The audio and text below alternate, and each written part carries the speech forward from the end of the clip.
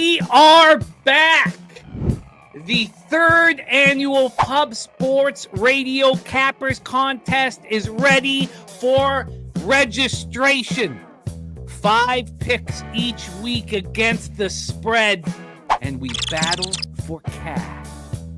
All picks lock Saturday nights, 9 p.m. Eastern Standard Time.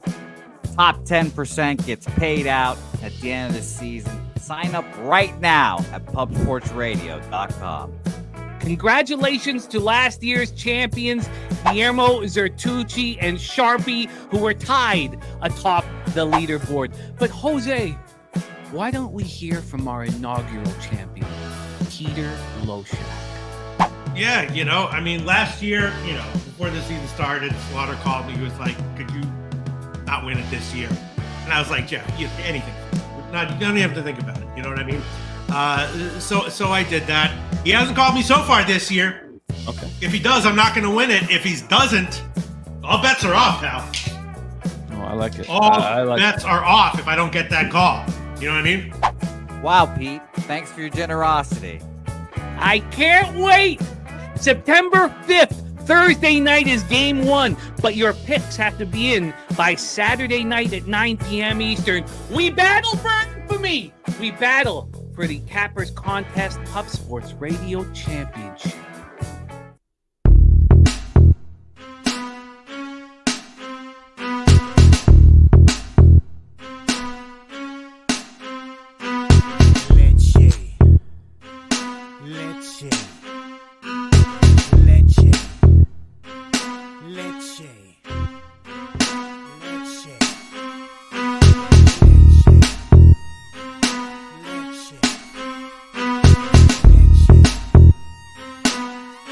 Introducing PubCoin. PubCoin is the rewards program for Pub Sports contributors. Regular chat contributors share their play of the day, POD, in the YouTube chat, including the phrase POD in their message. At the end of the week, the amount of units earned are converted into PubCoins. PubCoin can be used as reward points for prizes, shop discounts, and contests. Hey, what's going on, y'all? It's Mills here, Pub Sports Radio. Do you guys want to challenge the personalities here at Pub Sports Radio? Do you guys think you're better than them at entering in your MMA predictions and picks? Would you want to get paid for it? $100? Here's how you do it, man. You sign up right here at the link below. It's just this easy. PubSportsRadio.com. Enter your email. Pick your weekly picks. That's it. Oh, and you get bonus points if you can predict how they're going to win in what round. Every single week, a new winner's getting crowned. So every Saturday on Pub Sports Radio. So come on and check us out. You can win $100 just for signing up. Only thing you need to do is see if you can beat us here at Pub Sports Radio by entering your UFC predictions and picks weekly. Do it. I dare you. See you guys soon.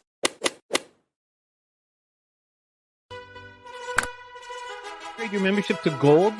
You will be automatically entered in every horse race, every Wednesday and Friday. It is time to race horses. We are racing camels today. Shout out to the Gold members. We're racing in San Antonio immediately here. And we're off. 2 minutes, 74 canals on this racetrack. It's wide.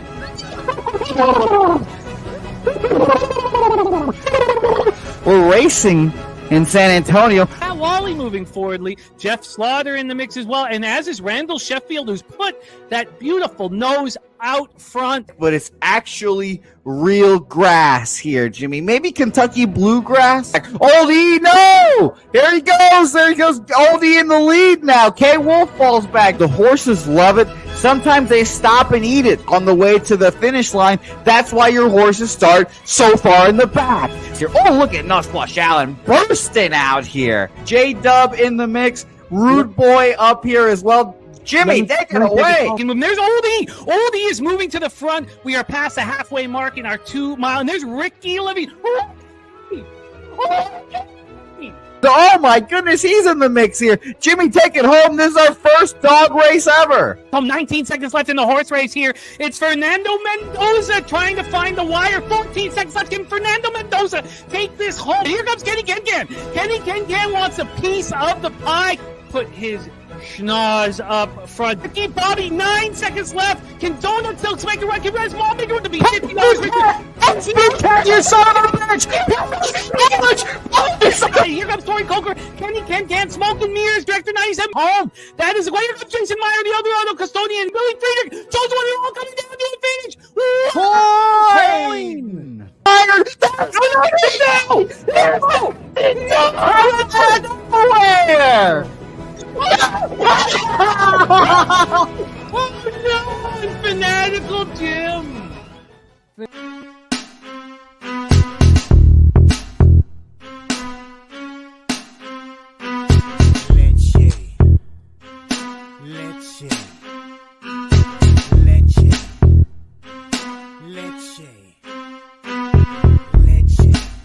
Get 'em, Jimmy, where low shack at? The bottle's getting empty, I'm the cracking, we stacking. Chips, all of this, what I want, plus money winners, that's what I'm on. You can say I'm gone, I prefer elevated pub sports radio. Time to get educated, Bouquette produce, pay the juice, letting loose with so much abuse that the bookies wanna call the truth. They get slaughtered, can't forget Jeff and Low Baggers in the chat. That's a legal weapon, cause we lead. Oh yeah, pubbing. We be pubbing!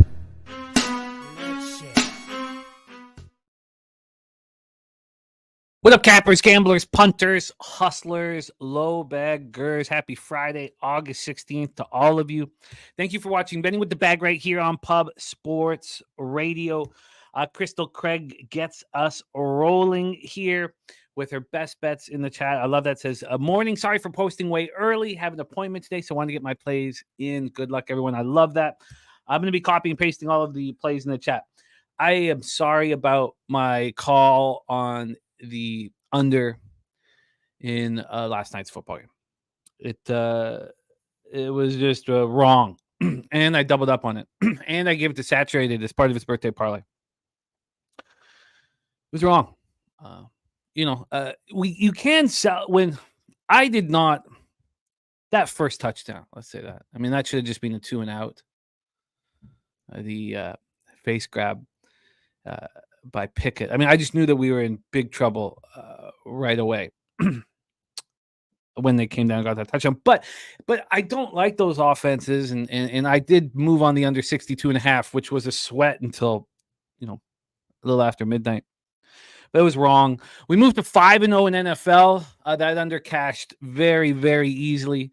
5-0 in NFL. Now, this is the third year of me capping preseason football. I wish it was a full-time job. Maybe someday it will be for me. And I would love that opportunity.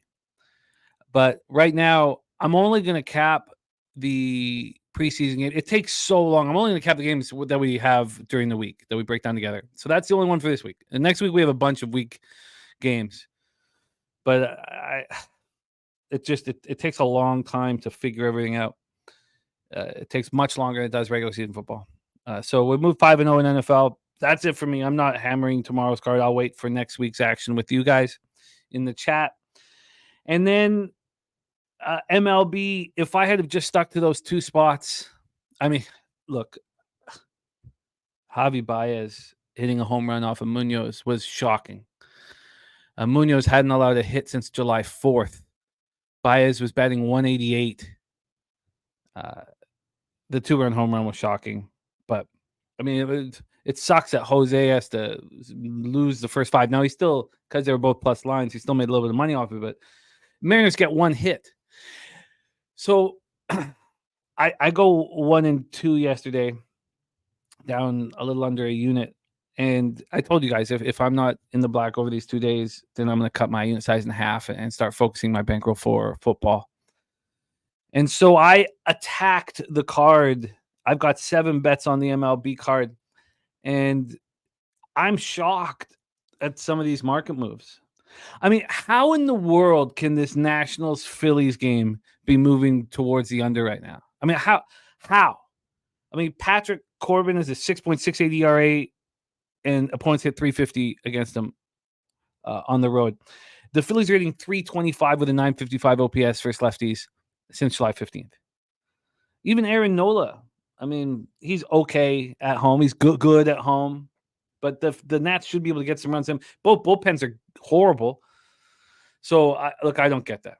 And then I have a bias, of course, because I just watched the Phillies put up 13 runs and smash Mitchell Parker. Mitchell Parker is a much better lefty than Patrick Corbin. So I can't understand that. And then I have a bias because I just watched these anemic offenses in the Mariners and Pirates in their own separate series. Now they play together. So I'm on the first 5 under and the full game under with Gilbert and Skeens. That was moving in my direction. And I think the first 5 is still moving in my direction slightly. I'm interested in the Diamondbacks. We got Cab coming on for best bets. And so those were 2 double ups. I'm also on the under 8.5 in Braves Angels. That's gone to 8. It had already moved from 4.5 to 4 in the first 5. And if it's 2-2 after 5, I still think I have a shot for the under 8.5. Even if it's 3-2, I still think it does. So I left the first 5 alone. I moved on the Rangers. I think the Rangers is a sharp spot. And I moved on the first 5 under 4.5 in that one. But that's at plus money. And those first 5 unders at plus money, my ROI is not great on them. And then I'm interested in Arizona. I don't know what Pepio is going to do coming off the IL. We have 3 games in CFL after that. We have WNBA. I know WNBA was a mess for a lot of you guys. The non-COVID illness for Kennedy Carter was, obviously, I think we're going to get a pretty upset Brizzy because that was announced, before the game? How many hours before the game? Tough. So that's sort of the situation here. I'm ready to attack, and I'm excited to be here. And I'm hopeful. And if I'm going to go down, and it's something I've always done in life, I'm going to go down guns blazing. So I'm gonna make moves on today's card, and if we move into a smaller unit size in MLB, so be it. Let's take a look at the winners from yesterday. It was a strong day. Jose Bouquette plus 2.92 units. BJ plus 2.8 units. I mean, watching that Giants game was extremely frustrating. I mean, that first 5 under and the Giants. I mean, I just not moving on it. Seeing you guys move on it made me feel better, but upset me. Londo with the Orioles on the run line. Wine Time Sports cashing. Now, Wine Time Sports traveling back from his honeymoon. What a summer it is being for Wine Time. Coming off a winner yesterday. Gambler's First Glance was a winner. You guys on the under 8. I pushed that Twins Rangers first 5 under. Dapper Capper Angel Reese under 13.5 points. She closed at 11. Great job. Justin McKelvey cashing a Simeon over 1.5 bases at plus 138. Another reason why I wish we, and it's, Justin's giving us 500 picks, but I wish we tracked his average line, because here it'll just say 1-1 for Justin, but we know that Simeon over 1.5 bases was plus 138. So it was a strong day, and I was happy to see it for you guys. Very, very, very happy to see it. And looking at Pub Sports Radio here, our website, you can not only sign up for books and get bonuses through the books, but you can sign up for the Cappers contest and the Survivor. We played the video right off the top. We'll play the video again at the end of MLB. So you guys can see, but ready for signups for the Cappers contest and the Survivor pool, our 3rd annual Cappers contest. I'm really excited about that. So that is the situation here. Gordon Nowakowski in the house on Riders money line. Truth Teller said, thinking about Riders.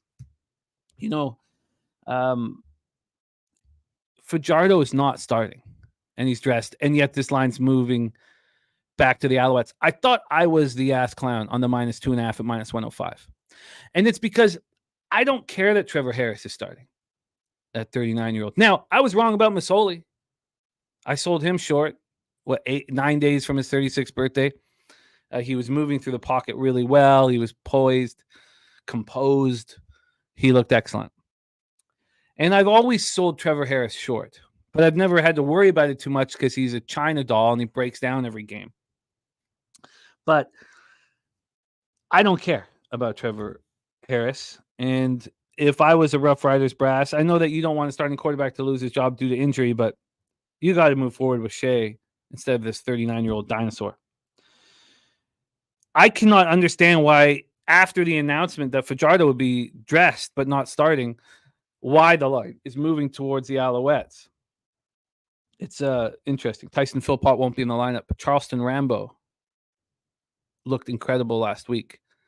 And I know that a lot of you American football cappers will remember Rambo from lining up across from CeeDee Lamb at Oklahoma. So I'm not on the Riders. And, they have the worst pass defense in the league. Can Davis Alexander take care of that, abuse that? Can Fajardo, if he gets time without football? I think yes is the answer. Yariel Rodriguez over 4.5 Ks in Blue Jays first 5 plus a half. That's a fascinating game. That's our afternoon action. It's a really interesting game. I have not moved on it, but I would. It's a great game. Stacks play of the day. Bohm RBI at plus 110. Stacks heating up once again. No surprise to us who've run with Stacks for a long time. Billy Friedrich Pig Milk play of the day. Diamondbacks first 5 minus a half at plus 145. And I'm interested in the Diamondbacks. My only issue with betting that game right now is I don't know what Pepio is going to do. Misses a month because of a spider bite. I don't know where we have a backlog of stats for returning from spider bites. Billy Friedrich also bet Virginia Tech to win the ACC at 10-1. Books have it down to 5-1. Says he wouldn't bet under 10-1 or better. I love that, Billy. Nice job. Again, my only future was Wine Time sending me this. You must bet Ole Miss over 9.5 wins on the season right now. I was at minus 115. And, I'll take a look and see what it is as we get closer. Joseph Thompson back in business. Joseph Thompson will be running with us for our poker game. Our first poker game is a week from today on the 23rd. The second is on the 30th. A $25 buy-in, $125 rebuy if you get to zero. We cut it in half to see if we can get more people in. The $50 didn't work. And if we have a lot of people as part of the poker tournament, we'll do a lot more of them. If we don't, we'll put a stop to that. Look, Nationals Phillies over 9 to minus 120 for Joe T. How in the world has this went up to 9.5? I was like, of course it's gone up to 9.5. Now it's back to 9. He's also on the Marlins Mets over 8.5. So it's not his best bet, but a top play. God, I would have loved to figure out how to bet the Mets.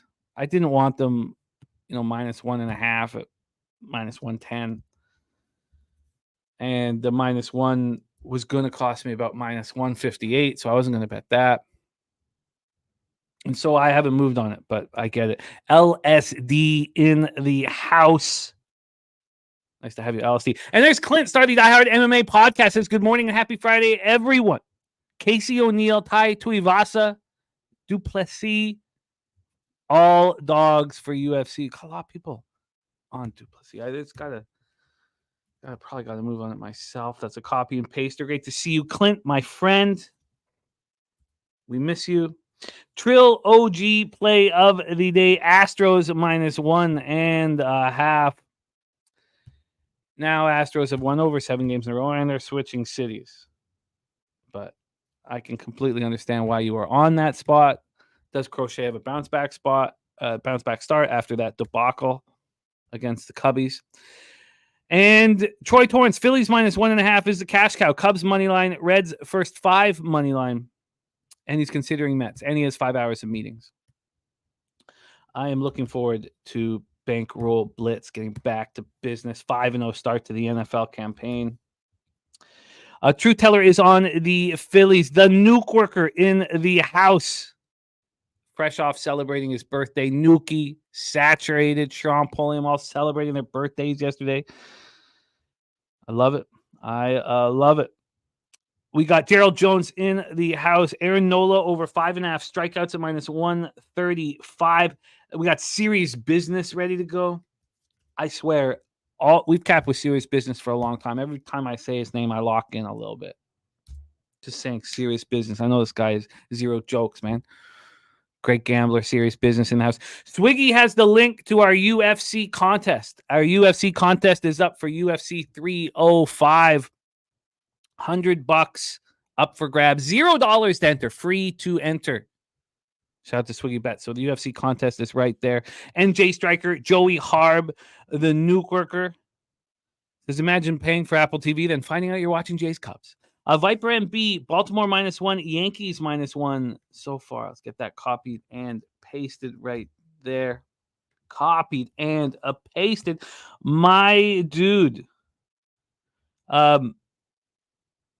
Okay, my dude. I'll look into that for you, my friend.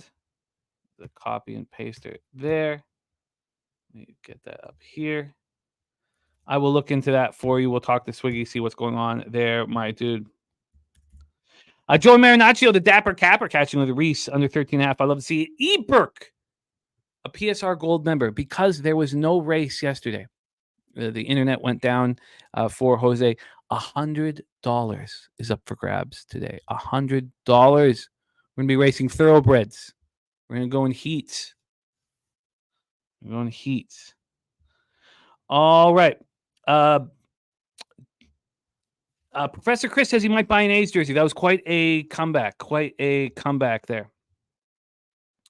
My dude, I don't put any of those numbers or the PODs in. It's not my thing, but I will look into it for you, my friend. And we love hearing your action. We love hearing your action. We love hearing your action. So we'll get it. We got the POD from Bittersweet Blue Jays money line. So a couple people on the Blue Jays money line here. A couple of people. Kelly McInnes in the house. Kelly, I was thinking about you quite a bit yesterday, what you went through and going through with your mom dying after the years of dementia that she's been suffering from. And, you know, the relief that she has now and that anyone who loves her has, I understand, but the mourning still exists, even when you plan for a death in the family and you know it's coming. You know it's coming for 10 years. Still, when it happens, it's still jarring. And I was thinking about it quite a bit last night. Kelly McInnes, great to see you, my friend. Great to see you. All right.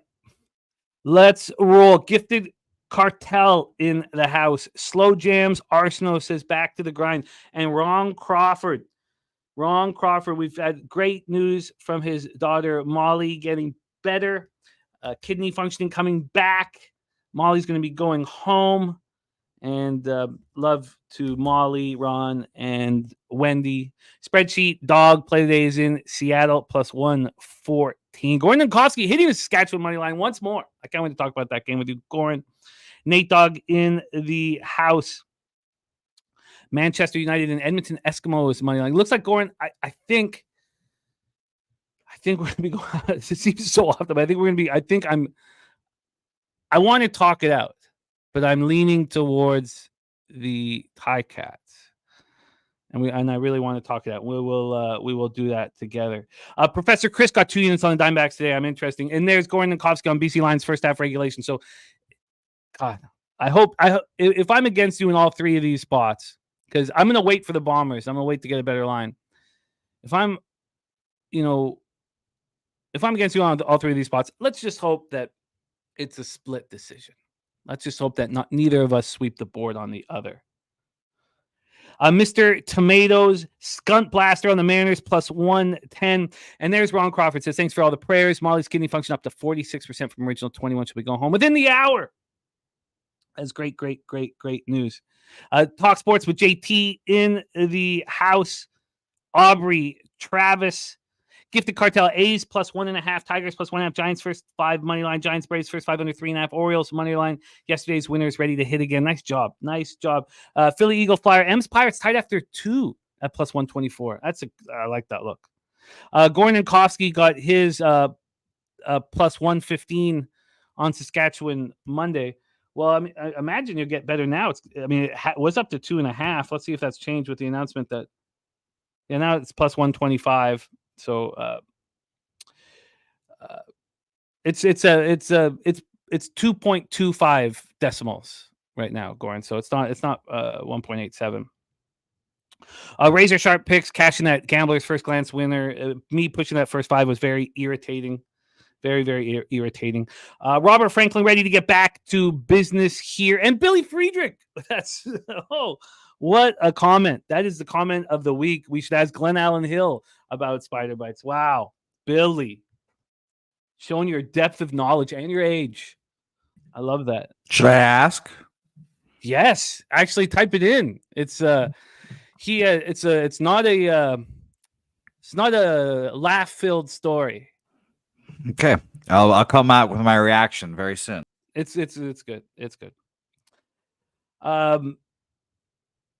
Okay.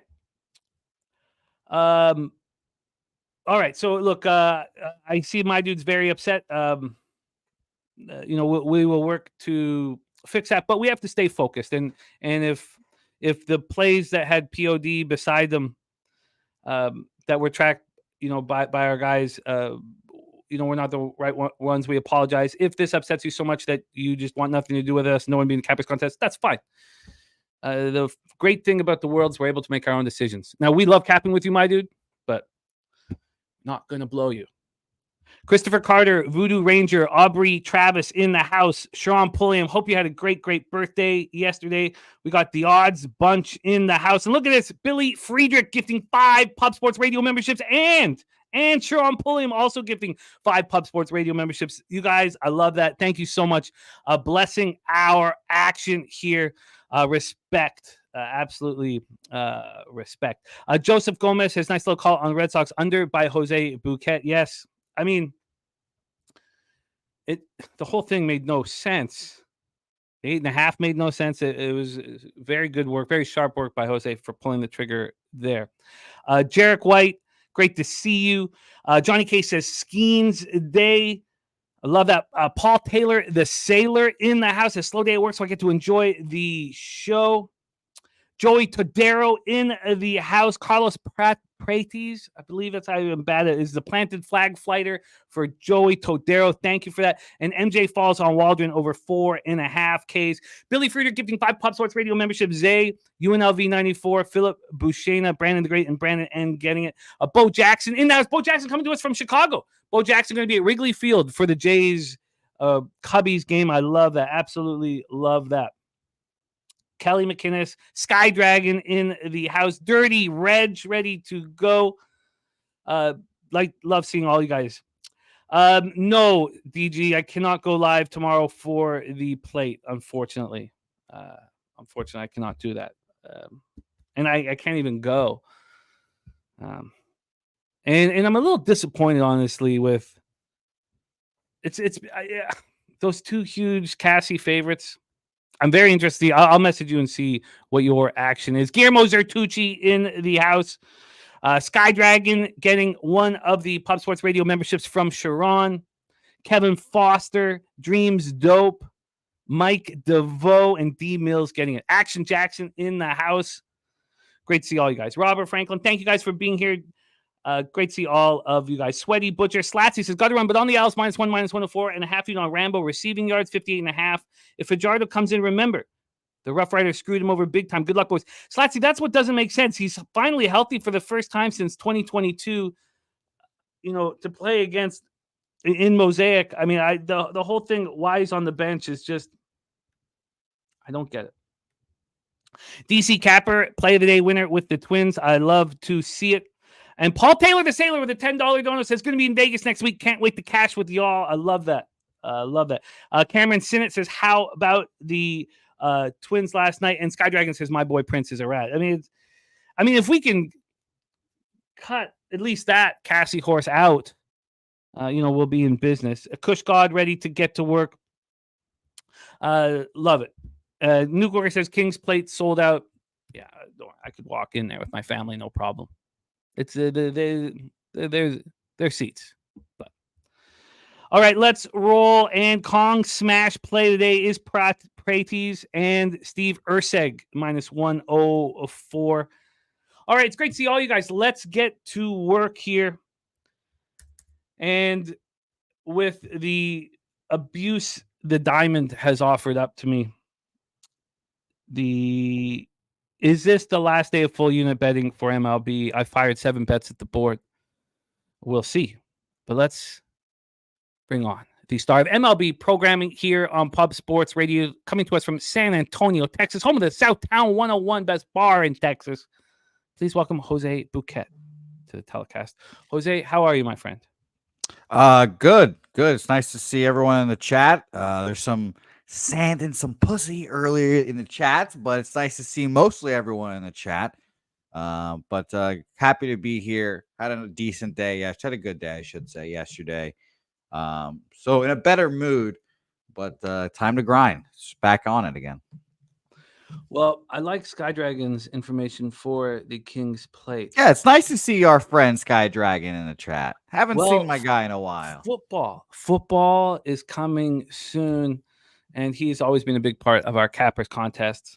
Of course. So, and he also cashed in a Euro contest that I hooked him up with. I believe he came second in that contest of filling his pockets so that he can be a part of our Cappers contest. So wow, it's going to be very fun. Sky Dragon says the Eagles won yesterday. That's probably another reason. Look, I told you guys the market, this heavy move towards the Patriots didn't make sense to me. I did not have the confidence to bet against it. I wish I did. I didn't have the confidence to bet against it. But the under was a beautiful and in play. Nate Dogg 420 in the house. Brian Watson. Jimmy, by the way, you know the constant debate we have. How old is Sky Dragon? I saw him on Twitter post that he was at a tennis match by himself. Yeah. Those are points to old man right there. That's points to old man. I don't know if someone my age is just going to tennis by himself. But points to old man. But I still think he's about my age still. No, I think he's 38. I still think he's 27, 28. Billy Freak said he's 44, which is my age. And he was not alone. TG fucks. Okay. All right. Let's roll, Jose. We have a very, very interesting afternoon game. And Action Jackson says, what 7 bets are you on? You know, at this point, you should track them just to fade them. Yeah, you know, I was shocked to hear you had 7 bets. I was like, okay, you know, tentative, 3 bets, I think, yesterday for you. It's like, that's 2. I came in with 2. I wish those were the only 2 I used, the 2 editions. I know, right? What was the edition that we both just sweated out? I forgot. Obviously the Mariners was ridiculous, which was hilarious. But yeah, I mean, 7 bets shocks me. I'm not gonna lie. I'm on Seattle, Pittsburgh, first 5 under 3.5, and full game under 7. That 3.5 line got up to minus 135 to the under, even though the full game wasn't moving, and then that stopped happening. It made me very, very uncomfortable. Oh, now the under 7's minus 125. Okay. And the under 3.5's minus 130. So, okay. So, you know, it's okay. The Washington Philadelphia overs, how do you not bet them? I don't know how. I couldn't even believe 20% of the tickets were on the other side. I knew it was going to be a very public spot. I had to bet. Atlanta, LA under 8.5. And then the Rangers money line in Minnesota, Texas, first 5 under 4.5 is my action. Billy Friedrich says, look at Hendrick's day-night splits. This is a strong Jays first 5 for me, or a first 5 over. So let's roll here. Let's roll. Yariel Rodriguez going up against Kyle Hendricks. This is a fun cap. It's a fun cap that I don't know how involved I want to be.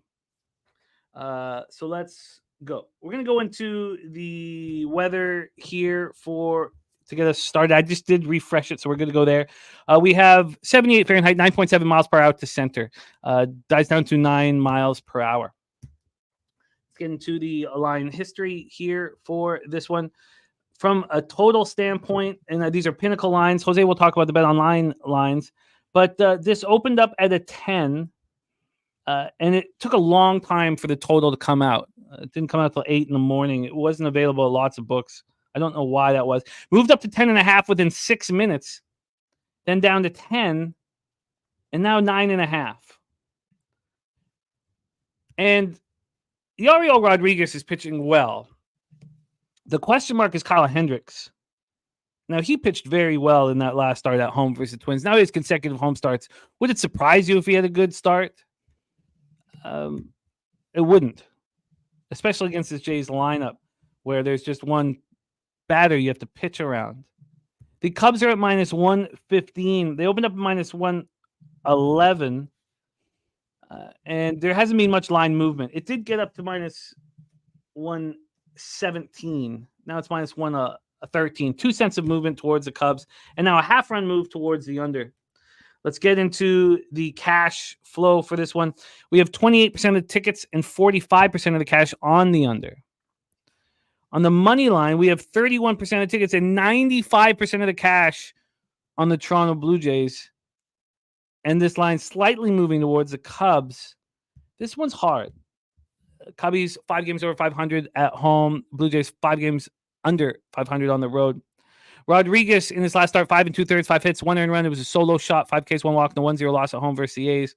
On the road, 4.74 ERA, but it's only 24 2/3 innings. The issue is walks. He's walked 16 batters in those 24 2/3, trying to be too perfect. He's only allowed 1 home run on the road. And Kyle Hendricks has been better at home than he's been on the road. Now, look, overall, 6.60 ERA, 1.45 whip. Jays versus righties, 258, 741 OPS.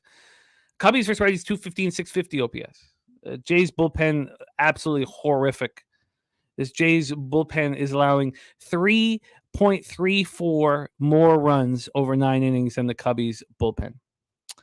Razor Sharp Pick says the total has gone over in 33 of Toronto's last 45 games. And Bittersweet saying the Jays should win by 2 to 4 runs. Take it away, Jose. I'm very interested in your breakdown. I'm not capable right now to start the day off with an L. I can't go into the weekend like this. I can't be a man. I can't be a father. I can't. Baseball is tearing me apart. And if that's the case, maybe I should just let this one go. But I can't wait to hear your breakdown. Take it away. Yeah, so, I mean, the total went down a full run. Shout out to you wherever you are, Mikey Money.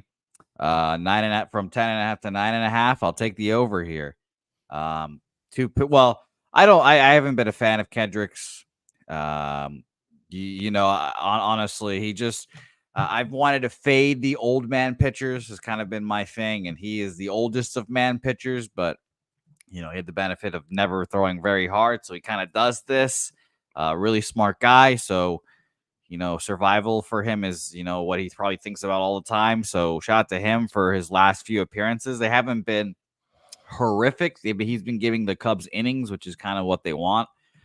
6 innings, 2 earned runs last time, 5 innings, 3 earned runs, blown up against Kansas City at Kansas City. And we all know the Royals hit better for whatever reason at Kansas City. So that's not a surprise either. But Yariel is a pitcher that I actually do like and thought would be more of a back this year. And he's pitched well, I mean, honestly, but he got a loss last time out going 5 2/3, 1 earned run against the Oakland A's. So it's more just shitty luck for him, but that full run movement down tells me this game's going to go over. It's kind of surprising also, Jimmy, that all the money isn't on the over in this game. We've every day almost it's been 90+%. We had a day where it was kind of in the 80s, 70s. This is the most money we've had in an under, and it feels like forever. 28% of the bets and 45% of the money on the under. But I'll still take the over in this game. So over 9.5 here for me. And let me do a quick refresh real quick. 9.5 minus 110. Wow. Over 9.5 at minus 110. Not heeding the advice of the market in this one. Oh, no, I think when there's, and Mike, shout out to Mikey, he can say this more eloquently than I can, but it feels like once there's a full run movement down, that there's just, it's just gone too much, so we all know that these, supercomputer lines are making these things and they do it really well. So once it goes up or I should say, once it goes down a full run, it just makes me automatically want to take the over. And you have this as going down a full run from Bet Online. Yeah. I went from 10.5, and it was juiced obviously as well, but it was 10.5 minus 120, got up to 25, then went to 10, got back up to 10.5 at one point, funny enough, this morning, and then just plummets down. Love to hear Oldie picking up 10.6K yesterday on nice. Racing with Razor. That's wonderful, wonderful news. I love it. Bittersweet says Hendricks can't last 4 innings without giving up a bing bong ding dong. Vladdy isn't taking him to Waveland Avenue today. Let's get Buck nasty on these Jays and cash together. It's interesting. And Razor asking you about it. If it drops a half run, you'd like the under with reverse line movement, but since it's a whole run, you're ignoring it. Yep. Interesting. Precisely the point. Yep. I was very curious of what this total would be. I was waiting for the books to drop it. They weren't putting it out there. And then when I saw it was a 10, I went immediately to the weather and was like, oh, it must be a weather-based thing. I can't start today's card with this, with any kind of fear. And I'm full of it right now. So I'm going to leave this one off. Jose on the over at 9.5 here. And Billy Friedrich's waiting to hear your reaction to Glen Allen Hill and the Spiders. Yeah, I guess fucking bad dream, huh? That's tough.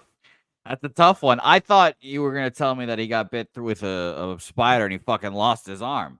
No, but I will say the most surprising portion of Glen Allen Hill is his first name just being Glen Allen stuck together. I thought it was gonna be Glen Allen Hill. And no, that was the most surprising part about that. But that was very funny. Shout out to him. Very talented 5-tool player. Just never really was He able did not to... have the 6th tool of a calm sleep. That's what they say. The 6th tool is. You unfortunately don't have that tool either, I've heard. Well, it all depends on how my capping is going. Yes. Jose's on the over 9.5 in Toronto, Chicago. And I'm off of the spot. I think it's coin flippy. I mean, how can you imagine how big is a certain bet being placed on the Blue Jays that they could have 31% of tickets, 95% of cash on them? Yeah, that's surprising. And it's, I agree with it on the face. I like Yariel over Kyle Hendricks, but the line has moved the other way in the face of that. So, I remember one day you were talking about, like, imagine being that guy that puts a big bet on one side and then the books just scoff at you and then keep moving the line the other way. It's like, ugh. All right, let's roll on. We have Kansas City Royals, Cincinnati Reds. Kansas City Royals, Cincinnati Reds. Mexican Elvis says, I can wholeheartedly tell you the Blue Jays win today. And the Clark Edge coming to us from Atlantic City at the Trop. At the Trop in Atlantic City for the Clark Edge.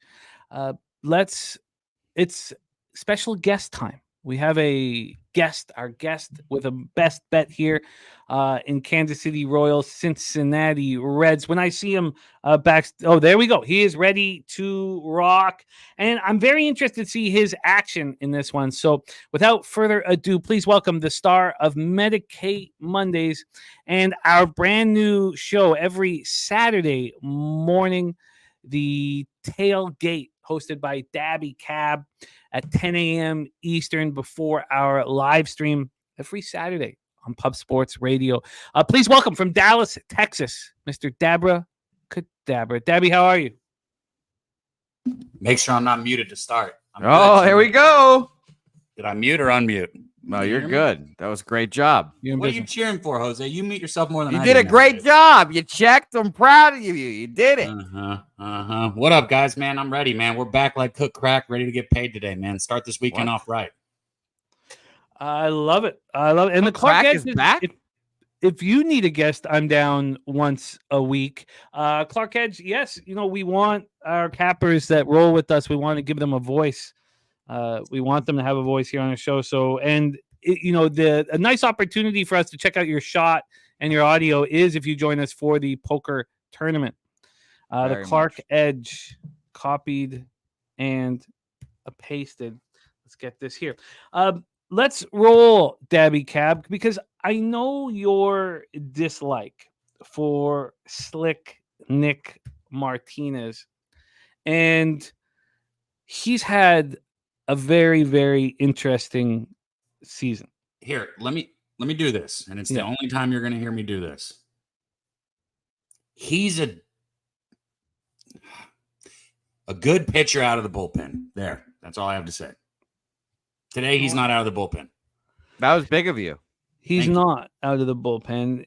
He has started the last 2 appearances. He's not allowed an earned run over 12 innings. He's not walked the batter with 12 strikeouts, and he's only allowed 5 hits. So is he going to regress here? One of the interesting things about Nick Martinez is this. We know that he's been very, very good lately, and yet they have not been starting him until recently. We also know his splits are wild. At home, he struggles. 4.41 ERA, 301 opponent's batting average. Now, 42 K, 7 walks, 4 homers allowed is very good. So on the road, he's got a 1.71 ERA, and the opponent's rating 163 off of him. 33 Ks and 3 walks. I mean, but at home, he struggled. Also, in the daytime, he has struggled. So here he gets that nighttime start for him. And I think of you when I watch Nick Martinez. And I'm very interested to see what your action is here. So Michael Lorenzen on the other side, 5 and 6, 3.79 ERA. Second start with the Royals. He went 4 1/3, 6 hits, 3 earned runs, 2 homers, 3 Ks, and 2 walks, and 8-5 loss at home versus the Cardinals. On the road this year, he's been pretty good. 3.99 ERA, 235 opponent's batting average. The Royals are raking against righties right now. 295, 823 OPS. Jose alluded to that earlier in the telecast. Reds versus righties, 242, 751. The Reds have a bullpen advantage. All right. And let's come in on the line history. And JT Eel says, Covers released an article having everyone jump on Skeen's unders today. Yeah, there's rain. It's a very interesting baseball game. You know, whether he's going to bounce back from that Dodgers start. It's very interesting. And we'll break it all down. I was surprised to see his outs where they were at anyways, but they were at 17.5 for a guy who's not going that deep into games. But let's stay here with this spot. And the total right now is at 9.5. It is juiced to the over. Opened up at 9.5, moved to 10, dropped back to 9.5. There's been 12 cents of movement towards the over. 12 cents of movement towards the over. And we have 84 Fahrenheit, 7.5 miles per hour out to left field. Dies down to 4.4 late in the game. On the money line, we have the Reds at minus 130. They opened up minus 126, 4 cents of movement towards them. There was movement yesterday. This line came out at 4 p.m. By 5 p.m., there'd been 10 cents of movement towards the Royals. Even at 8:17 a.m., there'd been 10 cents of movement, but there was buyback. We're sitting at 4 cents of movement right now. And when we get into the cash flow for this, we have, we have 26% of tickets and 37% of cash on the Kansas City Royals, and 85% of tickets, 80% cash on the over. Dabby Cab, best bet. Take it away. I thought there wouldn't be quite as much money on the over here, but I mean, it just makes sense. You look at the Royals, 8-2 to the over their last 10 games. You look at the Reds, they're 6-4 to the over their last 10 games.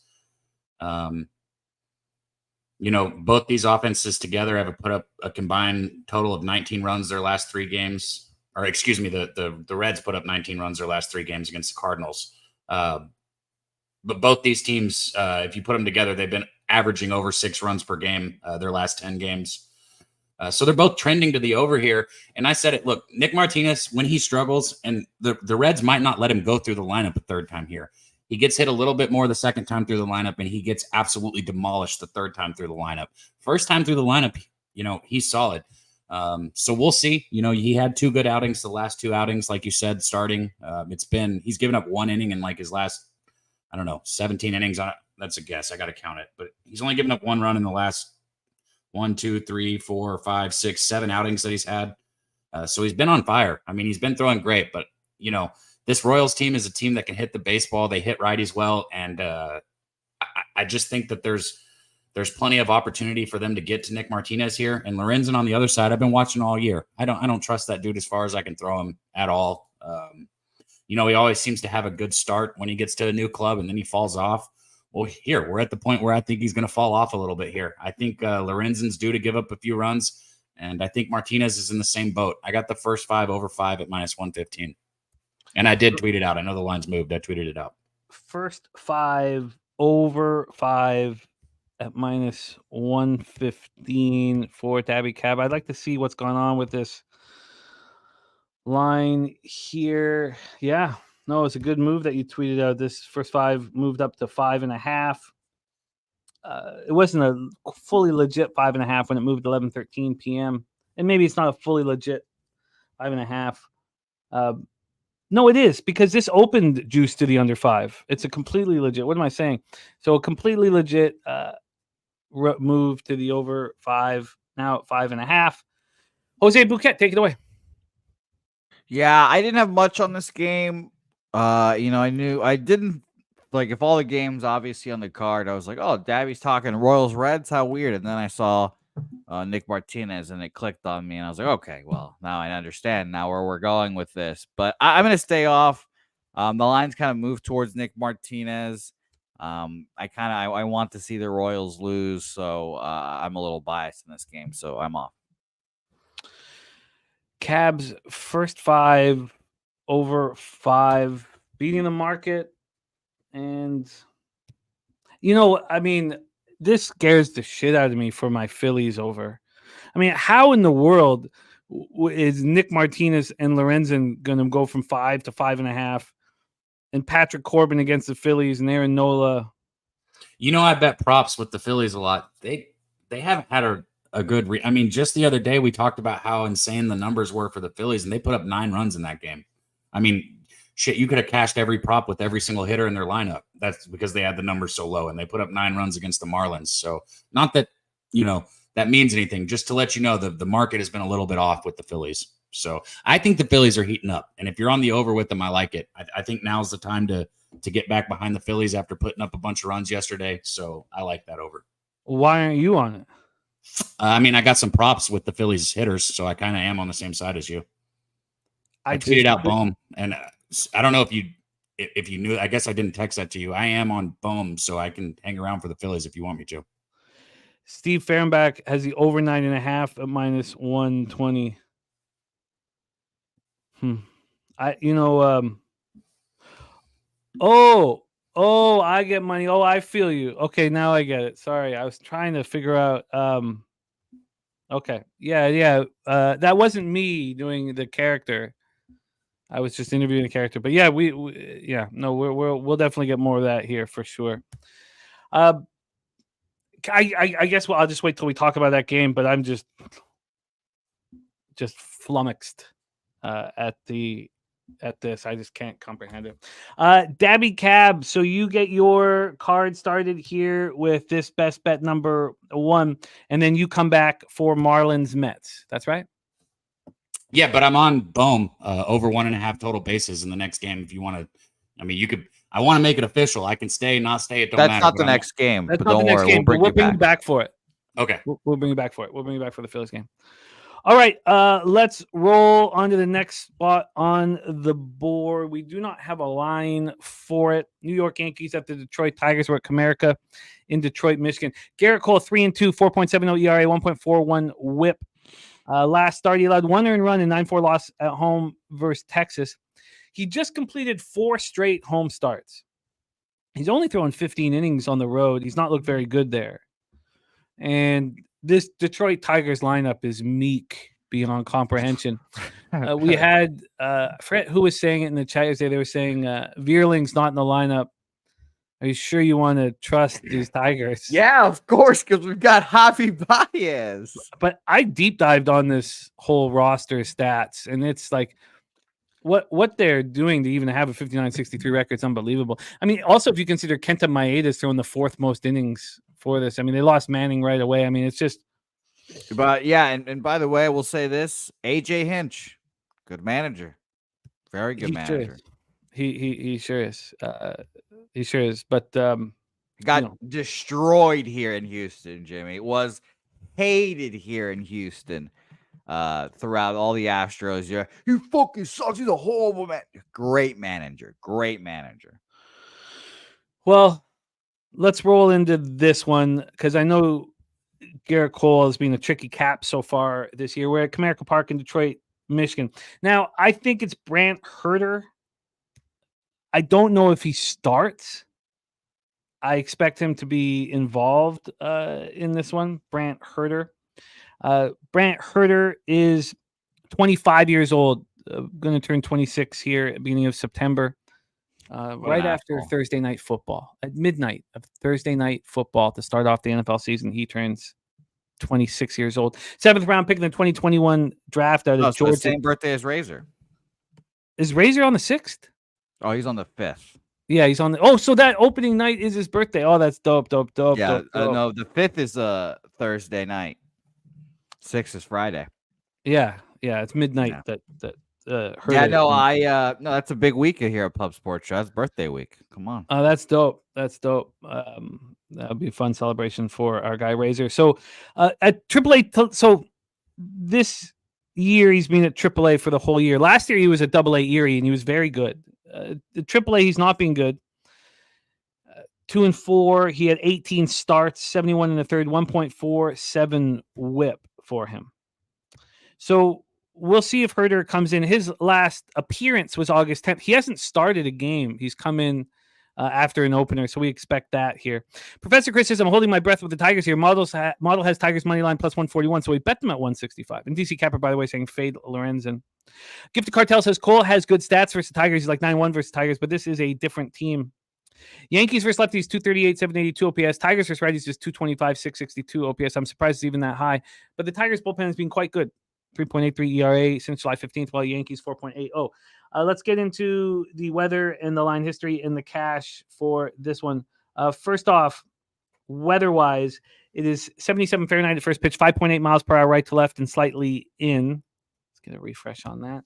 And from a money line standpoint, we have no information at all.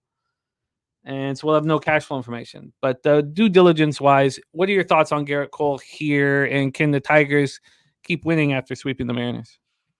Yeah, I mean, I thought this line would be a little higher, and the only place that is willing to throw out a line, and it's because they don't even list their pitchers, is Bovada, and they put out a minus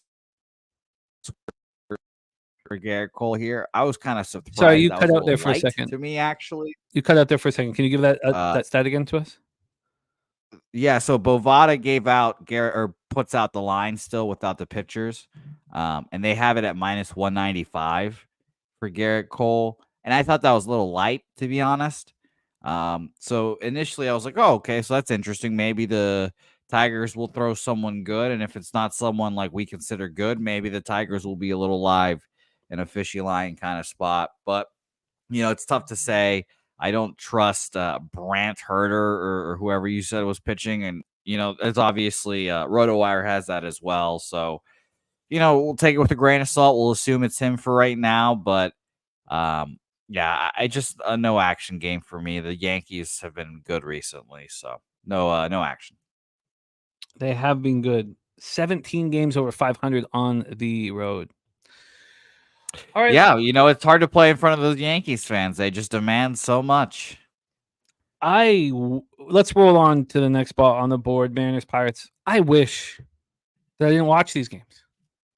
Oh my God. I wish I didn't watch these games. I have these biases towards teams, and I can't help. That's why the Undoing Project was so important, because I watch all these games, and we watch Morgan Spooner, the angles that Morgan Spooner's had just been blossoming a lot. I mean, he's a great capper already, but with the knowledge from that book. And so I watched the Mariners do squat ass zilch. Nothing. One hit. Nobody in that lineup scares anybody. I mean, what? Cal Raleigh with that giant dumper. What? A Rosarena because of a vividness bias. I mean, nobody. Absolutely nobody. And Jake Burns here says, I'm telling you right now, if these Seattle Mariners win tonight, we are living in a simulation. Not in any universe should the Mariners win tonight. Logan Gilbert's a very good pitcher. I think Logan Gilbert will cherish the opportunity to go up against Skeens. And Jose, I'm going to do this setup, but can you have Skeens' innings here? Because we've been told that there's a covers article saying take unders on Skeens. I think you'll be surprised at how deep he goes.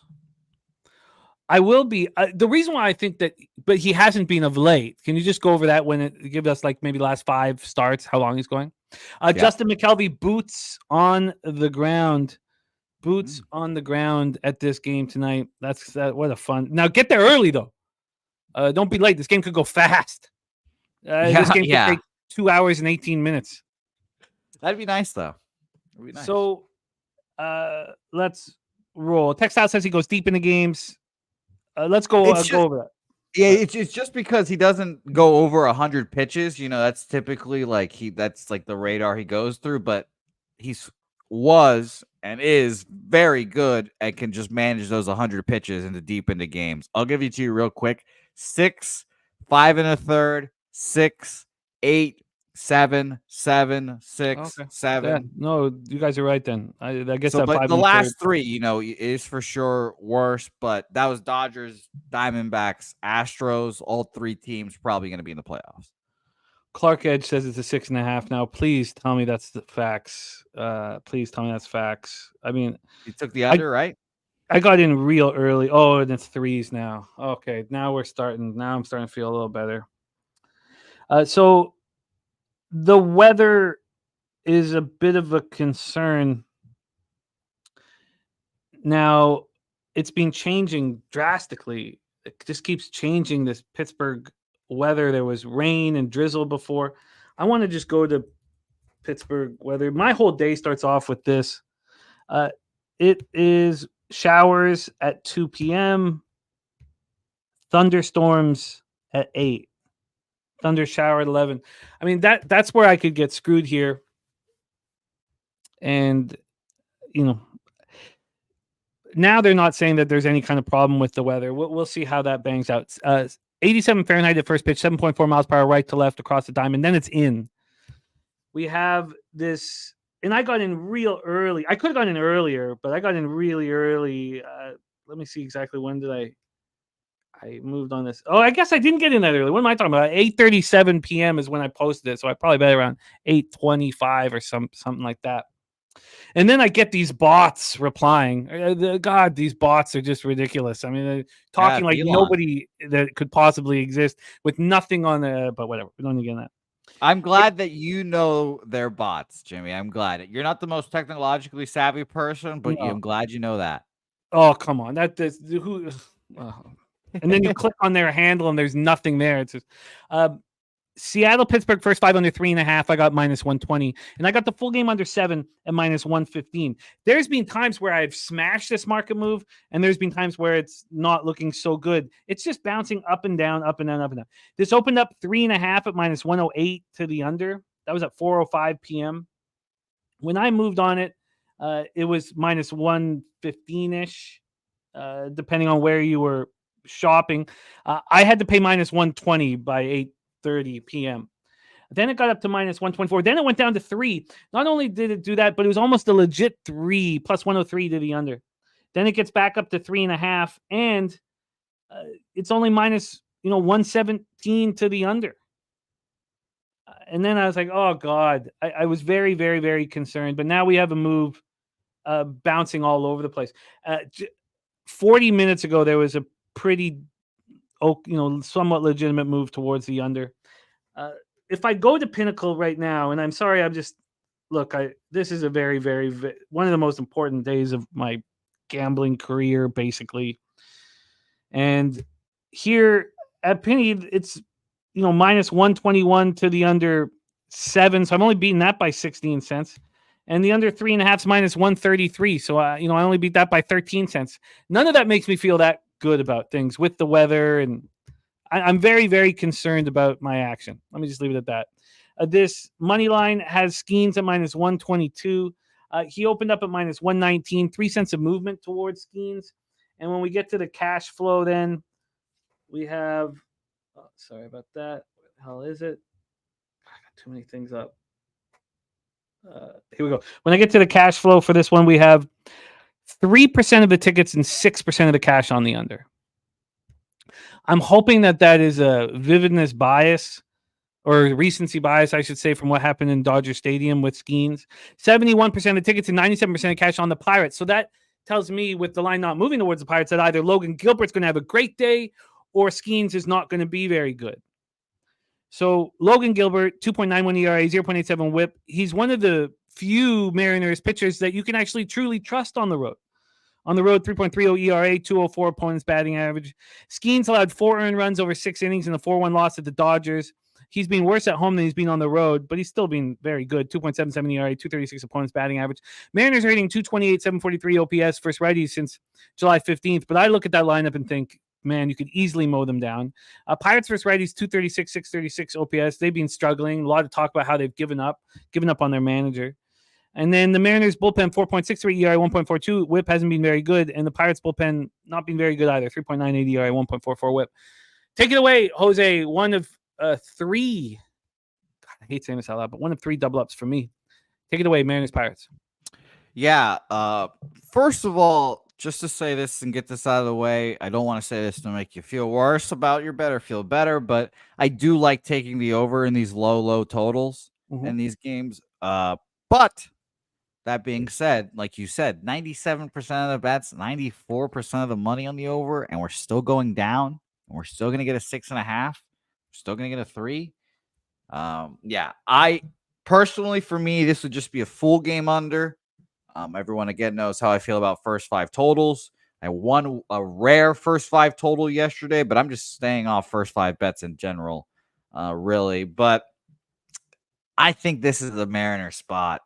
And I said 2 days ago, I'm fucking done with this Mariners team. I'm sick of this Mariners team. They can't hit. They blow it late.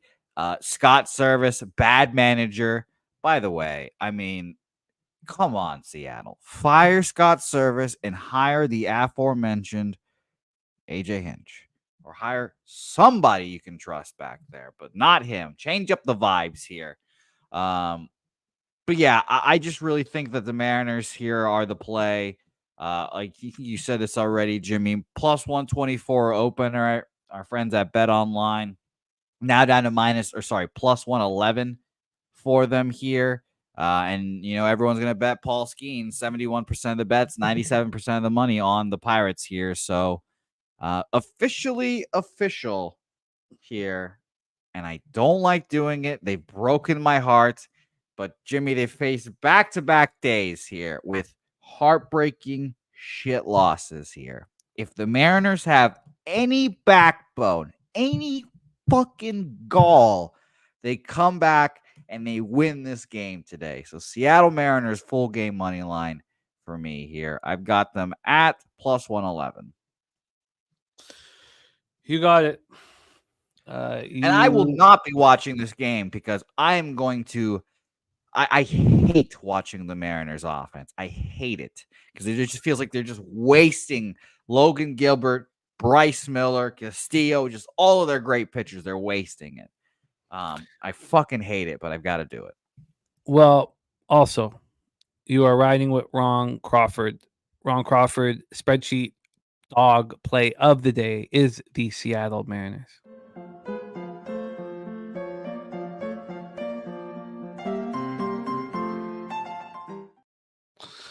All right.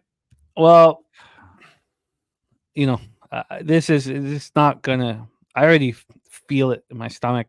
6:40 p.m. is when everything goes off. It's the witching hour for you.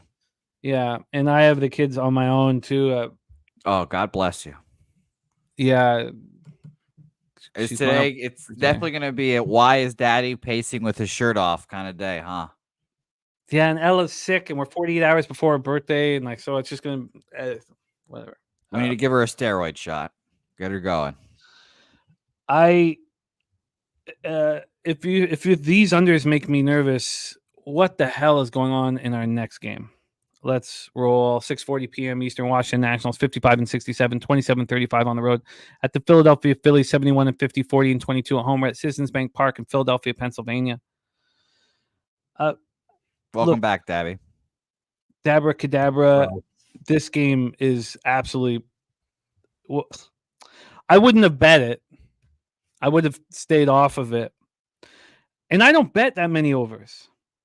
I could not comprehend how this was not going to move to 9.5, at least, and then to 10.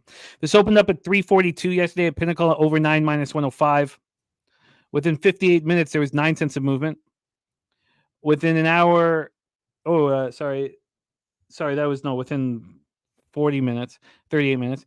Then, within 45 minutes, this got to 9.5, and then it dropped back to 9, then up to 9.5. This was a 9.5, a completely regular 9.5 to 3 this morning. And that's what I thought I was going to wake up to, minus 105 to the over. That's not the case. 9:30 this morning, this moves to 9. So right now we have 6 cents of movement towards the over. I don't get why it would just be that. To make matters worse, the first 5 is juiced to the under. The first 5 opened up under 5 minus 108. Now it's minus 111. So we've had 3 cents of movement to that. We watched the Lorenz and Martinez game go from 5 to 5.5, and this one doing the opposite. I'm not exaggerating. It makes me sick to my stomach seeing this. You put the bet in ahead of time to beat this market move. And again, I'm biased. I just saw the Phillies destroy Mitchell Parker. And Mitchell Parker is a better pitcher than Patrick Corbin. Patrick Corbin on the road is 1-7 with a 6.68 ERA, 350 opponent's batting average. And Aaron Nola hasn't been that good of late. Now, I know that 11-1 loss was at Arizona, and they're just ripping the leather off the ball. At home, 3.41 ERA. That's pretty good with 214 opponent's batting average. Nats bullpen, 4.77 ERA. Phillies bullpen bad at 5.26 ERA. So I just can't fathom, why this isn't sailing over. It's perfect weather for offense. Now, it's not double-digit miles out, but 6.5 miles per hour to right field. It's blowing out slightly. It's 88 Fahrenheit. It's hot. I don't get why this is happening. And then we have the Phillies at minus 258. They opened up minus 263, so a short move towards the Nationals. And then when we get to the cash flow here, we have 97% tickets, 98% cash on the Philadelphia Phillies. We have 84% tickets, 81% cash on the over. I get contrarian looks, and I like contrarian looks, but I can't understand this one. We have a player prop from Dabby Cab, which I want you to jump into now, and then we'll go to Jose Bouquette. Take it away, Dabby. I'm going to say contrarian looks could be your Twitter handle, Jimmy. Yeah, I like them. I know, that's what I'm saying. But look, man, I think you're in a good spot, Jimmy. I really do. The market in baseball, I'm still learning more and more with baseball, but the market in baseball it's wrong more than it is in other sports. I've noticed that for sure. I'm not saying it's right a lot of the time, and it's smart to listen to, smart to pay attention to. I'm just saying it's wrong in baseball more than it is in other sports, I feel like. And you're just in a spot here with Patrick Corbin. God, 5.98 ERA, 97 strikeouts, only over 131 innings pitched, so he doesn't have any swing and miss stuff there. He's got a career ERA of 4.51, so it's not like he's just having a really bad year or anything. This is just who Patrick Corbin is. He's a very subpar lefty pitcher, and the Phillies rake lefties. So, it wasn't hard for me to want to look at the Phillies props, but just talking about the over for you here, I'll talk about some of these trends. If you look at the Nationals have been involved in a lot of high-scoring games, especially recently. 6 of their last 9 games have gone over. 11 of their last 16 games have gone over. If you want a little bit bigger sample size, their last 2 games went over. So a lot's trending to the over for the Nationals, and I'm not concerned about the Phillies hitting. So that for me says over. Now I am on a Bohm over 1.5 total bases. I had to pay minus 122 for it, and I do not usually like doing that with the player prop. That is expensive as shit.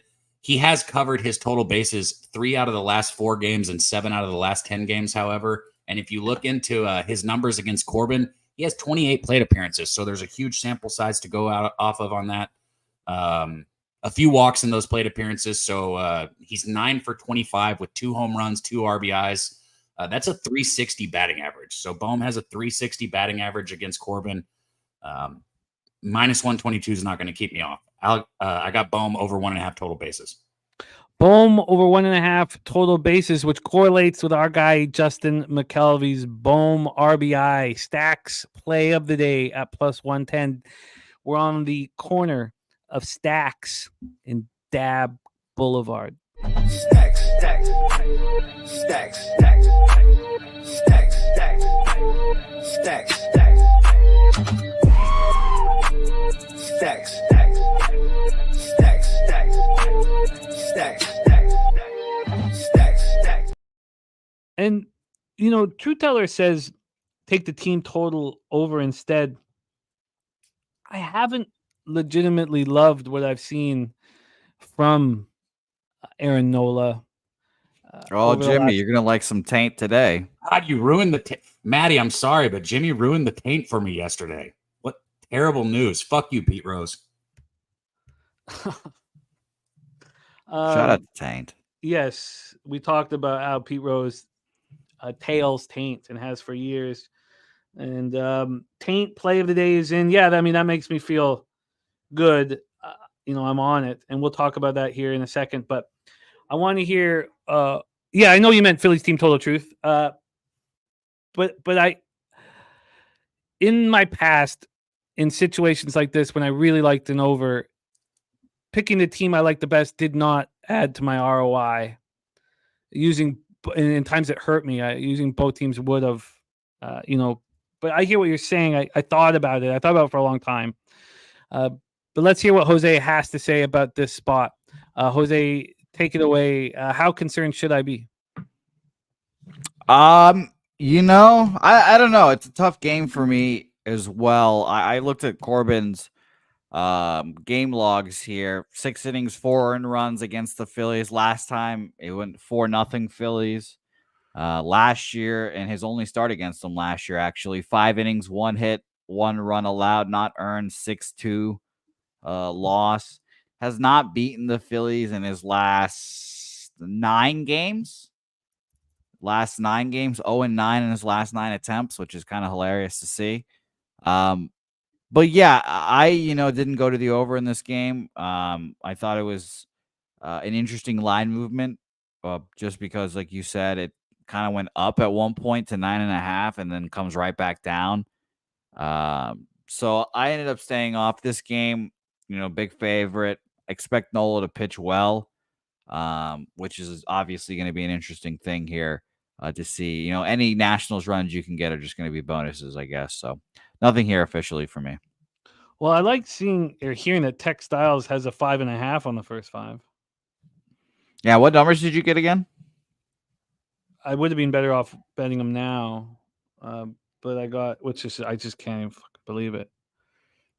But I got the first 5 over 5 at minus 115 and the full game over 9 at minus 120.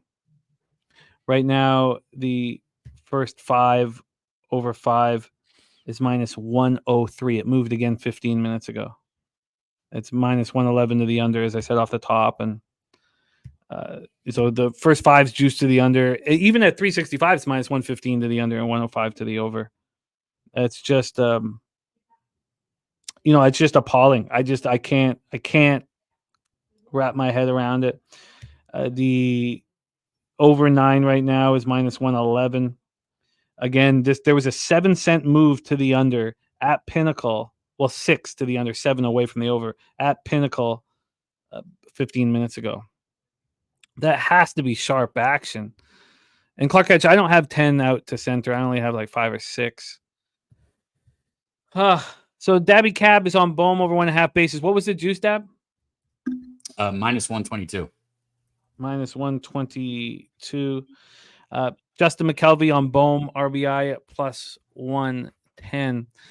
And we have just heard from our guy, Matty Ice, back in business, that the taint is back. And then I'm on it already, which is a great sign. God, I hope it. God, I've been feeling this fucking sickness for a week. I know that this is what we always wanted to do with our lives, and we're getting to do it. And I need to tell myself that. It's just sometimes baseball just gets to me. I need a day-to-day more than I ever have. And Jimmy, gambling is what you've always wanted to do with your life? All my life, always. That's awesome, man. My I parents. thought I was going to play baseball, and I realized I was just going to gamble on it. My parents met in Vegas.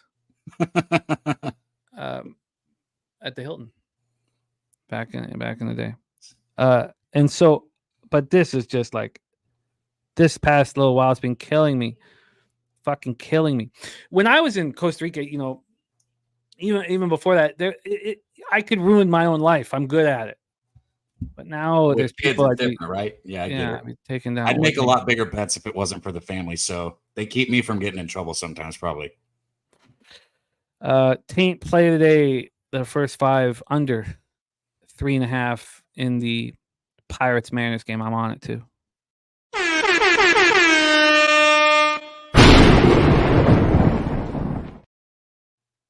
Taint. Jimmy needs.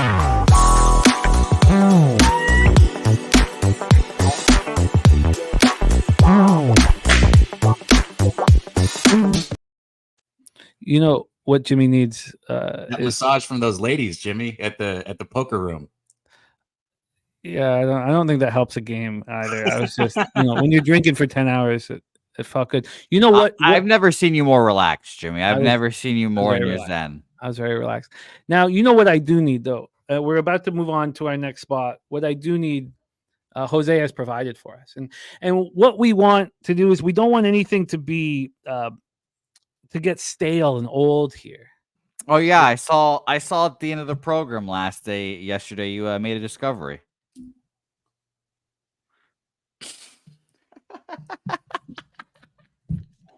I'm so uncomfortable with that. I just want to keep it fresh for you, Jimmy. I leave these as little like Easter eggs for you to find sometime. My brain is telling me to look away, but I just keep staring.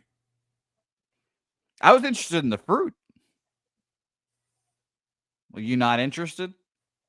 Hold on. I'm busy.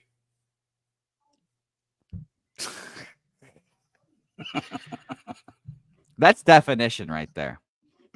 That is forearm and bicep definition. And let me tell you, those are real. Those aren't fake. Those are real. Those are also real as well. I think she's my favorite. See, Nunya's even in there. Nunya's starting to grow on them. 2 ain't bad. Look. See? All right. Let's roll on. Dabby, you have 2 games off before your next best bet. Why don't you just stick with us for these 2 games? This is a possible spot that I'm thinking of rolling with. I'm extremely interested in what you're going to tell me about Ryan Pepio's spider bites. That's the first time I've laughed in a week. Do we even know what kind of spider it was? No, we don't. Are we sure it was actually a spider and not a dream? Yes, this is not Glen Allen Hill. That was such a great call by Billy Friedrich. Arizona Diamondbacks at Tampa Bay Rays. These are 2 pitchers I really like. By the way, Dennis Garcia has no idea who Glen Allen Hill is. I bet you, and that will give points to young Dennis Garcia. That's impossible. Glen Allen Hill was a Toronto Blue Jay. I know, and if he doesn't know who he is, that's impossible. Then that's points exactly to young Dennis Garcia. So let's see it, Dennis. He knows where you at? Exactly who he is. Trust me. All right. Let's go Diamondbacks, Rays. Now, Matty Ice saying Arizona's a large play from today. I'm close. And maybe we finish this off. Ryan Nelson, I think that's the first time I've faded Zach Wheeler that I can remember. To have the balls to do that, is not easy. Ryan Nelson's pitching very, very well right now, but he's been quite a bit better at home of late. I guess that's not true. He's been better on the road most of the year, but the last couple of home starts have been very good. He went 7 in the third, allowed 2 earned runs, 9 Ks, 1 walk, and that 3-2 win at home versus the Phillies. I was texting Dabby. We were watching the game together because he was going for this to sweep the board to go 3-0 with the Phillies' first 5. But Ryan Nelson was as good as Wheeler, if not better. On the road, he's got a 4.11 ERA, 265 opponents batting average. Ryan Pepio was rolling, but he has been out for a month with a spider bite to his knee. There was an infection. He had a rehab appearance at AA Montgomery through 69 pitches, 3 1/3, scoreless, 1 hit, 2 walks, and struck out 7. At home, he's got a 4.08 ERA, 191 opponents batting average. I love his stuff. The Diamondbacks are destroying righties. 286, 924 OPS. And the Rays versus righties, 211, 641 OPS. BJ's best bet is the Tampa Bay Rays. So BJ expecting Pepio to deliver exactly what he was doing before he went down. I don't know. He might. I mean, it feels like guesswork a bit. The pig milk play today. Let me just run up to my top of my action. Arizona first 5 minus a half. Yeah, plus 145. Up 20.44 units is pig milk.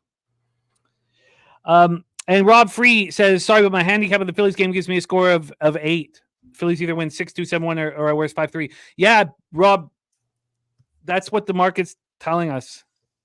So I can understand that why your breakdowns got you there, because I think I'm going up against a lot of sharps in that spot. So I and don't ever be afraid to, Rob. It's just business. It's not a friendship. It's just business. Okay, so I do not know what Pepio is going to do. We have a professional pitcher on the panel right now who will tell us you're rolling. You go out for a month with a spider bite issue, so it's not arm, but it was on his knee. So we'll hear what Dabby has to say about that. Let's just set this one up. Jimmy, I ain't never heard of that shit in my entire life. But just take a month off without Okay. Like a staph infection. Gotcha. The staph infection. Let's get into the line history here for this one. From a total perspective, we have this at 7.5. When I saw Ryan Nelson going up against Pepio, I was going to be on the under. I couldn't, because I don't know what the hell Pepio is going to do against this Diamondback team that's ripping the leather off the ball. This opened up at 8, minus 113 to the under. It's now 7.5. Now it's minus 111 to the over. And on the money line here, we have the Rays at minus 104. They opened up at minus 102. They got up to minus 111, which tells me that maybe it's Ryan Nelson. Maybe it's Ryan Nelson who is vulnerable. And look at that. The Clark Edge is on Tampa Bay minus 130 for his best bet. Wow. So what is the price difference then? Are the Rays with this huge bullpen advantage, the best bullpen in baseball since July 15th, 1.97 ERA? Why would it be cheaper for Pepio first, or the Rays first, or more expensive, I should say, for the Rays first 5, unless the books think he's going to shove? Minus 105 full game, and first half minus 124. Wow. So the books are saying doesn't matter what the Diamondbacks are doing to righties.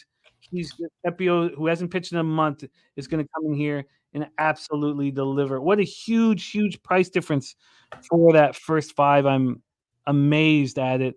Let's go through where the cash is. 98% of tickets, 97% of cash on the over. It's dropped a half run. And on the money line, 52% of tickets and 89% of cash on the Diamondbacks. And they're saying that the first 5 is a problem. We should probably bet it live if we want to bet it. Take it away, Jose and Dabby. Actually, Dabby, what are your thoughts on Pepio coming back from the IL? Okay, one thing that I will say is if you think he's going to pitch well today,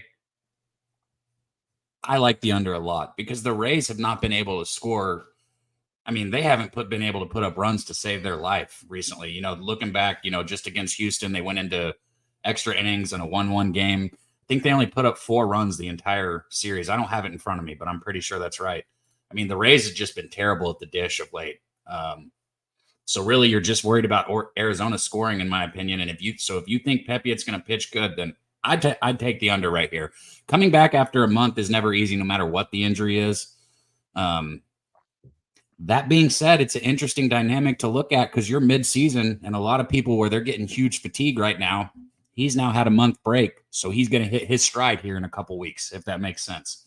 So I wouldn't be too scared of his outing today just because he hasn't pitched. If you think he's going to pitch good, I'd take this under. I'm going to stay off of this spot. Unless something moves me here now. Our guy Ron Lofton dropped a Carroll over 1.5 hits, runs, RBIs. He has covered that 6 games in a row and 8 out of his last 10 games. And he's getting mine. Yeah. He's driving that offense off the top of the.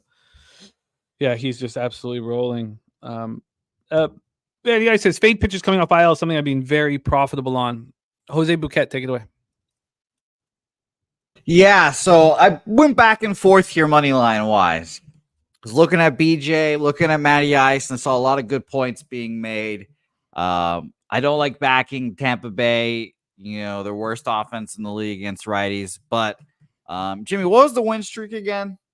You know, changing cities because Diamondbacks are on a W6. 7-game winning streak, changing cities like the Houston Astros. So it's very interesting. We got a W6 here, changing cities. I don't know. I think I'm just going to stay off the side, but I'm taking the under in this game. I'm going to officially take the under 8 minus 123. Double check that real quick. Yep, minus 123. It is fascinating to me that the first 5 line is more expensive. That for much the more Rays too.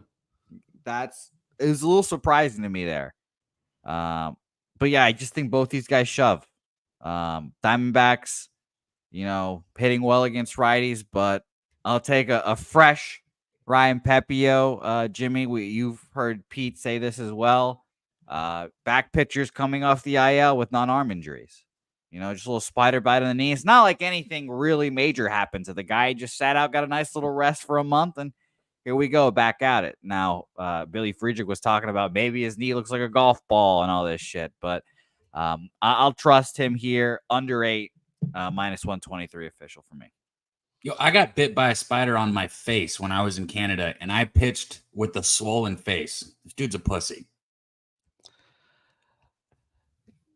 Yeah, I think it's a little different with knee and face, but he had the infection.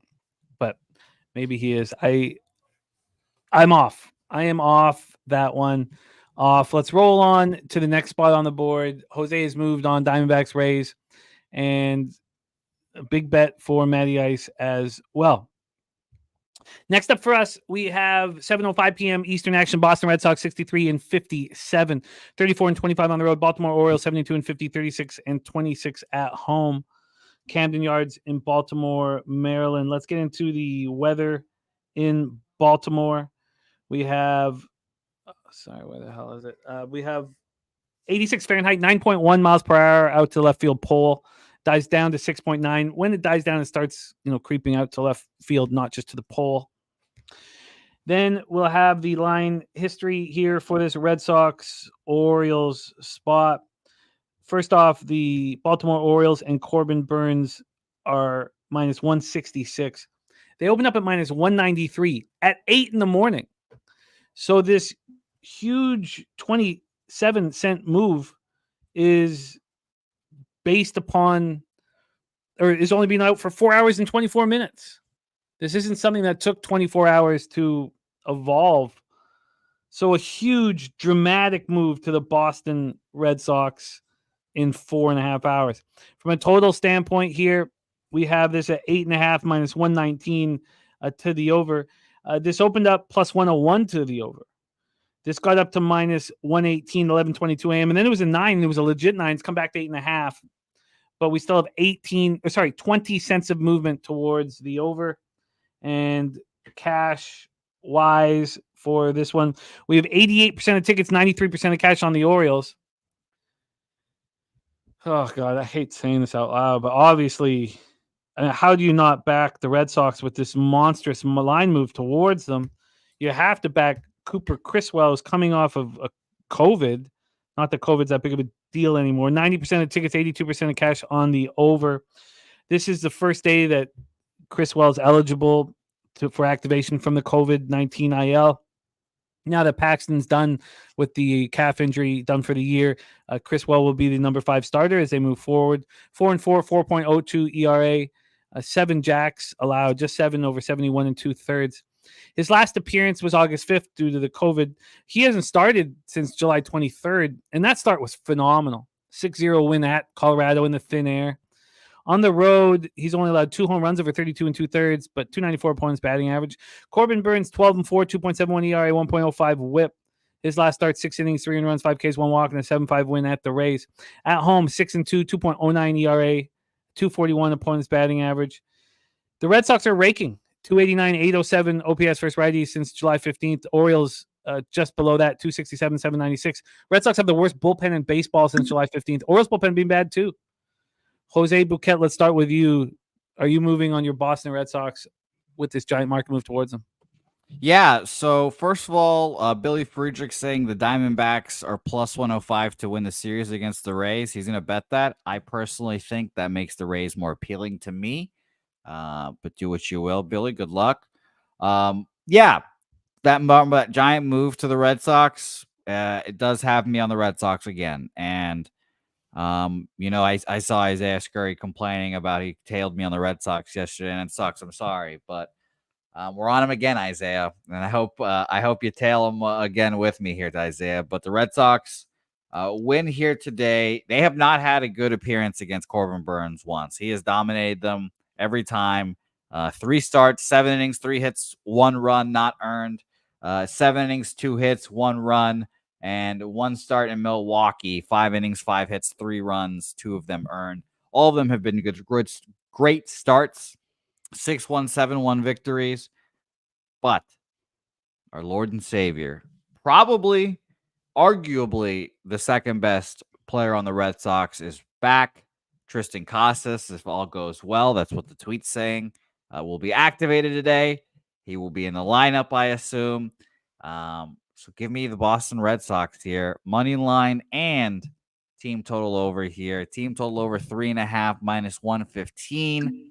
Boston Red Sox money line full game plus 154.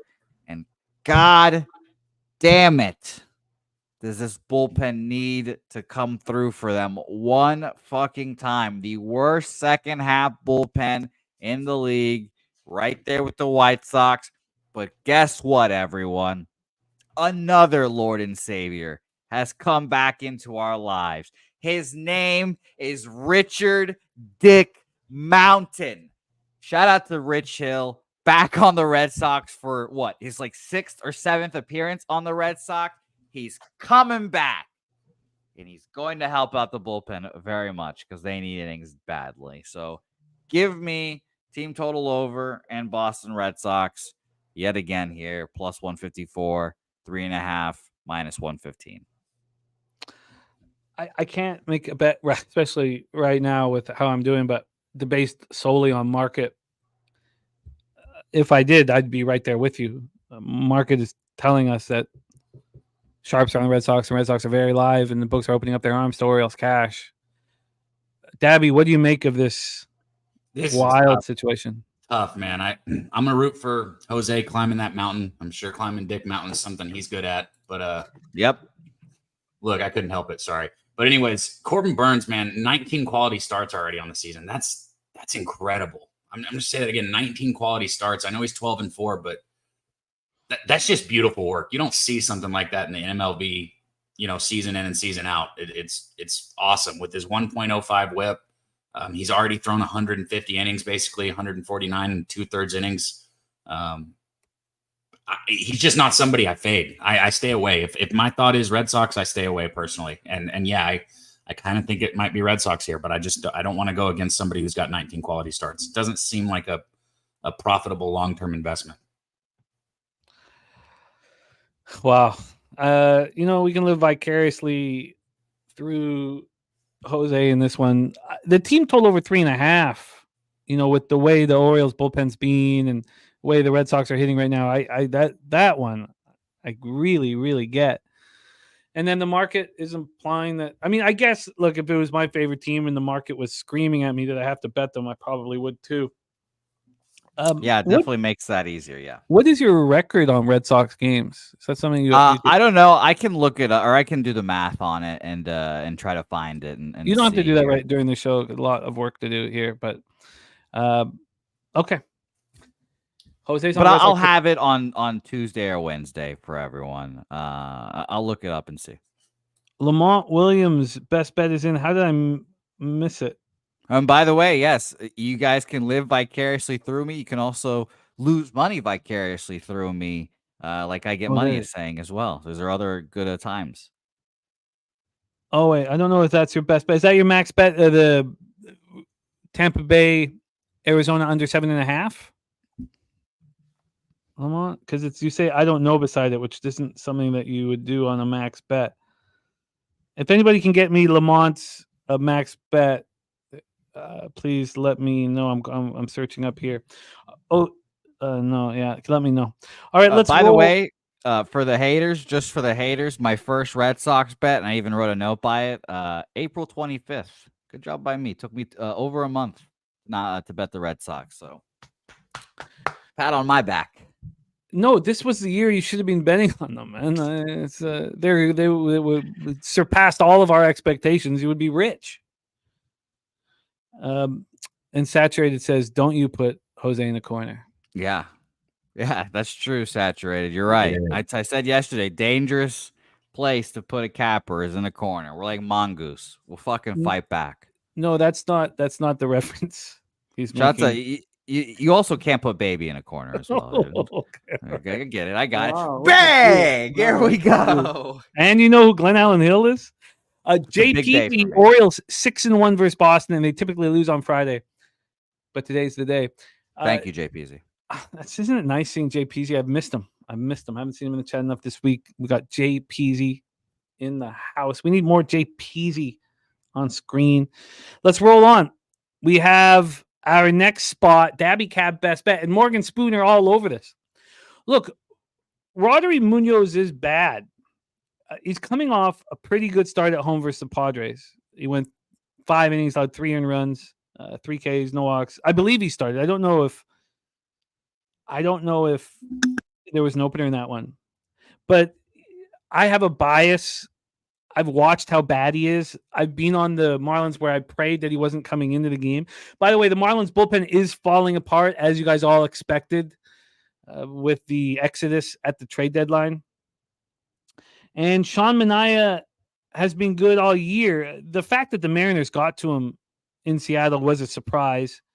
3 innings, 3 earned runs, 3 Ks, 5 walks, 4 hits. I mean, it's a surprise. Manaea's got 3.44 ERA. He's been really good this year. We thought his career was over, but he's come back. He's been worse at home than he's been on the road. Kuji Cam in the house, great to see you. We have Manaea at home, 4-3, 3.81 ERA, 70 strikeouts in 59 innings, 219 opponents batting average. It's been quite good.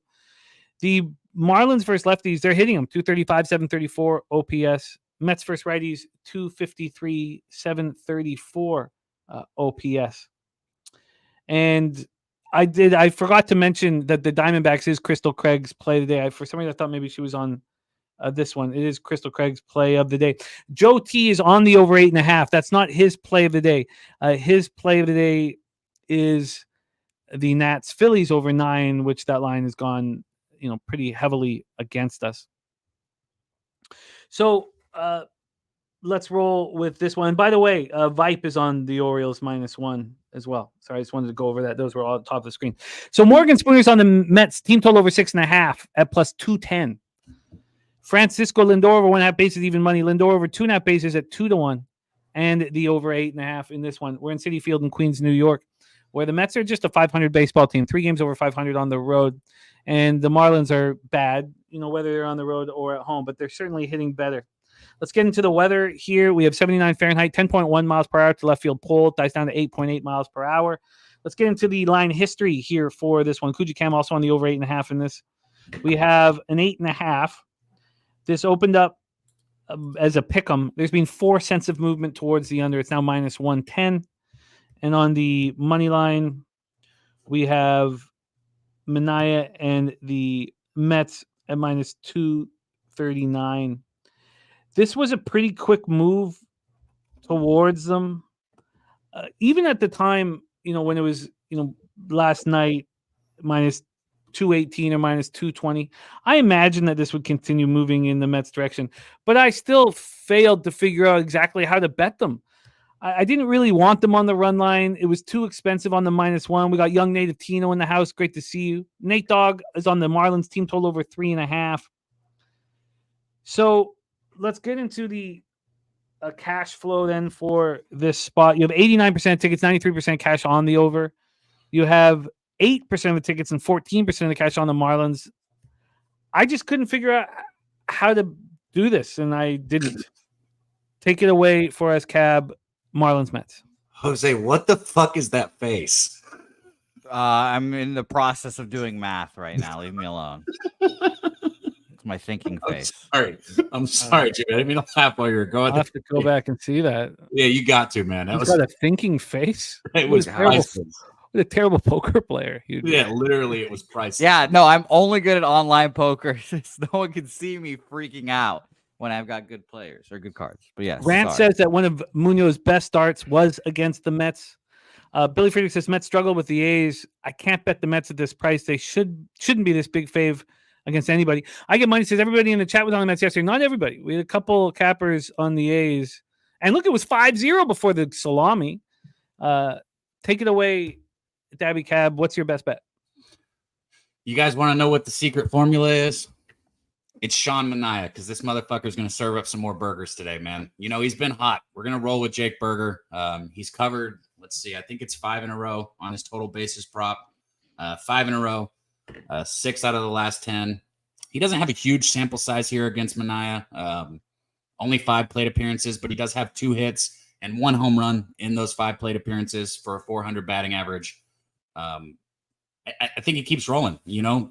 Only thing I've ever agreed with Pete Rose, what Matty said is you play the hitters' props when they're hot. Burger's hot. Mania is going to serve it up today. That's where I'm at. As far as this game goes, though, as far as sides go, I might take Marlins plus 1.5 if I was going to bet it. These teams are 5-5 in their 10 meetings this year. And the Mets are just trending in the wrong direction right now. They've dropped 5 of their last 6 games. Not a team that I would want to be behind right now. I feel like the Mets are kind of regressing to where we thought they should be. I think they were playing above their head, and I think that's going to keep that regression we're going to keep seeing here. So I would lean Marlins, but I don't got to worry about that because I got Jake Burger over 1.5 total bases, plus 115. Over 1.5 total bases at plus 115 for Jake Burger. Got Noli Knows in the house. And yes, Joey Marinaccio, the market is telling us that, and I have followed along and bet that. Jose, take it away. Marlins, Mets. Yeah, I'm off this game. Too juiced. I hope the Mets win, but the Marlins were semi-appealing at this price. I just didn't move on it here. And I will say the early reports are saying that I'm up units betting the Red Sox this year. That is money line, team totals, first 5 full game, obviously. But we'll see. I'll have the real information here soon. But no action on this game for me. Just too juiced.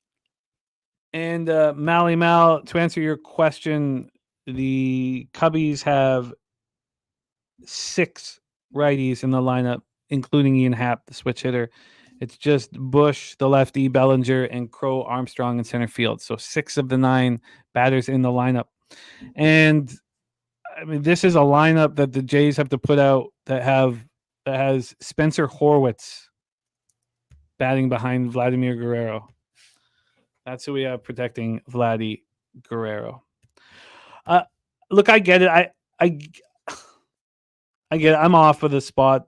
I don't know if it's the Mets burning cash from our cappers yesterday, but and the Mets bullpen's been better, and the Marlins bullpen's falling apart. I just it was too. I didn't want the run line. I wanted the -1, and so I didn't move on it. And Lamont Williams max bet is the Phillies -1.5. Let's roll on to and that concludes Dabby Cab's best bet. So we have Burger over 1.5 bases at +115. We have move up here. Bohm over 1.5 bases at -122. And in that second game on the card, we had Cab on the first 5 over 5 in Royals Reds. Dabby Cab, excellent work, my friend. We are not far away from our first episode of the Tailgate, hosted by Dabby Cab and friends. That will be every Saturday at 10 a.m. Eastern. Now, on Saturday the 24th, there will not be the Tailgate, just the live stream, because there's not, unless you want to do it, it'll be kind of harder to fill it up, but we don't have that plan. Game starts a little earlier, Jimmy, so I think it's probably maybe we just start a little bit before the game. That way we can go over bets. Yeah, I think you're right. We just start, 15, 30 minutes early on that one. Yeah. And then the 31st will be the first Tailgate all season long, 10 a.m. Eastern, the Tailgate with Dabby Cab. And of course, Medicate Mondays. And of course, on Saturday, co-hosting with Jose in Say Hey Plays of the Day. And Say Hey Plays of the Day, we have 2 more Saturday episodes. Yep. Until we have the Tailgate, which will take over that Saturday spot, which will give Jose a much needed day off. He's been going very, very, very, very hard. And then Jose will have a few more Sundays until NFL Pub Hub is back in business as well. Yep. Dabby Cab, any last words for the Capper Sporting Show? I can't tell you guys how excited I am to have the opportunity to cap college football with you on Saturday mornings. When I started capping, the only thing I wanted to do was get on Saturday mornings and cap college football with you guys in the chat and you guys here on screen. And I'm finally getting that opportunity after a couple years of doing it. I'm electric. I cannot wait. I've got some exciting things that we're going to do like within the show that I think are going to be fun. And we're going to make a lot of money this year, man. So anybody who didn't tune in last year, right that wrong. Get there this year. We're going to get paid. Thank you, Jimmy, Jose. I love you guys. Everybody in the chat. We'll be back tomorrow on Say Hey. See you guys then. Respect. There he is. Dabra Cadabra. By the way, the Hawk Tua girl threw out the opening pitch recently for the Mets. And I just thought it so funny that it upset Gabe Morency so much. It didn't upset me at all, but it upset Gabe, who we love dearly. The great. He's an older man. We get it. He's not that old, man. Yes. Well, I don't know if we'll ever have him on the show, but he definitely looks like it. So shout out to him. He's a great guy and great capper. Yeah. And but Jimmy, you look genuinely 20 years younger than him, and you guys might be like 5 years apart. And again, I'm slandering the guy. I've never once talked to him. I barely know the guy or anything. He's awesome. I just know he looks like an old man, and I respect it. I think what will happen to me is because I've lived hard. At some point, it's going to change drastically, or I just will die young. Let's move on to the next spot on the board. Real quick, Jimmy, what would be funny? What was that? It'd be funny if now on Wednesday you just invited him on the show and he just popped up and surprised the fuck out of me. And it's like, you called me old? And that'd be funny. I'd get a good tickle out of that one. Yeah, he's money in the bank. On screen and off screen, the great Gabe Morency. Let's roll. I doubled up on this next game. And I like my action, except I'm going up against the truth teller who's doubled up on the Twins. And it's not that I don't like Simeon Woods Richardson, Sugarland native, Texas native. He pitched in Houston, I think his second start, or very early in his this year, and he didn't pitch that well. I think this will be a nice start for him in Texas, Arlington, far away from families and friends. I know that friends and family are going to come out and check him out, but Simeon Woods Richardson on the road has not been very good this year. He's coming off a nice start at home. There was some questions about whether he was dealing with some arm fatigue at 102 third and a third innings this year. 4.34 ERA, 273 opponents batting average. Now, this is an interesting spot, and we talked about it yesterday. Oh, by the way, Daniel Hernandez, Danny Dog play of the day is in Royals money line. This is an interesting spot because if you use, this is about that full year statistics or the splits that work for you. For me, what Andrew Heaney's done at home in his last couple starts and what he's done all year at home, really. But his last couple starts have been very, very good. That last start wasn't very good. 8-7 loss to the Yankees. But his last two starts have been amazing at home. He's got a 3.55 ERA, 190 opponents batting average at home. So if you look at what the numbers are full year, you could say Simeon Woods Richardson's a better pitcher. In this situation, I don't think that's the case. Then again, Truth Teller and I were talking about yesterday's show with these very Twins. I supported everybody's look on the under. I did the first 5 under, which pushed. It's just the way I'm rolling right now, poorly.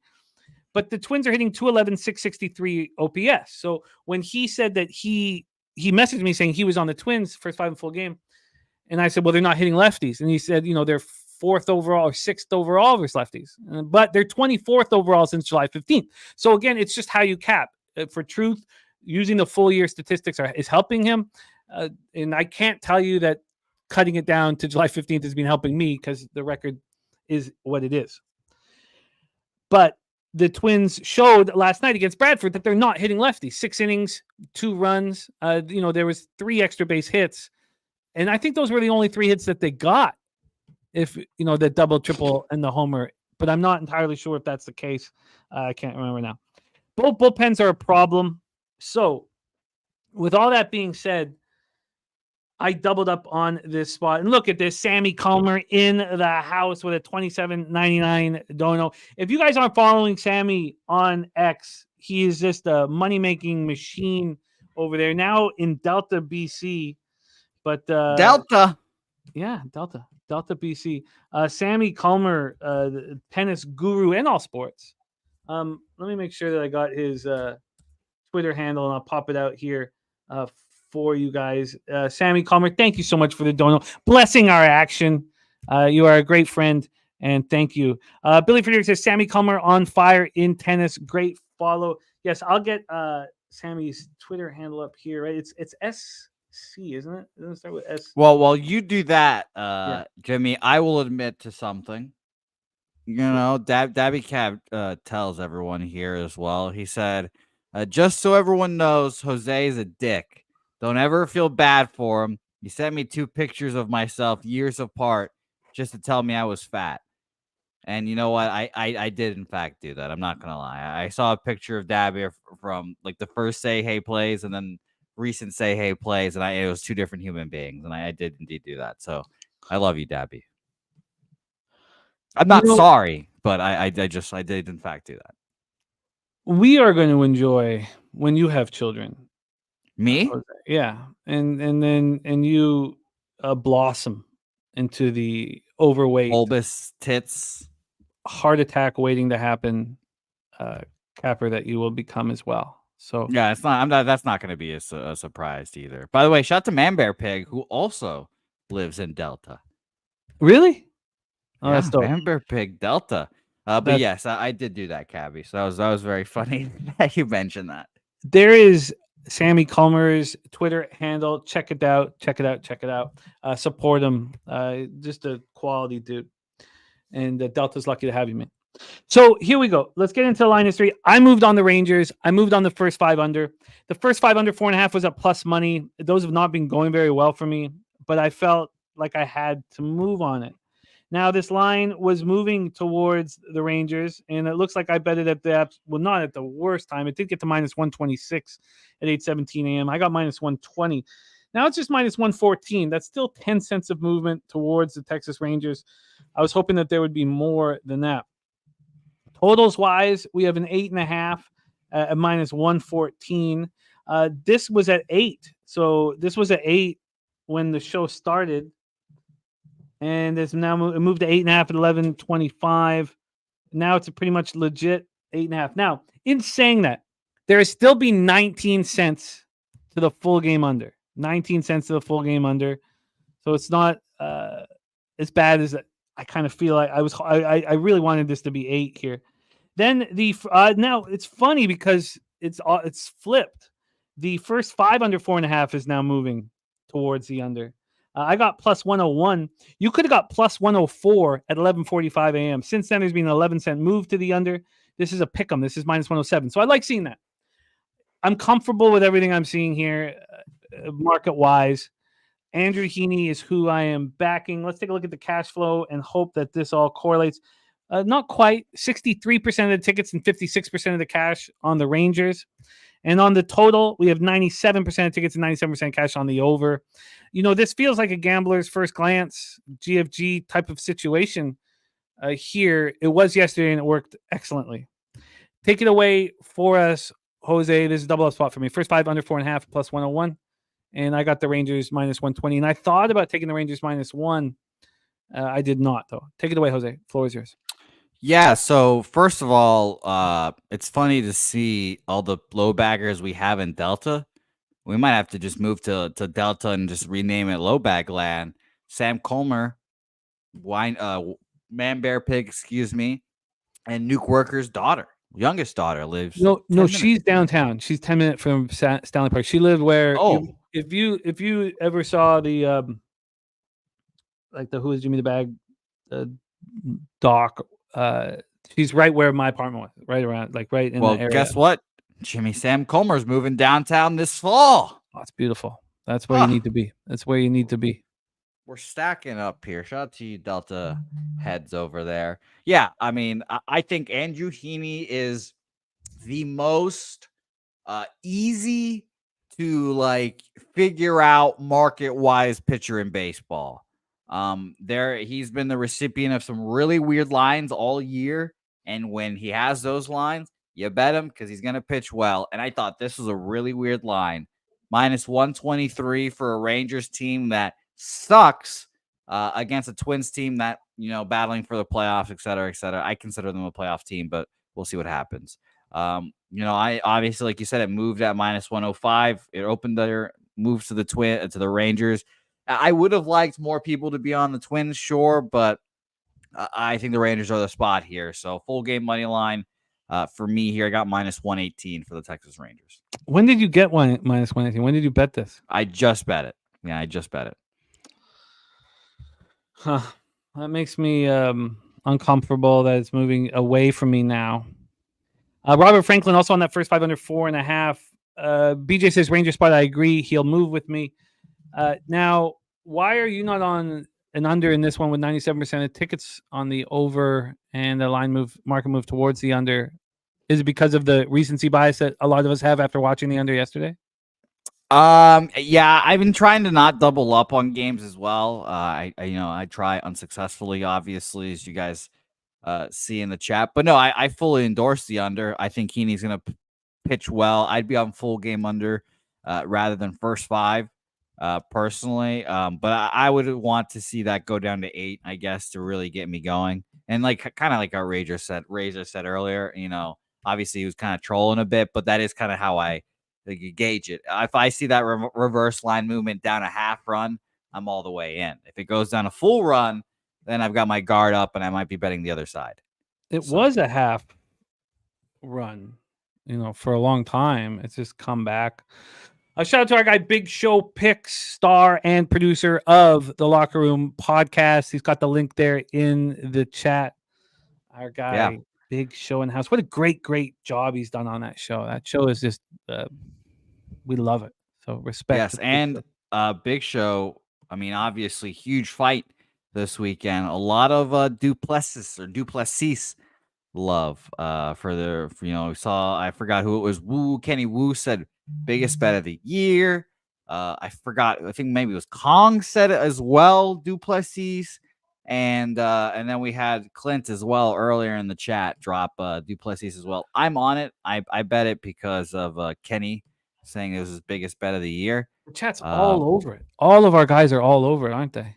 Yeah. And I got it at minus 110. Apparently, I don't know where guys look at line movement and bet percentages and all that shit for the MMA.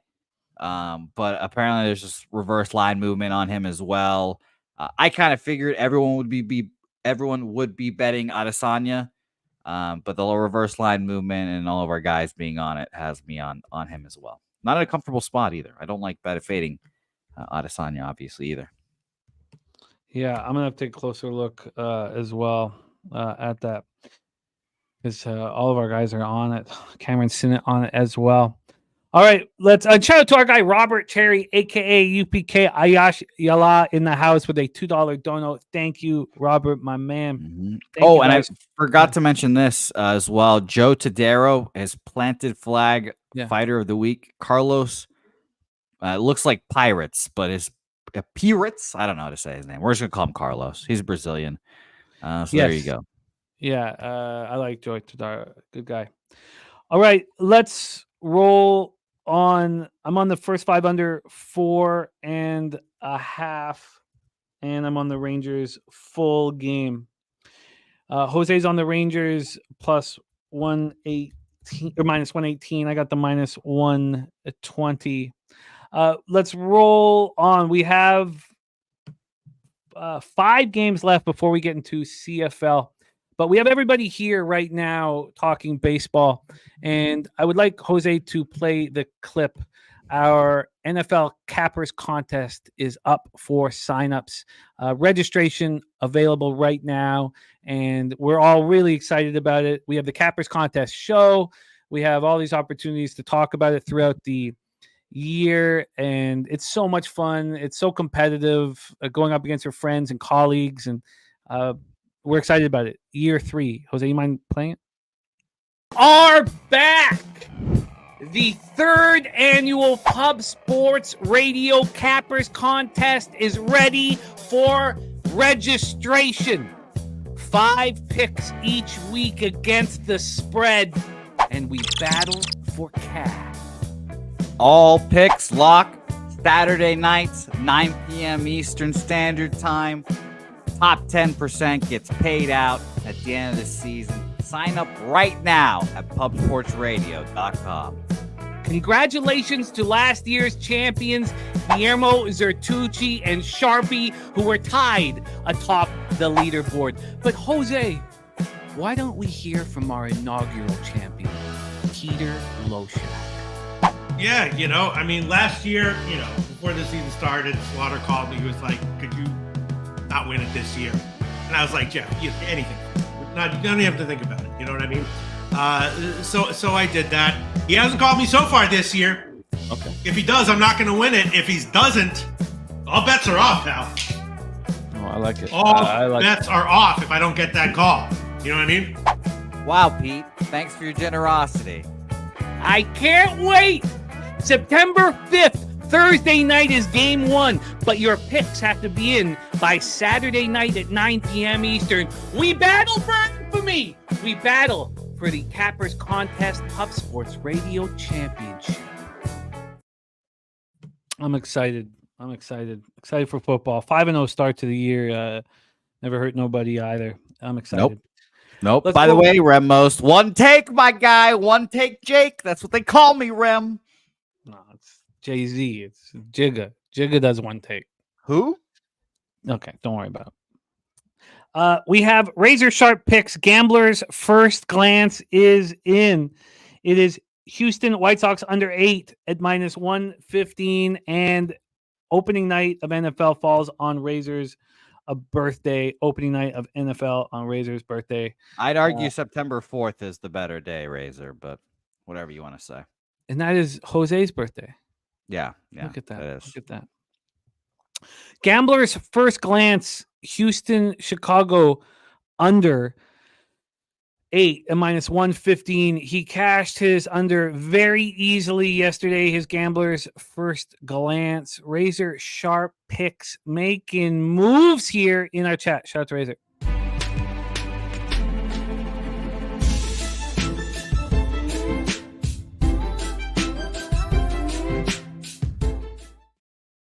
Billy Friedrich already bet crochet under 5.5 Ks at a juicy minus 155.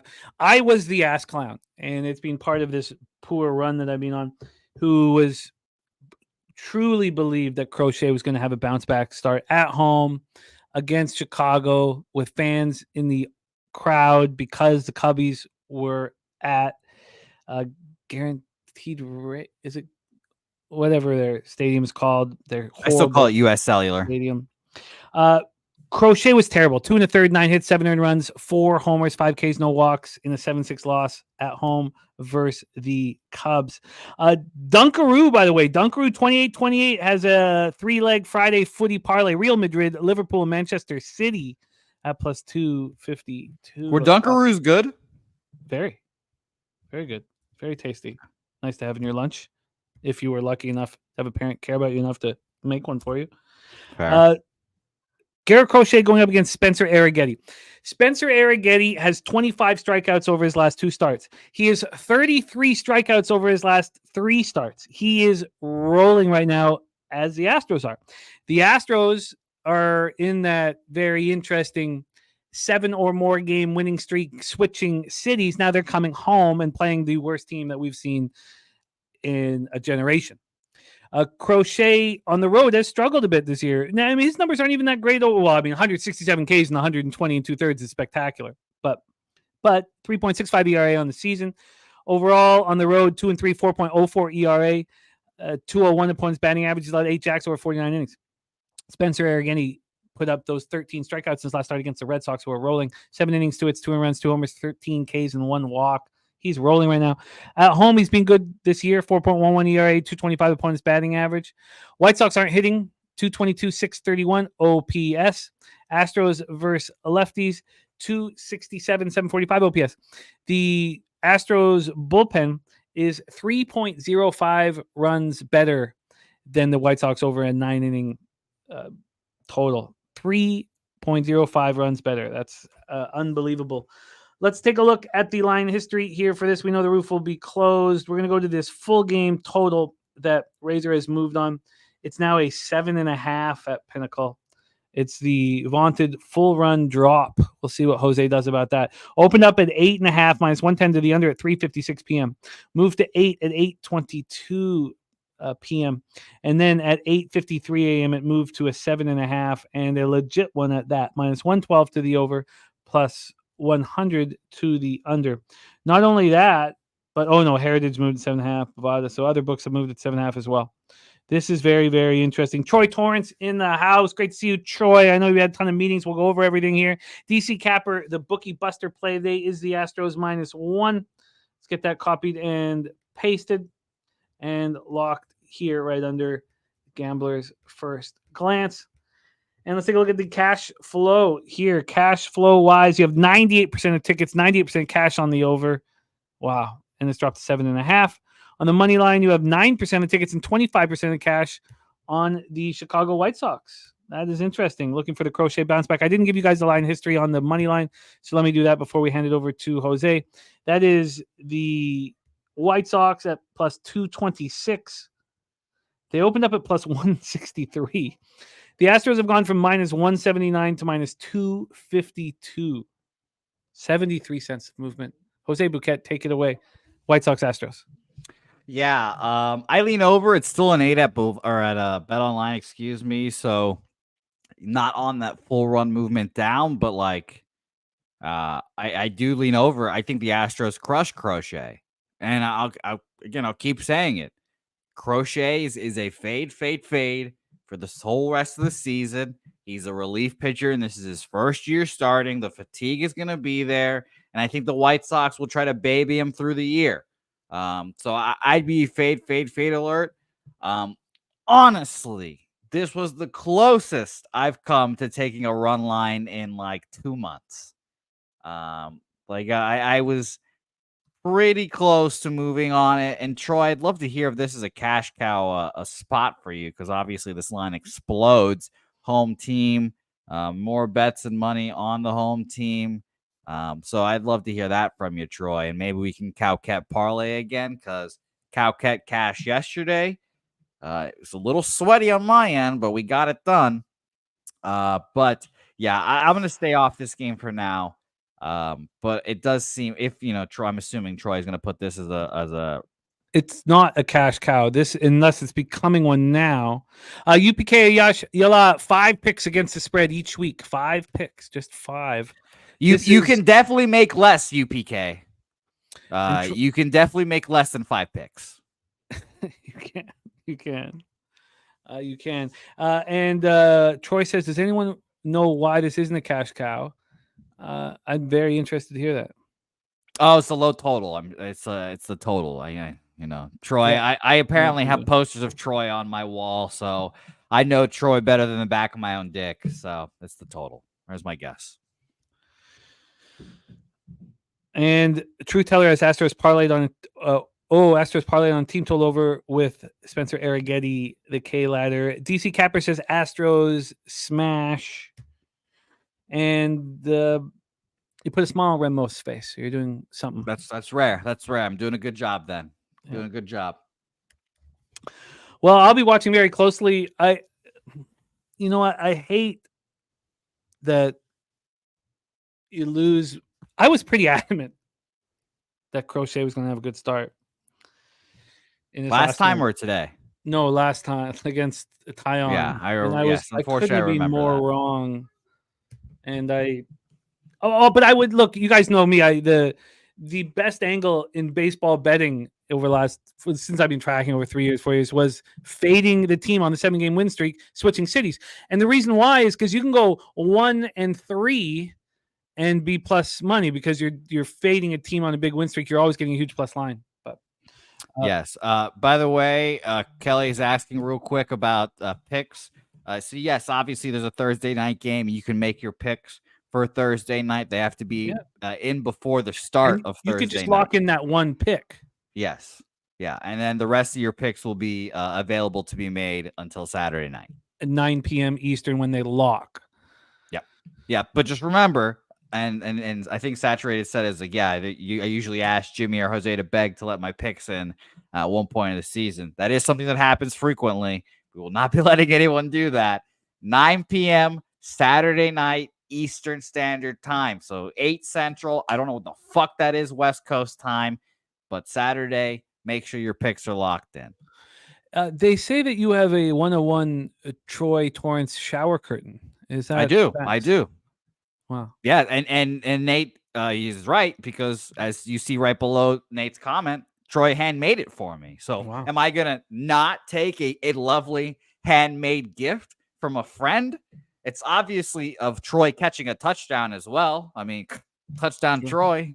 Sure. I was given a 101 too from our friend Jay Peasy. I was given the 101 Funko, Jimmy the Bag Funko, holding a hockey stick in a pile of cash. What a guy Jay Peasy is, man. I thought you were about to pull out the Brooklyn Funk Project picture of you and Pete, and you're the son. That was not that was not Brooklyn Funk Project Salty Pete. That was not that was that is one of the greatest things that I've received as well. I'll pull out. Let's have that pulled out for Tuesday with Pete, because I didn't even know if Pete's seen it. I'm sure he's seen it. I'm sure you've shown it to him. And you're the son, and I forget what the fuck Pete is, but it's good. It's good. It's really good. Pete is like a Greek statue, isn't he? Let's see it again. But all right, let's roll on. Gambler's first glance: Houston White Sox under 8 at -115. The bookie buster play of the day is the Astros -1. Let's roll on. 8:10 p.m. Eastern. We have the Cleveland Guardians 72-49, 34-29 on the road at Milwaukee Brewers 69-52, 35-24 at home. American Family Field in Milwaukee, Wisconsin. What a mistake the Brewers did not adding a legit bat to their lineup. That's just classic Brewers, though. They never add. They're just always kind of in this middle kind of road team, and somehow they always win the NL Central. It's fucking ridiculous. Well, good God, is that back end of the bullpen electric? Yeah, enjoy it for a couple more years. Watching them make a fool of Ohtani, Betts, and Freeman. I mean, Williams. I mean, he was just. Yeah, I told you, Devin Williams is the best closer in baseball. Not this year, but the next year after it, he's going to be a free agent. The Brewers are probably going to trade him in the offseason as well, because that's what the Brewers do, because he's a club option for $10 million. Then he becomes a free agent. So the Brewers would be smart to trade him, but he's the best closer in baseball, and I don't really think it's that close. Well, him and Clase, but they're just ridiculous. Yeah, but yes, Clase's been incredible this year, but what do we forget what happened last year and how much money he cost? Yeah, he still has a high ERA this year. I don't think Josh Hader is one of the best closers in baseball either. I think it's Devin Williams is number one. There's probably a decent gap, but yeah, Devin Williams is my guy. Rob Free's play of the day is over 1.5 bases. And don't forget, we are racing for $100. We have CFL and WNBA after this, but we are racing for $100. We have to ask Billy about Duplessis versus Adesanya. Sure. Gotta ask. Yes. All right. Oh, and you're right. Mason Miller. I mean, yeah, that makes a lot of sense. Good. He looked good. It's crazy. He breaks his fucking pinky and doesn't give a fuck. I thought he'd be done for a while. And he just comes back and nothing. Oh, by the way, listen to Preston when he puts in bets on this program. Shout out to you, Preston. Saints to be the lowest scoring team in the NFL, plus 4,000. Very interesting. I like that bet. Obviously, Preston is a Saints fan, so he'd know. I like that bet, Preston. Shout out to you. I'm excited. So excited about some of these teams like the Saints, the Patriots, the Panthers, Jets? to a lesser. No, just the teams I really feel like I got a good sense of how low scoring they're going to be. I copied and pasted that, Preston. And don't forget, we're talking all about UFC. Don't forget Talking Hands, boxing every week on our homepage, Pub Sports Radio. Danny Betts and Preston breaking down the biggest boxing matches on the weekend. Check it out. They're doing a great job. Let's get back to this spot. Gavin Williams versus Aaron Savali. What Gavin Williams has done on the road has been very impressive. Now, it's only 21 1/3 innings, but he's only thrown 39 innings this year and 39 big league innings in his life. 21 1/3. He's allowed 2 earned runs, Jose, in 21 1/3. 2. 0 homers. Opponents are batting 167 off of him. He's only allowed 13 hits in 21 1/3. Against Aaron Savali, who's coming off a nice home start for the Brewers. 6 1/3, 5 hits, 2 earned runs, 1 homer, 5 Ks, 2 walks, and 8-3 win at home versus the Reds. He didn't cut it in Tampa, and the Tribe didn't want him. I don't know what to do with Savali. Guardians are hitting just 226, 641 OPS, not stopping them from winning baseball games. And the Brewers... these two bullpens are elite. Let's get into the line history here for this one, and also take a look at the weather. Will the roof be closed? No, it should be open. Beautiful day for baseball. Let's get into the lineup here. Oh, and sorry, I didn't even give you guys the wind once I thought it doesn't matter much, but 7.9 miles per hour right to left, then 5.3, then it gets 8.4 out. Let me just see if I refresh that and maybe it's cleaned up a little bit. And here we go. Yes, it has. Then it starts blowing out. So it's right to left at start, but then it's double digits out to left field. Let's get into the line history. Here we have Savali at -101. The Brewers open up -104. 3 cents of movement towards the Cleveland Guardians. On the total here, we have this at 8.5. This opened up at 8. It opened up at 8. It was juiced to the over. There was a move to the under. This was a straight pick 'em at 1:48 in the morning. And then, 33 minutes ago, this moved to 8.5. And they are the only book. No, Bovada has moved it to 8.5 as well. Interesting. So we have a move to the over. Let's get into the cash flow for this spot. 50-50 ticket-wise on the side, but 84% of the cash on the Brewers. That's not moving the line in their direction. 97 and 96 on the over, and we've got a half-run move to the over. Take it away for us, Jose. Guardians, Brewers. Yeah, this was a Guardian spot for me. Line movement, moving it to them as well. -117 opener down to now -107 for the Guardians. And I was like, oh, okay, so that must be hopefully more money in bets on the Guardians or everyone's on the Brewers. Kind of like my doomsday scenario, honestly. 50% of the bets on the Guardians, but only 16% of the money. So I those spots kind of throw me off. I'm going to stay off this game. I need to do a better job of tracking what side of those, what side in these situations wins more. But yeah, no action for me. Will there be any kind of a hangover with the Dodgers leaving town and the Guardians coming in? I don't know. This is sort of a coin flippy spot. Two really good baseball teams, two quality baseball teams on low budgets. I'm off of that one. Let's move on. 8:15 p.m. Eastern with the Los Angeles Dodgers, 71-51. Just 2 games up on the Padres. You have that plus 800 in your pocket for the Padres to win the division? No, unfortunately not. I didn't want to bet it at the plus 800 after we saw 1600 or whatever it 13. was. But one day it moved. yeah, In one day, I mean, hey, you're the Diamondbacks. They're right there with them the whole time. You're like, what about the Diamondbacks? And they've got the best record, I think. I would have liked. I could have done. Now I've let it go too. And I know a lot of our friends are on it. They're both plus 550 right now with the Dodgers minus 375. Both 2 games back, both rolling. I could have bet them both. Take both the Diamondbacks and the Padres. You wouldn't need to bet that much when you're talking. Yeah, split a unit between them. Yeah, we wouldn't have the. Well, no, I would bet. I need to bet a little more than the unit on futures just because the risk reward is so. No, maybe I wouldn't. You're right. Maybe I could. Yeah, I could have done that. I wouldn't split a unit though. I would have done at least full unit. But I'm fine.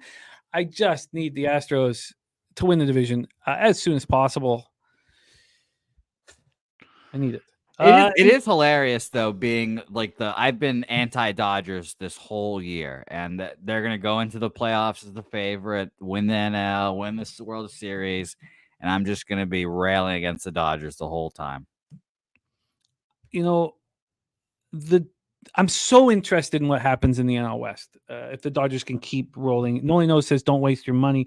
Well, we didn't. But I'm so interested to see how the Dodgers are holding off.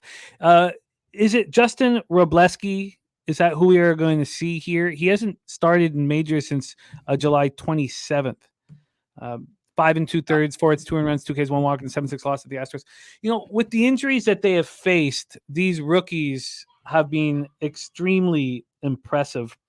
Robleski was not a highly thought of prospect. He was drafted by the Dodgers in the 11th round at Oklahoma State. And he, in AA Tulsa, he looked really good. He had 13 starts there. Then he had 4 starts up in AAA, 4 starts. And it was much more difficult. He still struck out 27, but he walked 13 over 20 2/3, a 1.65 whip. And then he's come up in there. He's had 4 starts with the Dodgers.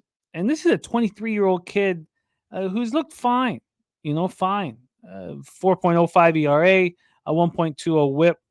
That was a really nice performance on July 27th. We have Noli in the chat. Noli, are you expecting Robleski, the lefty, to be on the hill?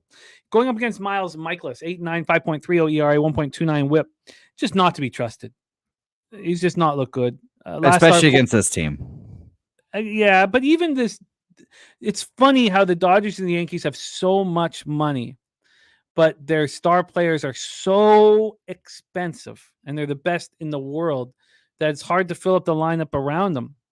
Yeah, I mean, that's the classic Braves model of pay your stars a fucking minimum wage. You can put people around them. It's nice. But these are the superstars of superstars that we're talking about with, Well, Ronnie once upon a time was a top 5 player in baseball, and they're paying him peanuts. Well, that's fair, but I mean, when you're talking about the Aaron Judges and the Shohei Ohtanis of the world, the Mookie Betts and the Juan Sotos of the world, I mean, we're talking about a lot of money. And Freddie Freeman. Billy Freeman says Michaelis split, say the number 9 hitter versus him is a combined 17 and 46, batting average 370, slugging 739 with 4 homers. So here we go.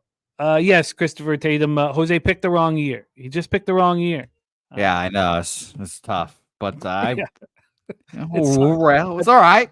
I've had that happen with me in futures so often, where if I had just kept it going, it would have been so. These teams that win the World Series, we should bet their win team total under the following year, probably every year. I'd love to see the stats on that. Yeah, I agree. No, there's always that hangover, and one of the 2 series typically don't make the playoffs the next year. It's a trend that's happened a lot as well. By the way, people talk about all this. People forget that I also bet the Braves not to make the playoffs this year as well. But let's not talk about that as well. I don't know if you're going to get that. I don't think so either. I don't think so I'm either. not saying that I wouldn't be that calm. Like that's going to come down to some big games at the end of the year. I mean, it's just trusting the fucking Mets is just the thing that's killing me. And obviously, the Cardinals have an outside shot at it as well. But it's just those teams are killers. Robleski is supposed to be the starter, says Nolan knows from the reports that he's heard. My dude's on Freeman over 1.5 hits, runs, and RBIs. My dude, it's great to have you back. I love your enthusiasm. I love the way you cap. Sorry that there's been some miscommunication on the PODs. Swiggy is a lot to do and a lot to figure out, but it's great to see you back here. Thank you for returning, my friend. So let's go. Michaelis does not look good. The Dodgers aren't raking righties, but now Mookie's back in the lineup. 245, 755 OPS. Cards versus lefties, 259, 743 OPS. This Dodgers bullpen has not been very good. 4.48 ERA since July 15th, but the Cards bullpen's been even worse. Let's get into the weather and the line history here for this one. Oh, sorry, I've gone too far. My bad. The weather, 85 Fahrenheit, 5.8 miles per hour to center field, stays between 5.8 and 6.6. Get into the line history here for this one. We have this total. There's very few books that have offered this up, but Pinnacle has. The total's at 9.5. Opened up minus 106. That's exactly where it is. It didn't open up until 21 minutes ago. So there was a 1 cent move to the over and it came back. I kind of like the over in this one. I'd be very interested in it. I wonder if from a money line standpoint, the Dodgers are at minus 133. I like the Dodgers here as well. Huh. Interesting. And there's no point to look at the cash flow. This just line hasn't been available. So why don't we hear your take? Robleski's been good, but he can allow some runs. The bullpen can allow some runs. Why would we not back both the Dodgers and the over? And if we're going to take the Dodgers, why don't we take them on the -1 line? Take it away.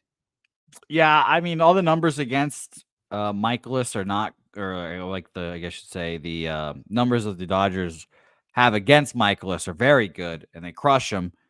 Some of the highest batting averages against, with the most batting average or most plate appearances, like Freeman kills him, Betts hits him well, and stuff like that. So that stuff kind of tipped me off to think like, oh, the Dodgers are probably live to whoop some ass here. I just don't trust Werblinski, and it's very interesting here. So I just stayed off this game. And by the way, Troy saying this Cubs Blue Jays profile is very close to Cubs Giants that we had the stake bet on the other day. Is that also the hot dog bet, Troy, with your lovely wife as well? Was that it as well? So the Cubs are a good spot for Troy, apparently, he's saying here today. But no action here for me in this game. Oh, that's not possible, Justin. Yeah, I can't confirm that is factual statements. The first time I heard from about Nipsey Hussle was his death. I don't know who that is really. That's okay. Well, he can't be everything we want him to be, right? There's going to be holes in his character and things that disappoint us. He's just human. Facts. But that's sad. That's sad. I mean, you knew the Dirty Dancing reference? Yeah, you'd never put Baby in a corner. All right. Let's get back to work here. Noli, what are your thoughts on Robleski? Why would we not be on the Dodgers, who played good baseball against a really, really tough Brewers team, to take care of the Cardinals here and the over? Why wouldn't we? Why wouldn't you be on this over 9.5? I just didn't have a line on it. Like, I didn't even know what the total or anything was for this game. So that's why, like, 98% of the reason why I'm off this game. I still don't have lines on this, actually, now scrolling and refreshed. I just didn't know like totals, what to expect here. I mean, I lean over, sure. But again, like, I didn't have the totals market in here. The market on action's a little screwy as well, I'm sure. So I'm off. God, this just seems like the right spot. The over and the Dodgers. You know, the Dodgers are all business right now. And you know, the Cards, I mean, I don't see why why we would think that they would be ready to go. They have the day off yesterday. So I mean, why would they be locked in? Well, obviously the issue with the Cardinals here, 60-61, 4-game losing streak. They're now 4 games back of the wild card spot here. They were like a half game back right at the trade deadline. So it's like they're losing grip of the playoff spot, and that's the desperation they might play with today. Those of you, Truth Teller hasn't listened to Nipsey either, do it. Nobody has meant more to LA in the last, I mean, you would talk to people and say that no one has ever meant more to LA than Nipsey. So if you don't know his music, there's still lots of time for you to learn about him. He's just absolutely beloved out there. Like means so much. Yeah. I always thought Kendrick was the #1 West Coast rapper, and then he always like defaults and gives grace to him. So I'm like, oh, well, must be influential. But I still don't know what he's played. All right. I think that that this is must bet stuff here. I think this is must bet stuff here.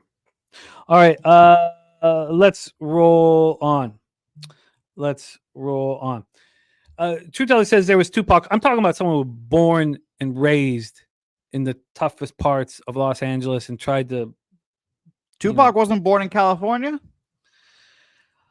Let's roll on. Tupac was a Zeller's model. I don't know what that means. All right. Let's move on. Tupac was an actor. Okay. Look, I'm not going to sit here and hammer on Pac, but let's roll. And I had nothing negative to say about Pac, but I'm just saying Nipsey's one of a kind. As I would say, you finally made your allegiances known in the Pac Biggie debate. Is what was interesting. Yeah, I look. I think Biggie was a better rapper. I mean, it's pretty easy to say. Better lyricist. I mean, it's easy to say. That's easy. I wouldn't know. Yeah, I would know. I don't know who Too Short is either. Saturated as well. Oh, he's magic. What a I've been called Too Short many a times. If they were calling me a rapper name, then maybe I would have taken it a lot better than I did. Billy Friedrich says best MC argument begins and ends with Rakim. He's I know him because of Nasty Nate. I've heard Nasty Nate told me that person's name before. I don't know what he does though. All right, let's just stay focused here. This is not going to help anybody. Padres, Colorado, Rockies, Coors Field in Denver, Colorado. We have, but I think I move on Dodgers in the Cards. But let's go. Matt Waldron going up against Cal Quantrill. Jose, I meant to have this set up. I was, rushing to have everything prepared. Why did Cal Quantrill not start last week? That's a good question. I'll figure that out right now. He we need JPZ to chime in. He's a real rapper and he'll let us know what he thinks about all this. Let's go. Let's roll. Matt Waldron versus Cal Quantrill. Sagittarius says he'll put an MF Doom up against everyone. My friend opened for MF Doom, and it was like, I know we've got to stay focused here, but it was maybe like, I don't know, like MF Doom was going to come out at like 11, and it was like 8. And they sent my friend Decisive out to open for him. And I was so scared for him.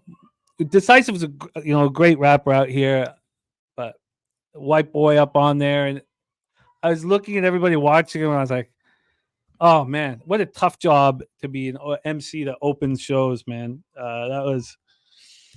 I was very concerned for his well-being. Padres, Rockies, Coors Field, Denver, Colorado. Matt Waldron going up against Cal Quantrill. Cal Quantrill didn't start last week. He hasn't started since August 4th. We need to know why that is. Can you get that? Can somebody find that information for us? We need to know.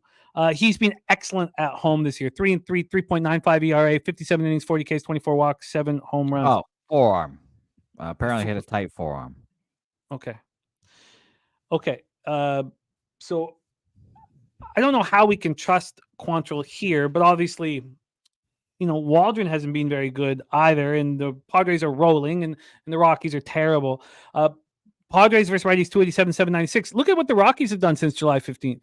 260, 758 OPS. Padres bullpen 3.03 ERA. Rockies bullpen 5.19 ERA since July 15th.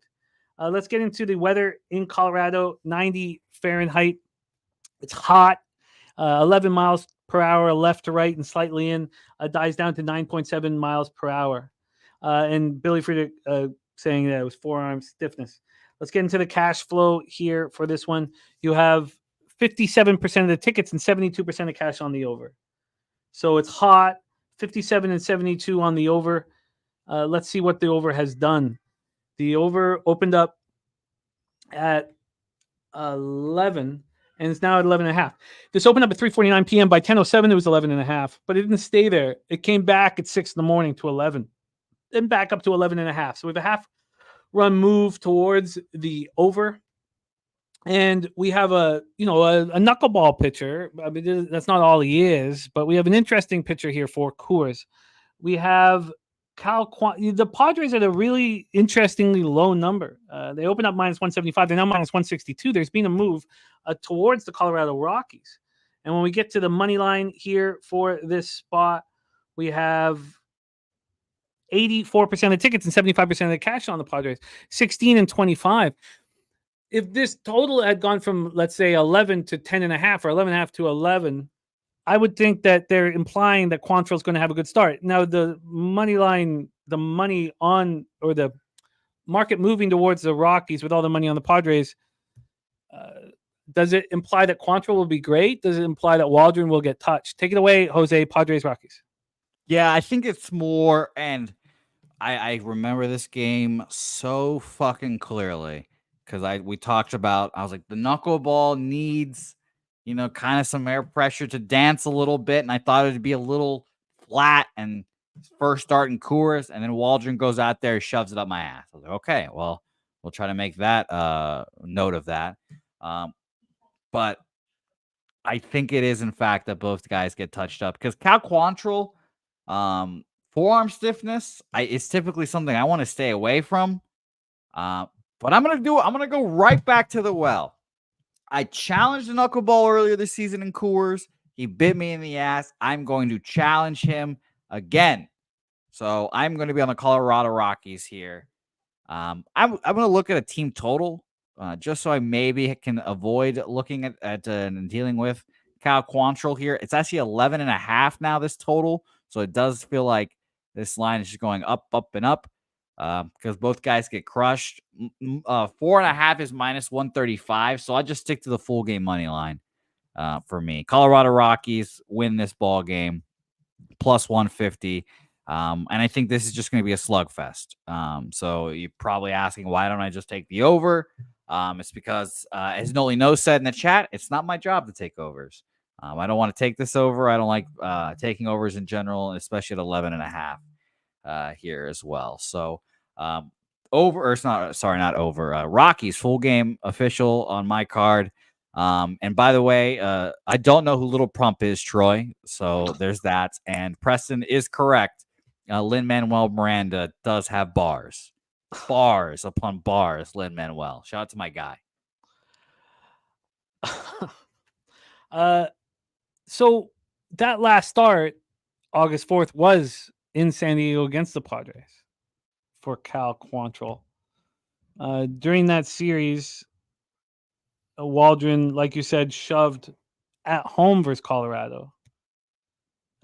He's also pitched at Colorado this year.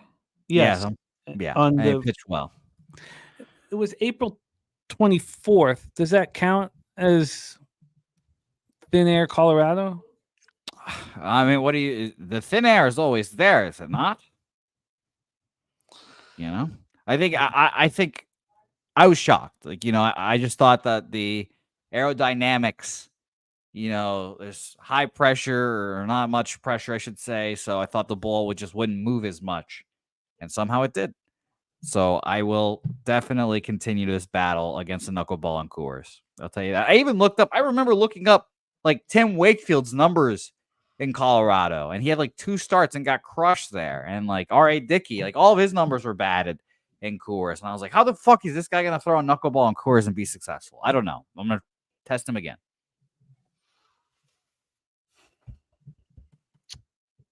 Yeah, I do like this rap corner that we've gone into. Maybe this is a new show we need to chronicle here. You and JPZ can host rap debates. No, who cares what I have to say about this stuff? I mean, JPZ, anyone in LA, I'm just fucking white boy from Vancouver, man. No, don't listen to my shit, man. Noli says, I think Quantrill pitches well. Yeah, I'm gonna stay off of the spot here. I'm gonna stay off of the spot. Let's get into, but I would kind of, and I don't want to add too much action. As I was saying, this is a extremely important day for me. Yeah, you're just 7 bets. That's already a lot. Well, no, I'm gonna add. I think I'm adding Dodgers in the over. So let's roll on to this final spot on the baseball card. 9:38 p.m. Eastern with the Atlanta Braves 64-57, 32-31 on the road at the LA Angels 52-69, 26-38 at Homeward Angel Stadium in Anaheim, California. We have Spencer Schwellenbach going up against Jose Soriano. I was a little late. I was just a little late here, and so I lost the opportunity to double up on this. The first 5 went from 4.5 to 4. I still got the full game under 8.5, which is fine. I like Schwellenbach, but I really like Jose Soriano. I think both pitchers can deliver here. We're in Angel Stadium in Anaheim, California. Let's take a look at the weather here for this one. 77 Fahrenheit, 9 miles per hour out to left center. Dies down to 7.8. So it is offensive, and it is warm tonight. Let's get into the line history here for this one. We have Soriano and the Angels at plus 139. They opened up at plus 128. So we've had a 12 cents of movement towards the Atlanta Braves. Let's get into the total here for this one. From a total standpoint, we have an 8. We have an 8. This opened up at 8.5 at 4:14 p.m. And I got the 8.5, but I got it at minus 120, I believe. I got it. It had moved already to 8. Oh, yes, I remember now. At the time, it was minus 120 at both 365 and Pinnacle, so I could send it in there. It said 8 if you went to Pinnacle, but of course, you just click on it and see the opposite. So I'm on the under 8.5 at minus 120. Let's see what's gone on with this first 5. But overall, opened up under 8.5 minus 111. Now it's under 8 minus 102. And I'm very interested to see what's happened with this first 5 total, which I didn't get because I thought it's very, if this is 3-2 going into the 6th inning, I still think I have a chance at the 8.5. This 4.5 opened at 4:14 p.m. As soon as it went from 8.5 to 8, the 4.5 went to 4. Right now it's plus 102 to the under, minus 116 to the over. So, that's the situation. Noli says he made shirts for all the Angels fans he knows saying sell the team. Soriano and Schwellenbach. Schwellenbach's been great on the road. 229 opponents batting average. He's allowed 1 solitary home run in 35 2/3 road innings. 2-2, 3.79 ERA. That was a very nice start in the thin air of Colorado. He allowed 2 earned runs over 6 innings. Did not allow a jack. Jose Soriano coming off that impressive road start at Washington. I know he's had problems at home, but I went through, his last few games. That was more of an issue early on in the season when he was walking way too many batters. 4.43 ERA. He's allowed 4 home runs over 40 2/3 at home with a 264 opponents batting average. The Braves are hitting 239, 751 OPS since July 15th.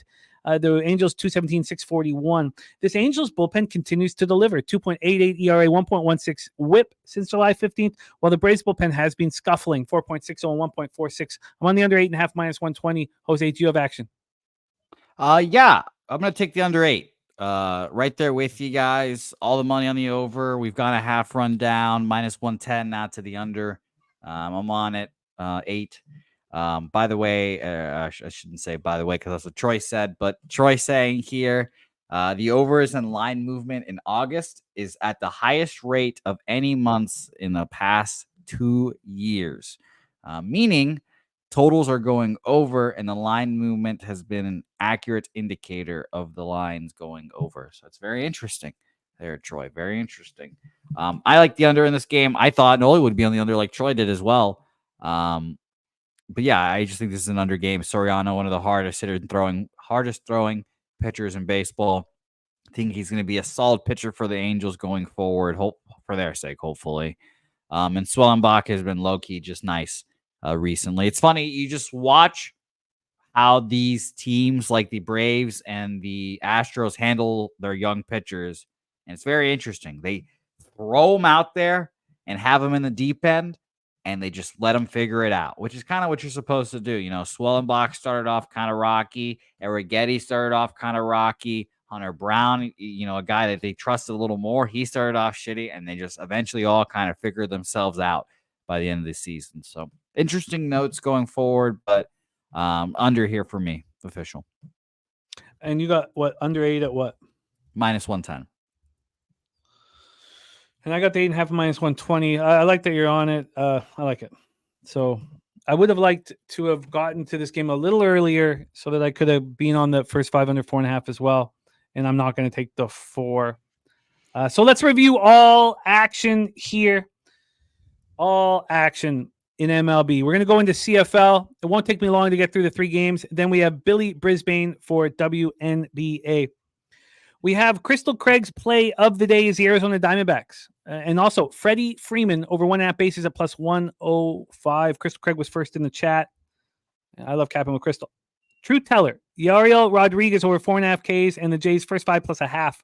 Justin McKelvey stacks play today. Bohm RBI at +110. Billy Friedrich Pig Milk play today. Diamondbacks first 5 -0.5. Alt line at +145. Joseph Thompson, who'll be on our poker telecast a week from today.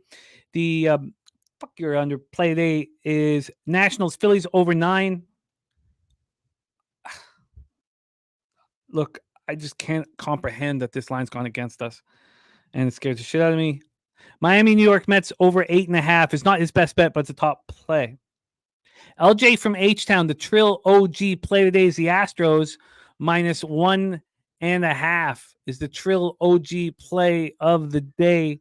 Talking about lyricists, our guy LJ from H-Town has bars.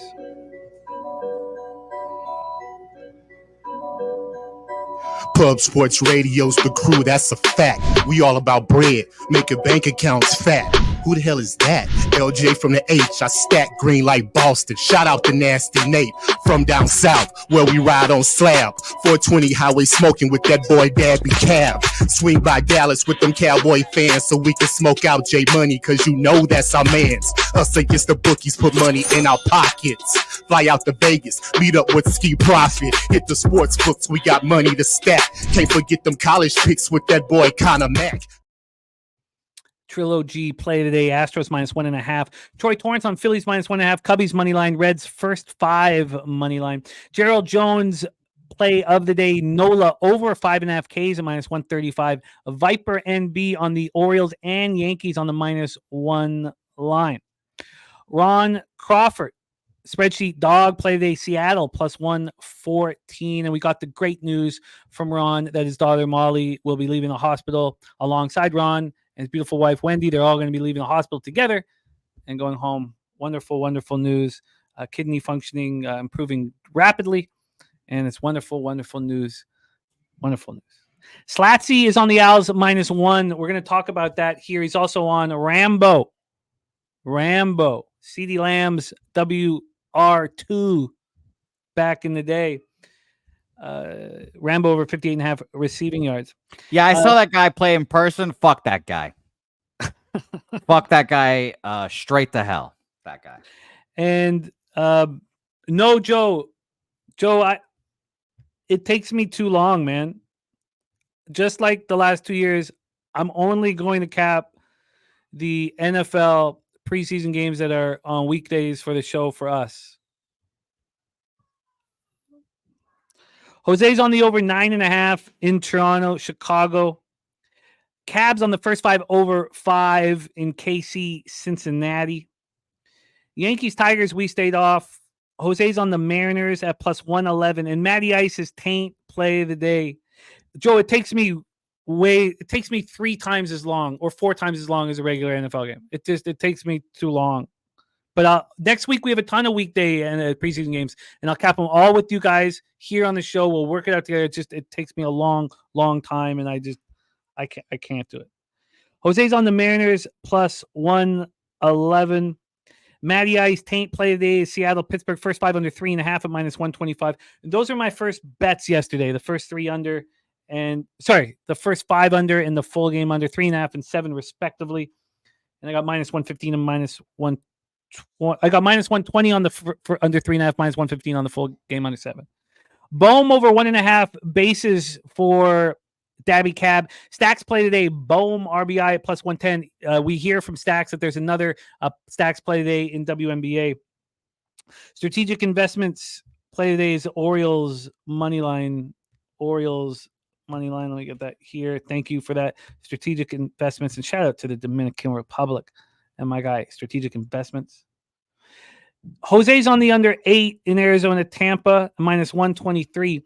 BJ's best bet is the Rays money line. It was absolutely fascinating that the best bullpen in the league would be 25 cents more, 19 cents more expensive to back the Rays first 5 than it is full game. With Pepio coming off the spider bite, I can't run. Red Sox plus 154, team total over 3.5. Joe says Pats crumbled for me last night. Yeah, I mean, I could not comprehend why this team had been so heavy towards the Patriots, but I didn't have the balls to bet the Eagles, but we catch the under. Jose's on the Red Sox plus 154 and the team total over 3.5. I'm off that spot. Lamont Williams, max bet, Philadelphia run line. Dabby Cabs on Burger over 1.5 bases at plus 115. Morgan Spooner play today. Mets team total over 6.5 at plus 210. And Lindor over 1.5 bases at even money. Over 2.5 bases at 2-1. And Mets Marlins over 8.5. Daniel Hernandez, Danny Dog play today is the Royals money line. I'm on the first 5 under 4.5 and the Rangers money line. Jose's on the Rangers money line. Dunkaroo. Dunk's 3-leg Friday footy parlay. Real Madrid money line. Liverpool money line. Manchester City money line. Razor Sharp picks Gambler's first glance is Houston White Sox under 8. He came in here and delivered a Gambler's first glance winner on the Twins Rangers game yesterday. DC Capper Bookie Buster play today. Astros minus 1. Rob Freeze play today is Bregman over 1.5 bases at plus 135. Stayed off of Guardians Brewers, but I would love to watch that baseball game. 2 very good baseball teams. I'm going to add the Dodgers in the over. I'm adding Dodgers and the over. Jose's on the Rockies at plus 150. He's on the under 8 at minus 110 in Braves Angels. I'm on that 8.5 at minus 120. Noli Knows is on Cleveland first 5. Cleveland first 5. Let me copy and paste that out here.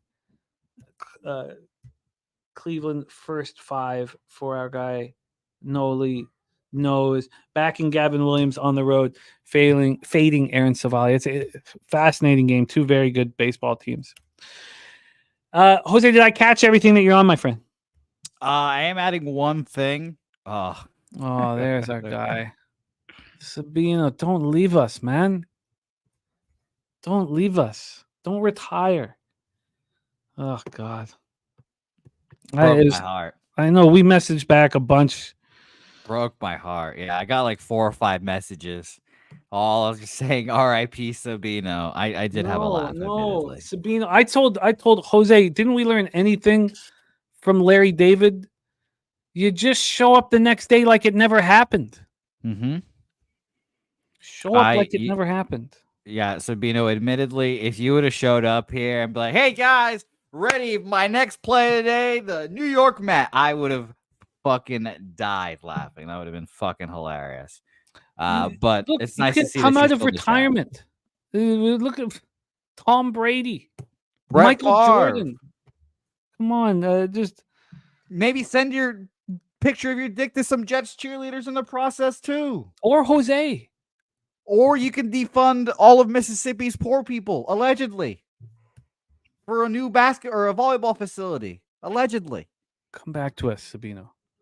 Joe Yurkovich is right. You have a lot in the tank left. Your tank is almost full, we would say. But we wish you luck, Sabino. But my only addition is going to be the cow cat parlay of the day today. Troy making cash cow Phillies, so it would be Phillies money line, and my best bet of the day, the Boston Red Sox team total over 3.5 plus 157. Put those together as a 2-leg parlay. I'm down now 0.92 units on the year. It's time to get that shovel and just dig our way out of this shit. God damn it. So it's going to be a great time. A lot of interesting things happening at Pub Sports Radio. Don't forget our poker tournaments, everything we have to offer here. It's going to be a lot of fun. Pub Sports Radio, the heat is picking up. So cannot wait. Jimmy, thanks as always. And please ask Billy about Izzy versus Duplessis, please. Yes, we will. And if for some reason I don't, you can jump in and hammer away with that. Let's roll into CFL. This won't take too long. I know you guys want to hear Brizzy's action. And then we have the $100 horse race. Jose, when you set up the horse race, can you do it in heats? 1 minute heats. 1 minute heats. Let's roll here. Voodoo Ranger with his action and as well. So look, I lost over 2 units yesterday on the unders. I got back a little less than a unit live on the under 62.5. And it upset me very much that I was wrong. I cashed 11 of my last 16 in CFL, and I was just very, very wrong. Saturated says, Jimmy ruined my birthday. I was thinking about you right off the hop. That face mask penalty. Very, very, very irritating. It was all very irritating. But I was just flat out wrong. And, it's tough to, it's tough to face the music with that stuff. But I just didn't think Masoli would look so good. Guy hadn't won a football game in 996 days. And he looked really, really good. So it is what it is. Let's roll. We have a game tonight, 9 p.m. Eastern. Montreal Alouettes 8-1, 4-0 on the road. Saskatchewan Roughriders 5-3, 5-3-1, 3-1 at home. Mosaic Stadium in Regina, Saskatchewan. There are so many moving parts to these games today or this weekend. This is tonight's action. We've already heard from Slatsy. Slatsy got the -1 on the Alouettes. And let's roll here. So both star quarterbacks are returning from injury, but let's talk about the line history here first.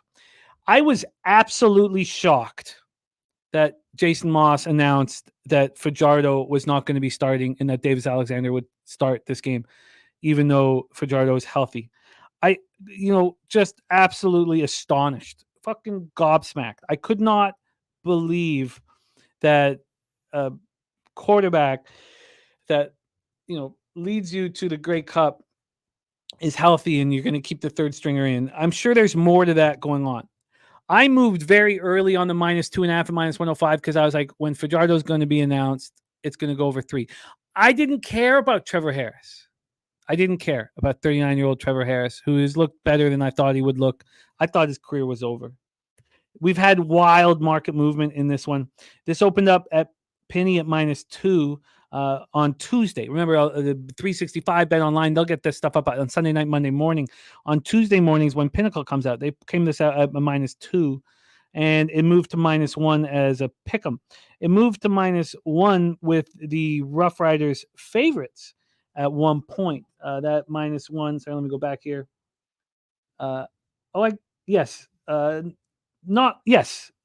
-1 favorite at 12:53 p.m. yesterday. The Roughriders were the favorites. It made no sense. I didn't realize until yesterday after the show that Fajardo wasn't going to start. So then why in the world did this get up to -2.5? -2.5 with the Alouettes at -119 this morning at 11:42 a.m. Were they not reading that Davis Alexander was going to be the quarterback? I couldn't comprehend it. I could not comprehend it. Now, is this an ace in Jason Moss's sleeve that he knows he's got Cody Fajardo that was spurned by these Roughriders in 2022, that despises these Roughriders since 2022, that hasn't been healthy for a game in Mosaic Stadium since he was jettisoned by this ball club. This total is at 50. It opened up at 51.5. We have a 1.5 drop. I think that has to do with Fajardo not starting here. So, New Quicker jumping on the Owls money line at minus 120.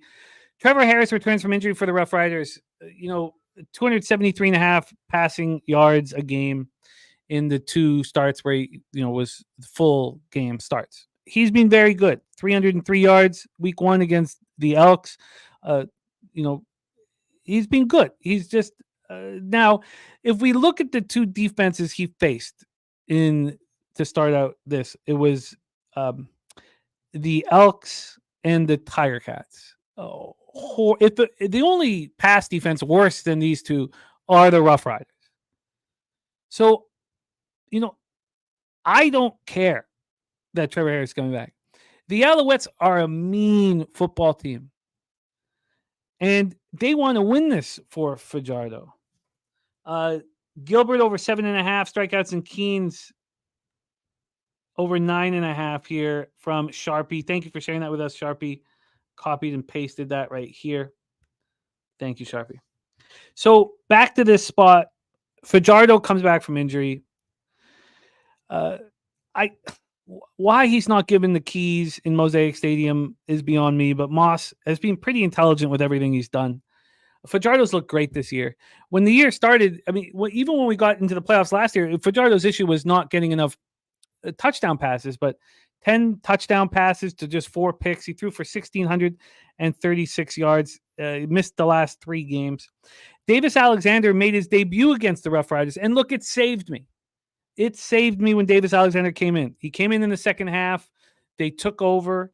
178 yards passing, 2 touchdowns. He looked very, very good. Tyson Philpott, who's been the best receiver in the CFL this year, is out.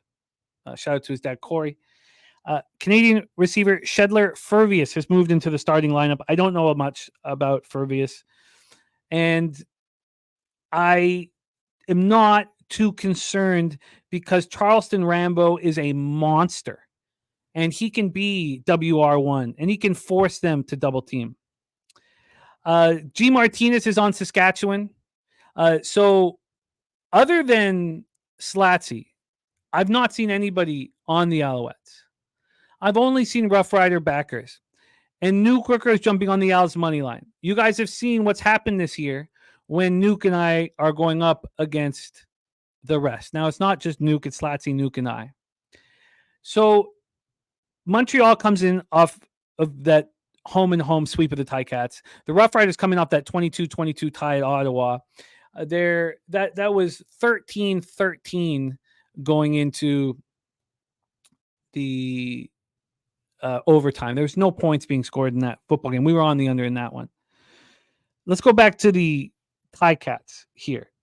So let's go into the Alouette spot against the Ticats. They completely dominated the Ticats. They won 33-23 in the second half at home, but they were dominating that game. The Ticats brought in Taylor Powell out of Eastern Michigan, who we'll talk about shortly.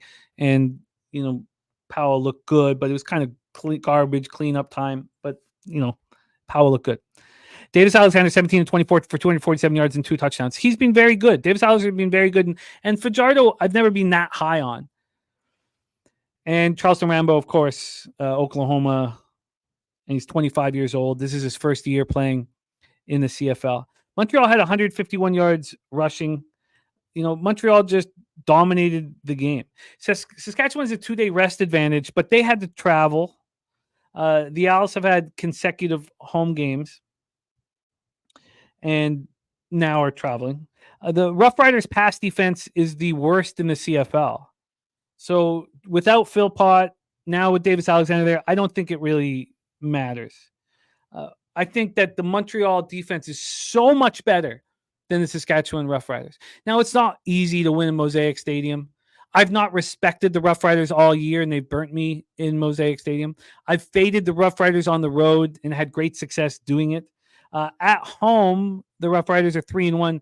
The Alouettes are undefeated on the road.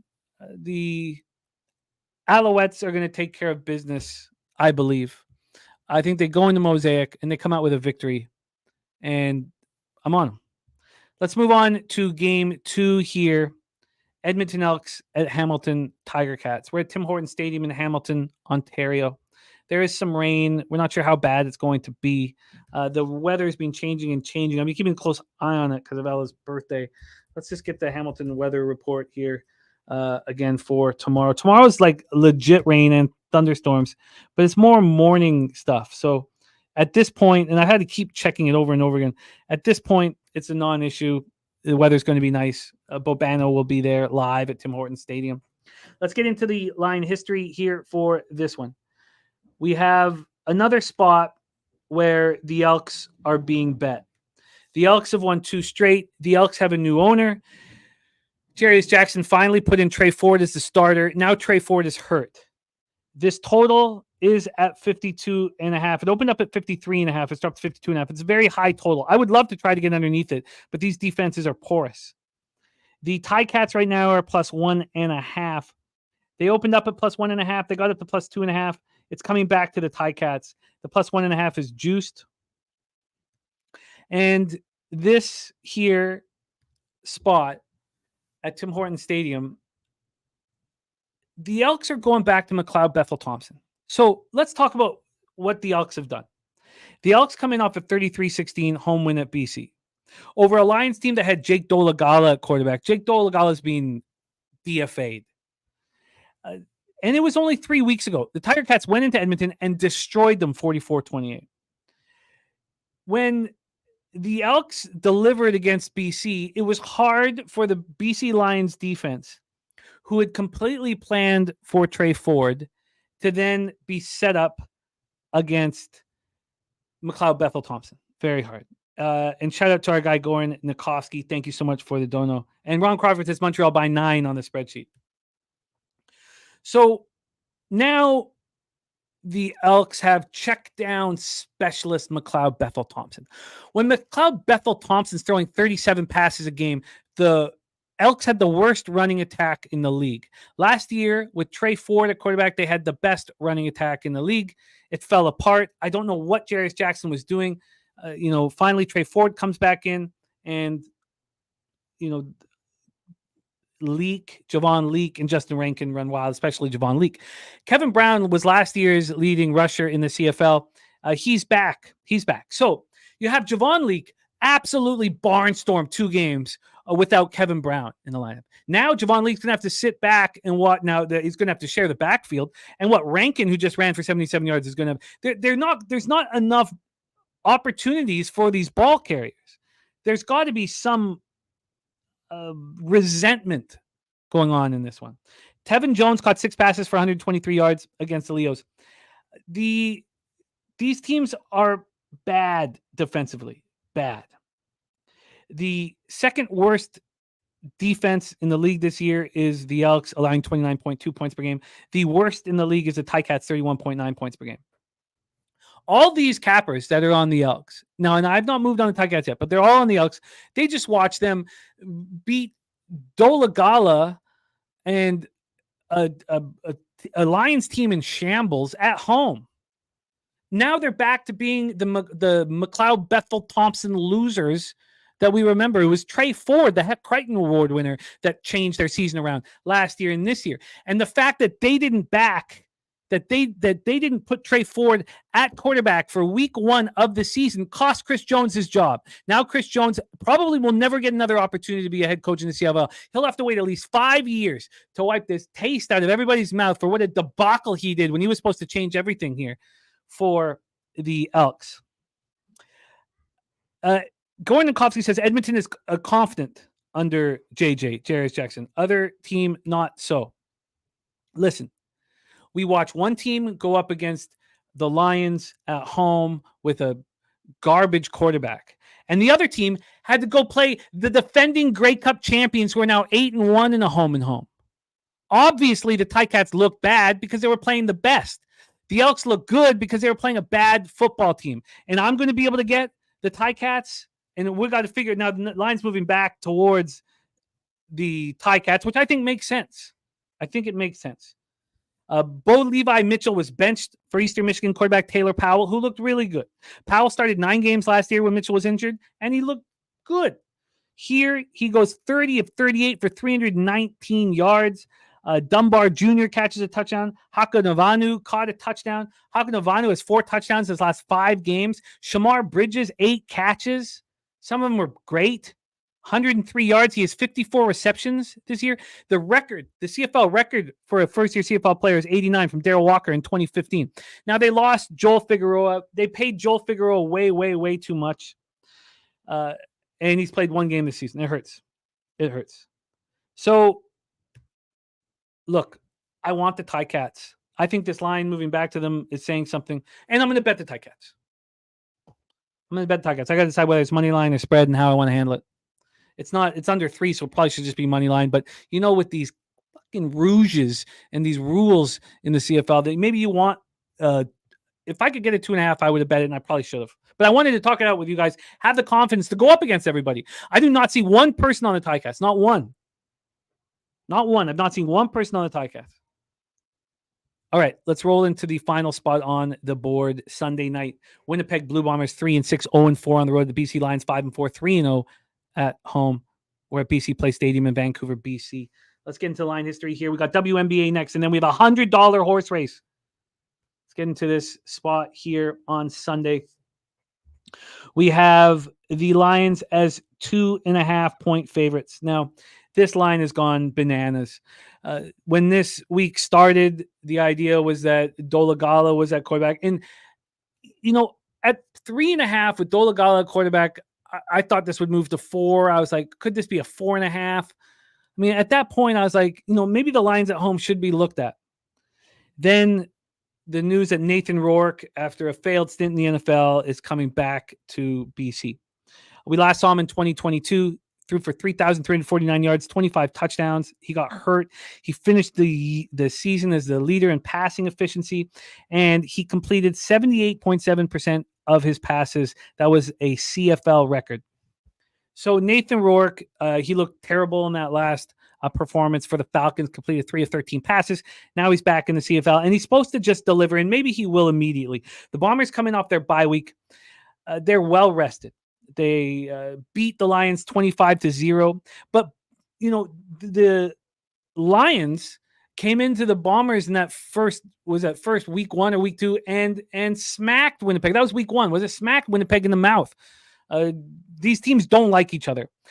The problem with the Bombers is they haven't been able to deliver offensively because they've had so many injuries to their wide receiving core. Kenny Lawler is back, making his season debut for the Bombers. Now, no Dalton Schoen, no Drew Wolotarski. And Carrick Wheatfall is also back. Now, they're back practicing. O'Shea hasn't confirmed that they're going to be back, but we expect them to play for sure. And then Haba is also back, helping this defensive line. I want to fade everybody on the Lions. I want to fade everybody on the Elks. I want to fade everybody. My thought, though, was that I could get a 3. My bookie still has the 3 up there. I really think that people are going to overly romanticize the Rourke's return. It's going to be this huge story, and the Bombers are 3-6 and haven't won on the road all year. This was the Grey Cup favorite at the beginning of the year. So I think that I'm going to be better off waiting. Now, it's obviously screwed me waiting for the Ticats, but I think I'm going to be better off waiting for the rush to come in on the Lions, and I'm going to try to do that. So I'm going to bet the Ticats pretty much as soon as possible. Billy Friedrich says this total seems high, doesn't it? Thank you for mentioning that, Billy. I was just, when you cap a football game and you spend all this time into it and all this time and you're looking at the market and you're sitting there, some things will illuminate for you. And it came to me yesterday that the over was the play. And I missed it. I got it too late.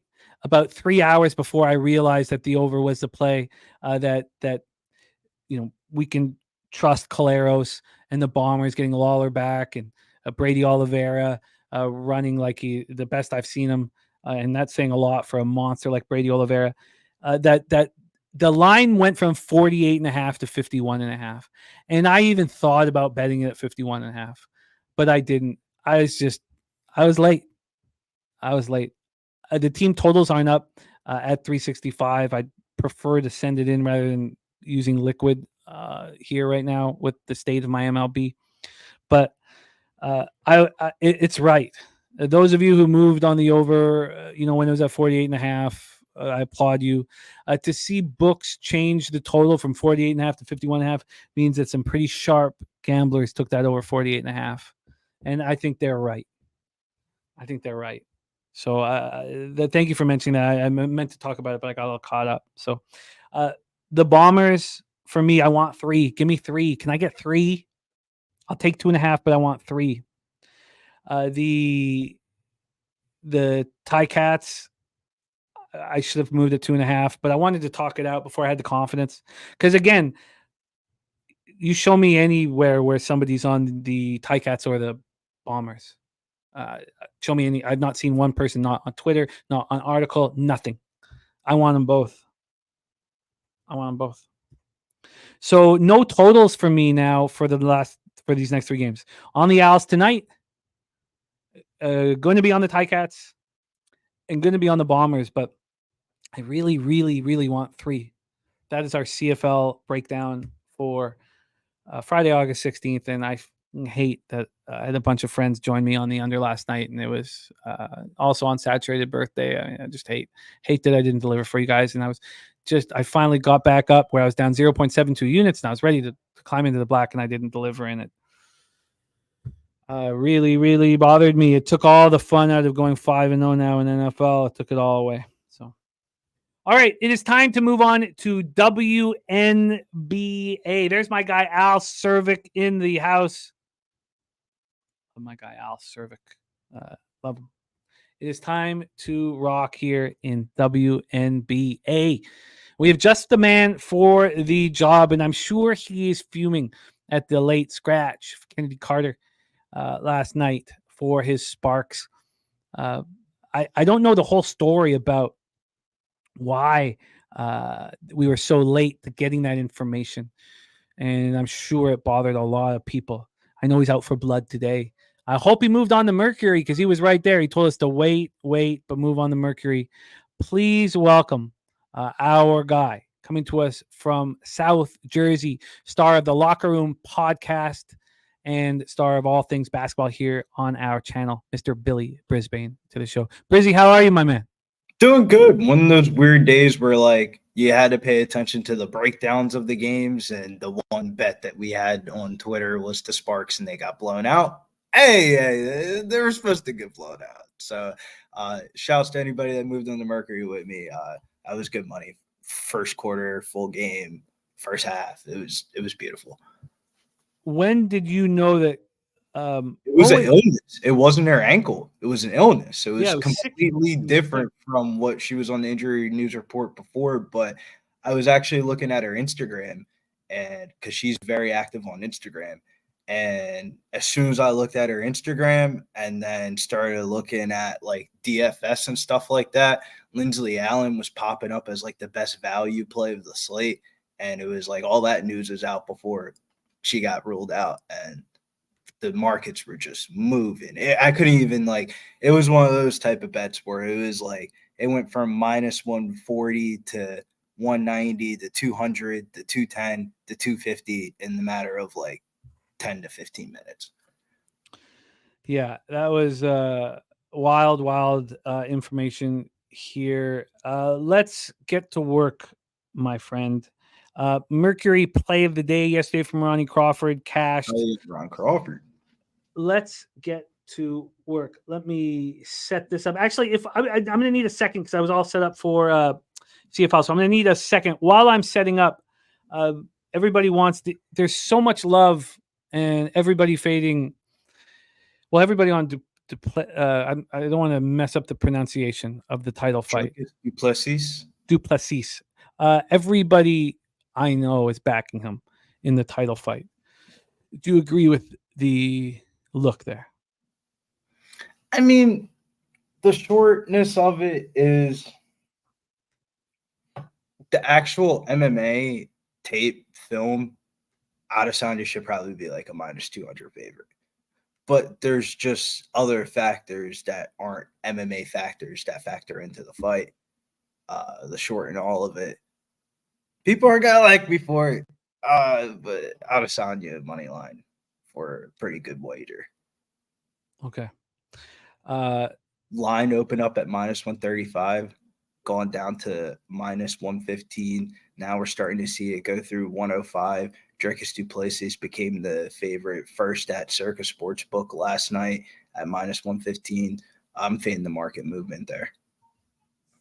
Interesting. Thank you for sharing that with us. Let's get to work, my friend. We start with the Seattle Storm, 17-8, 6-5 on the road at the Atlanta Dream, 7-17, 3-8 at home. We're at the Gateway Center in College Park, Georgia. Gateway Center. Nice place to experiment with drugs. Let's talk about this spot here. We have not seen these two teams in a long time.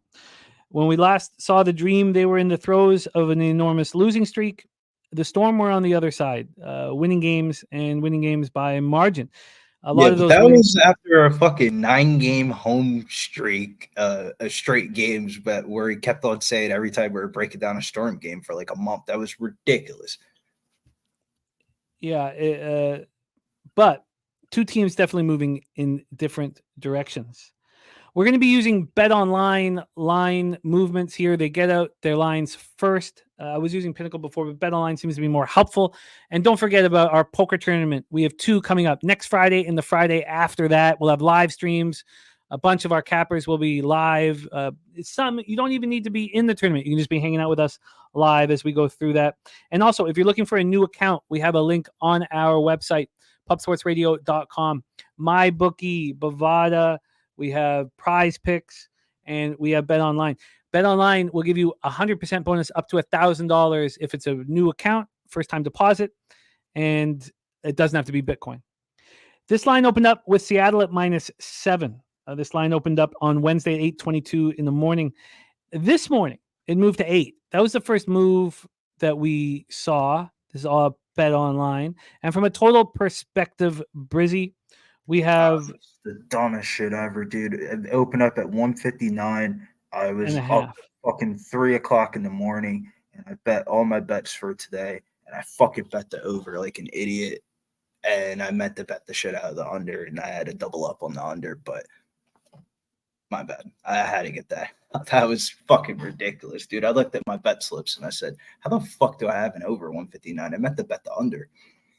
That'll happen once a year or hopefully less, but that happens once in a while.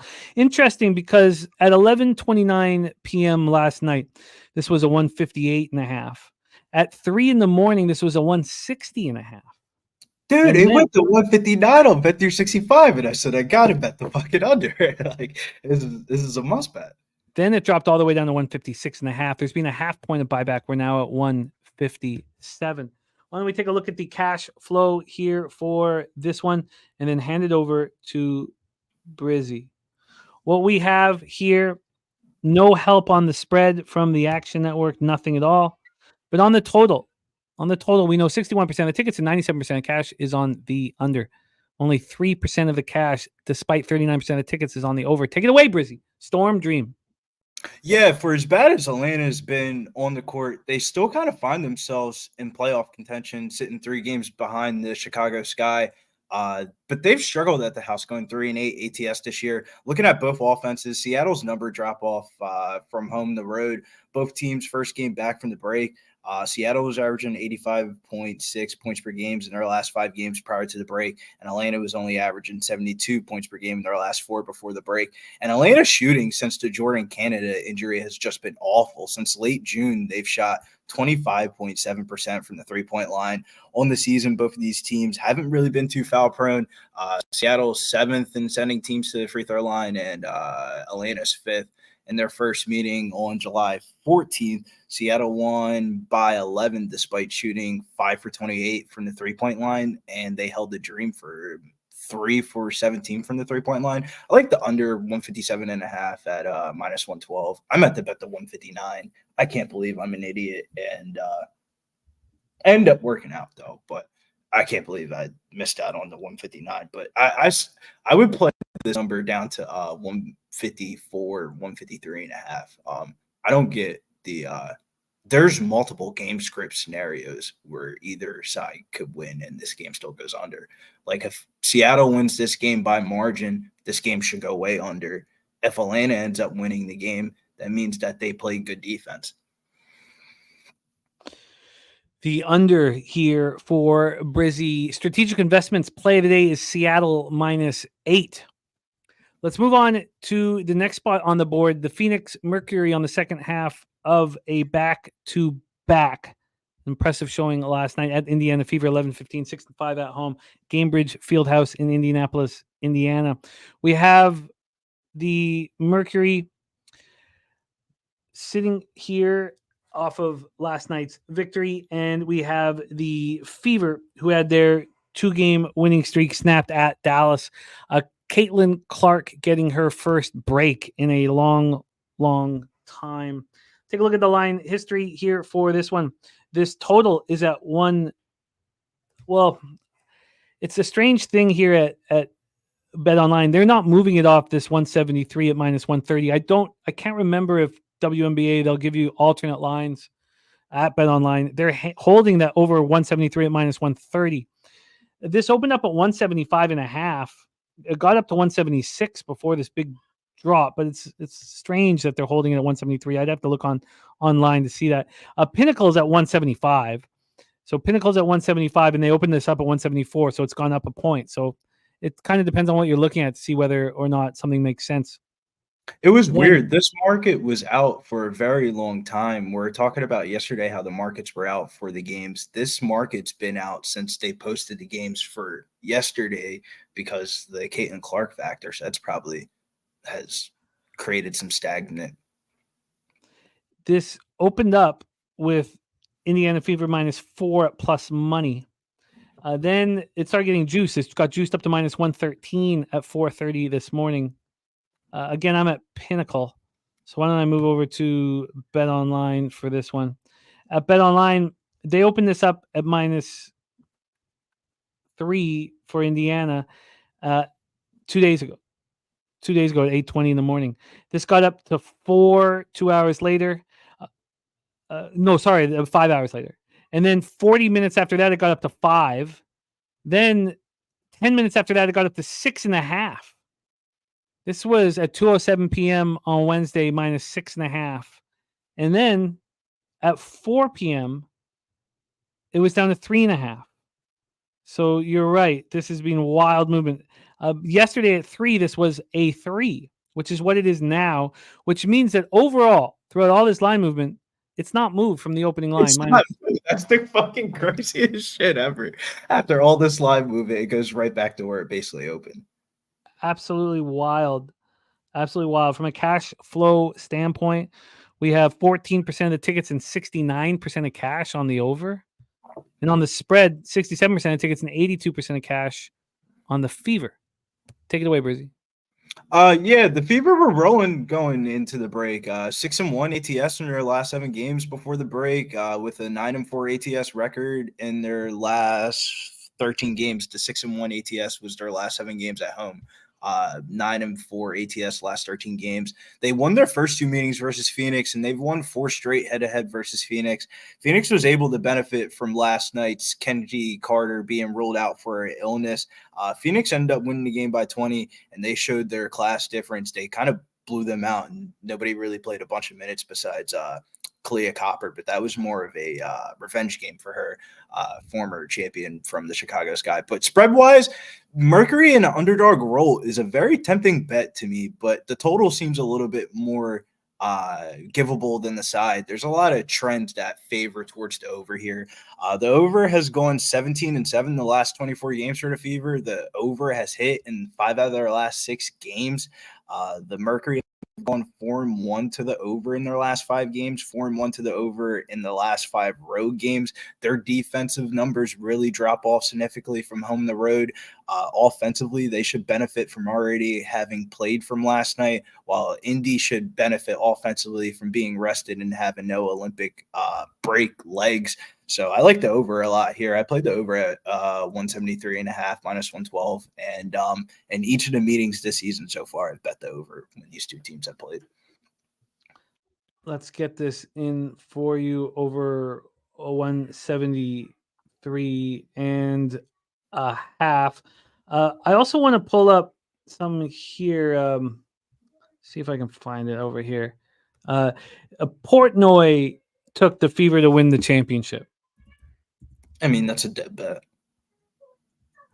He now he was on the Oilers, so that kind of stopped his Fever. Fever winning the chip though, Jim. That's a dead bet. I was shocked at it.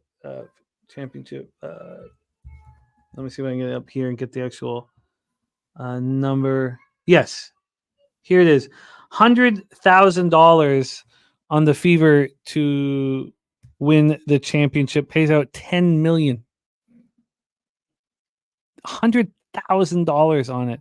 I just don't quantify it because it's like their first round matchup is just going to be the way the WNBA is. It's not like the NBA. The NBA, it's like the East Coast and the West Coast playoff seeding.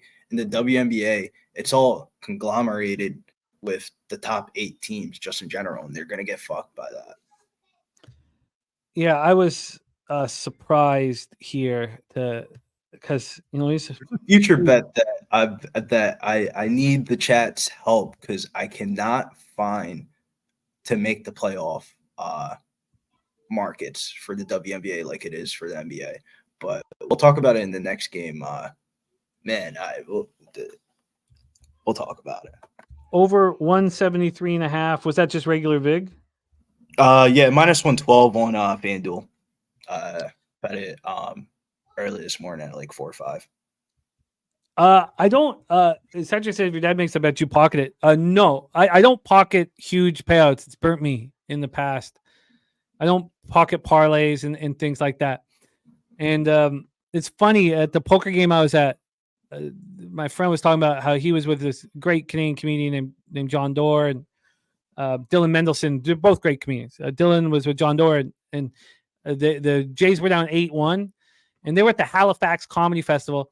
And Dylan looked it up. It was second inning, and Dylan was like, "Oh, it's 12-1 to bet the Jays right now." And John Doerr pulls out $500, says, "Bet it," but his app wouldn't work because it wasn't in Ontario. And he's like, "Should I have messaged you?" And I said, "Yes." And I would have put that in. You can't, there's no point in not putting in bets that you don't put in regular bets with regular VIG. You don't want to put yourself in a situation where you might owe somebody $6,000 because you didn't put in a $500 bet. It's just not. Or in this case, $100,000 that would pay out $10 million. Okay, Brizzy on the over 173.5 in this one. And it happened with the Mercury money line. I don't want to double down on it because the game last night was kind of like a gift. Honestly, I hate to say the word gift, but it was honestly a gift. So I don't want to double back down and just basically split my profit. So I liked over a lot, man. Oh, sorry. So what is your official spot for Mercury Fever? Over 173.5 minus 112 FanDuel Sports. Cool. The first one was 57.5 minus 110. Yeah, I got that one. All right, let's roll on. But before we do, Stacks play today number 2 is the Fever team total over 88.5. Stacks play today. I like it. Number 2. Stacks.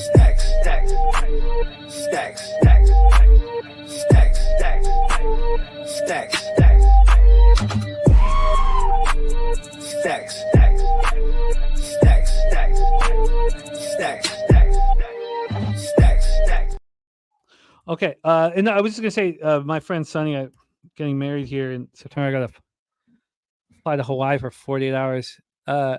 He sent me a parlay that I didn't send in one time, and it wasn't that bad. It was like $100 parlay, paid like $800, but he won it. Sonny, the comedian that was there, Publipalooza 1, I believe, right?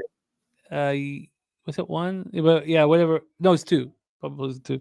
But yeah, that. So I'm not going to do that again. It's not worth it. Who cares? The regular bets are fine, but not something where you could, have to send a friend $800 because he didn't put it in. That's stupid. And he loved it. Okay, let's roll into our final spot on the board. 9:30 p.m. Eastern. Ron Crawford, WNBA play today was Mercury yesterday. It's the Sun today at -5.5. Connecticut Sun 18-6, 8-3 on the road. Dallas Wings 6-19, 4-7 at home. College Park Center in Arlington, Texas. This is our final game on today's show. We get into a $100 horse race after this. $100. Love it. $100. We're in heats. It's going to be fun. Let's talk about this spot. Bet Online has the Connecticut Sun at -5.5, -111. Opened up -6.5, -110. So we have a 1-point move towards the Dallas Wings on the total. We are sitting here with a 160. This opened up at 159.5. This got up to 163.5 at 3 in the morning. And now we're down to 160. 3.5 point move back. So there's only been a half-point move towards the under. Oh, excuse me, towards the over. But there had been a 4-point move. Stay away Take from it away. the It's wild. Bellinger Homer says saturated. 2-0 for these Cubbies. Take it away for us, Brizzy. Connecticut Sun Dallas Wings. Final game on the card. Yeah, the break is over and the playoff race is heating up. We talked about it a little bit yesterday with the Sky in 8th. The Wings are sitting only 4 games behind the Sky right now, and this is a team that suffered from injuries all season long. Remember a couple of camp day games we had to explain to the people in the chat. The Dallas Wings are a good basketball team. They're just not good right now. They were a 4 seed last year, for example, to show how high their ceiling is. Satu is back. Satu is back. Satu is fucking back. She looked like one of the best players in the Olympics, averaging 18.6 points per game for Germany. She's going to be making her WNBA debut. She played a lot of minutes over for Germany, so she isn't going to be on a minutes limit. The Sun, despite being in second place, they felt like they needed to address their offense after their games versus the Liberty, or I should say their blowouts versus the Liberty this year. They made a trade with the Sky, securing Mabry and for Rachel Banham, Mariah Jefferson, so their backup point guard, their backup shooting guard, and a 2025-2026 first-round pick swap. Their offensive production long-term will probably improve, but short-term wise, it's going to negatively affect their perimeter defense. They're not going to have Tyesha Harris or Dejanay Carrington on the floor tonight. Both of them are out. Their second points per game from turnovers, both of them are out for tonight. They have shallow depth in their backcourt. Marina Mabry's first game for the Sun, she isn't a good defender at all. And Arike Ngumbawale has just been spectacular this season. I mean, a couple weeks ago, we bet on the Dallas Wings for the money line and her 20-plus points.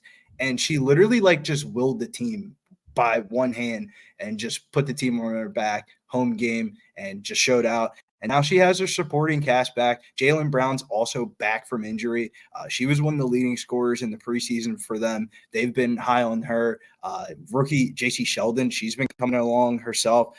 She's been the starting point guard from Ohio State. I think College Park Center is they've been waiting for this game all season long.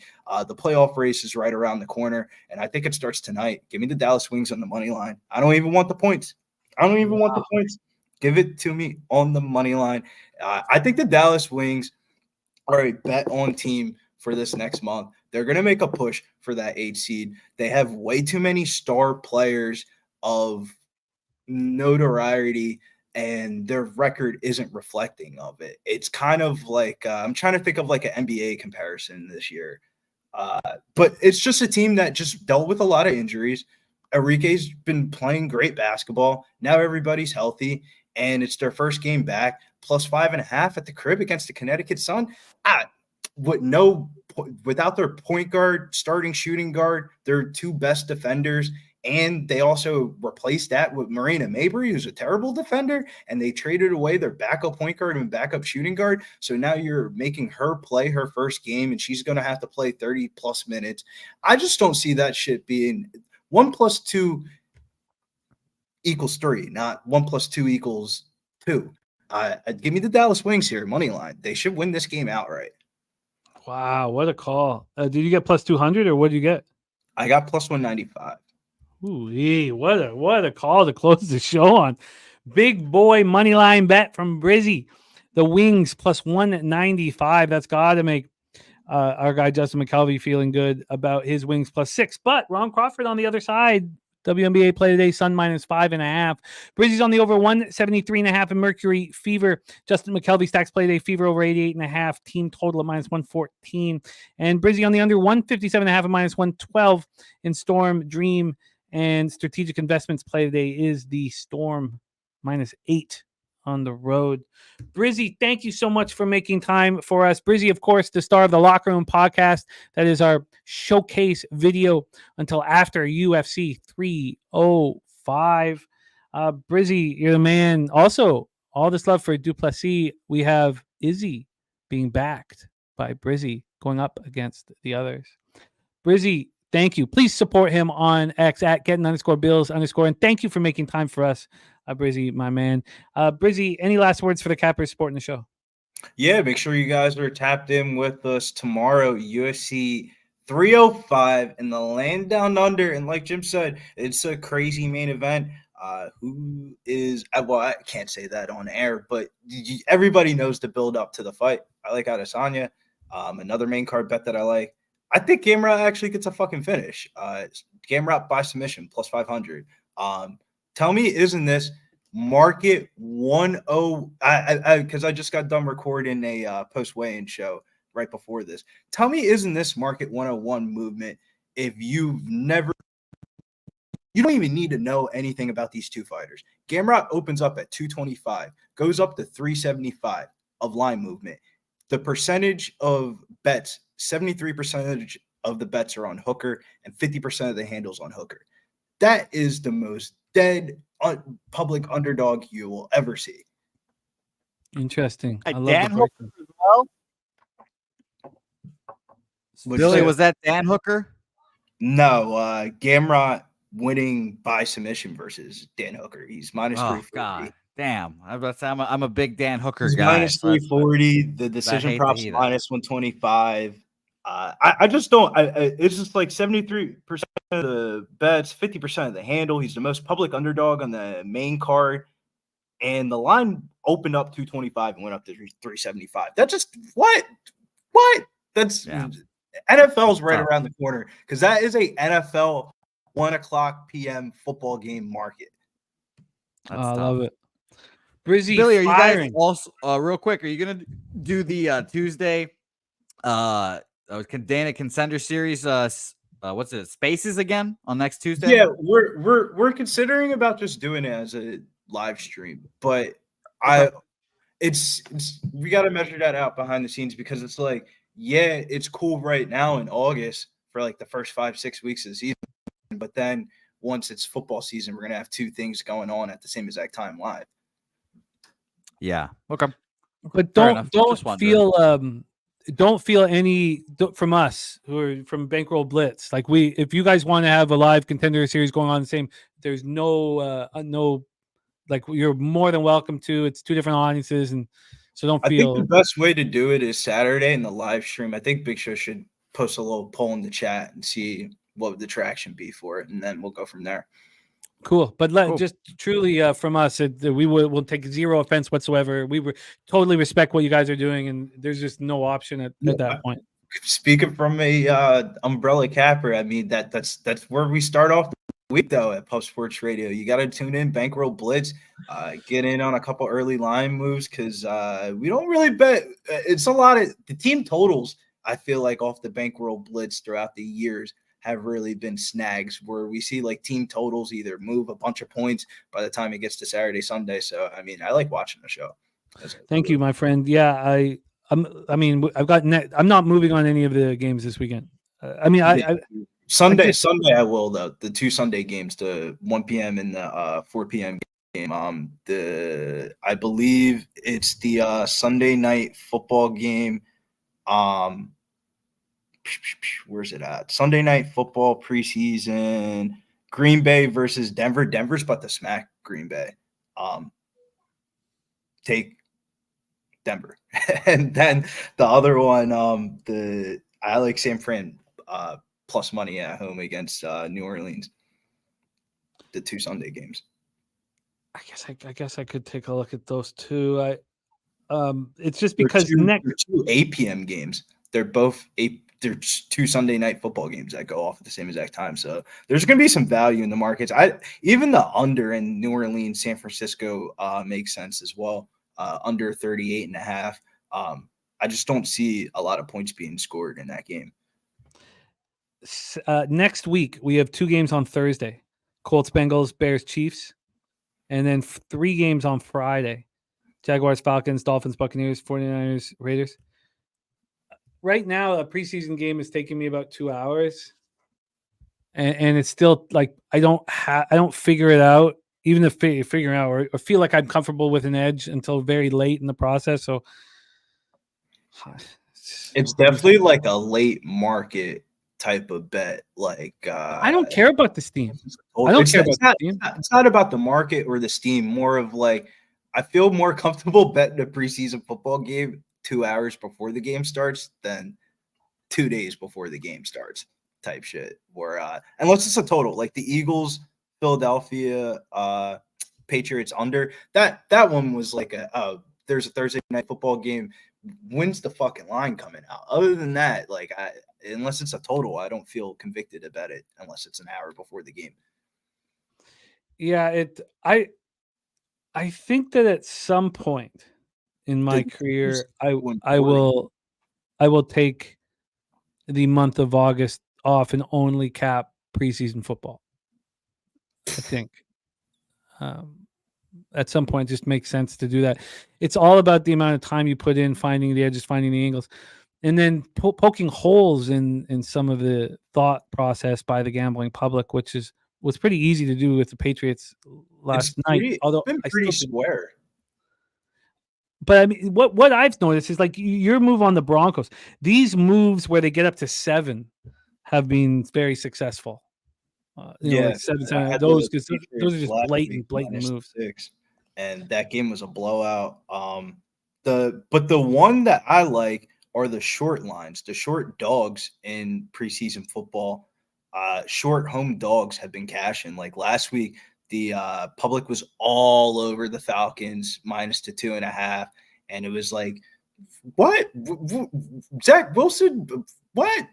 Get out of here! And the Dolphins like money line, like smoke. Short home dogs on preseason football have been very profitable for me. The love for Penix in that made no sense to me. Sense, bro. He's not a good quarterback. It's no. I'm not even talking about Penix. I'm just saying that you had 2 quarterbacks in the Miami Dolphins that had been in the system for a long time. So Skylar Thompson and Mike White, we know they like that. They've been in the system for a long time. It's just that whole thing didn't make sense. Now, I didn't have the balls to go up against that market move, but if I was hammering all of these, Trap got on the Dolphins Commanders over 38. Brizzy, we are getting close to 4 hours here. We got to get into our horse races and our review, my friend. But thank you so much for making time for us, Brizzy. You're a great capper, a big part of the show, and very thankful to roll with you guys. Please support our guy Brizzy on X and on Instagram. Brizzy, thank you for everything. Any last words for the cappers, man? Yeah, shouts to everybody. Let's go make some money this weekend. It's a great weekend. And God bless America. There he is. Brizzy in the house. Let's race. And then we'll do the review at the very end of the show. But we got $100 up for grabs. We got a lot of cappers who've been sitting back hoping to cash this $100. So you want to do 45, not a minute? Yeah. Let's do 45-second heats. We'll do a minute championship race. We've broken it up. We've broken up into 3 heats, 78 people total. So shout out to all of you guys becoming members. Let's get that number up to 100, hopefully. Let's do that, and let's get that money. So this first race, beautiful people in here. Let me see. I need to double check who's in here. Yes, the Chosen One race here. Group 1, that is Chosen One of Paul Taylor, the Sailor, Kenny Can, Cam, Sam Colmer, T, Big Ragu, Julian Cesario, Iron Eagle, Dominic Diaz, Jeff, Nasty Nate, Philly Eagle Flyer, Preston Ekdahl, Kent Davies, Joey Marinaccio, Nate Dogg, Ricky Lexicon, Jay Peasy, Ken Wood, Connor Mack, Nup Lachelle, Ron Crawford, Bo Jackson, Sharon, and Joey Harb. rounds out our first heat here. Let's roll. You got the first 23 seconds or so. I'll close it up. How many gold members do we have? 78. Oh, thank you guys. It means so much to us. I know if we can get to triple digits, might be able to talk to Jeff about adding to this. 78. Thank you guys so much. It means so much to us. Jose, take us home. Let's start off this beautiful first race here. That music always blasting on my ears to start. Gets me going. Bo Jackson, Kenny Can, Jeff all in the mix. There's two people, I would say three people that everyone's rooting for in this race. Old Jeff Slaughter, Preston Ekdahl, and the notorious underdog, Nasty Nate, who's making the charge right now. Nasty Nate was moving forwardly, but we're coming into our final 15 seconds of this horse race. Julian Cesario right there trying to hold off. Now 10 seconds left. A huge group of horses all together in the final seconds. Here comes Lexicon trying to get to the wire. Bo Jackson right there. Here comes Jeff Slaughter. Jeff Slaughter making final. Sammy Calmer moving forwardly. And we have our final three here. Yep, we have advance. Lexicon, Sammy Calmer, and Jeff Slaughter. Imagine if Jeff Slaughter moves on. $150 would be the race for Thursday if he takes it home. Ricky Levine in 4. Shout out to Ricky Levine. Sean Pulliam, we celebrated his birthday yesterday. That was very, very exciting. We have our 3. You're writing down the cappers in the top 3? Yes, and yes, we have our new horses in their canals as quick as they come. 26 people ready to race here, and God bless all you horse owners in the chat. We see you all. Odie, O'Brien, Palmer, Goran, Nikoski, shout out to you for the donos as well. Goran, Rob Free, NJ Striker, Jimmy the Bag, Ricky Bobby, Fanatical Jim, William Bardo, Jose Bouquette, Saturated, K Wolf, Justin McKelvey, Nuke Worker, Big T, Big O, Sports Money Coin, Randall Sheffield, Johnny Guns, Skunt, Joseph, Dabby Cab, Zoe Faye, and J Dub round out. Perfect timing for Ricky Bobby to get back in business. Perfect timing. We're live and you're racing here. Top 3 move on to the finals. $100 up for grabs.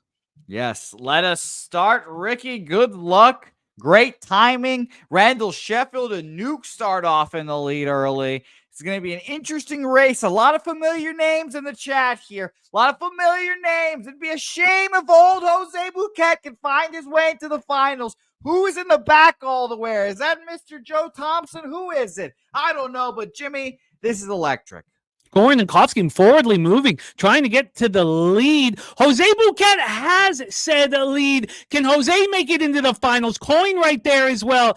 Fanatical Jim trying to make a move. Skunt Blaster, Zoe Faye, Oldie moving up the inside. Make your second push. And BT trying to get to the wire. Who will get to the wire? Will Big O get there? Justin McKelvey with a late push. Justin McKelvey with a late push. Getting in there. Justin McKelvey in 3rd. And oh god, I got stuff in the way. I got to get these all off my screen. Big BT, Big O, and Justin McKelvey. There we go. Let's get that off. Our last there we go. 3. BT, Big O, and Justin McKelvey. That was a very exciting race, man. That went right down to the wire. Zoe Faye, hard luck. You were flying late. That was a very exciting race. Yes, and that leaves us with one more heat for glory here. Look at Oldie says, after what happened yesterday with Razor, I don't care if I win another race, digital or not. 10.6K he picked up.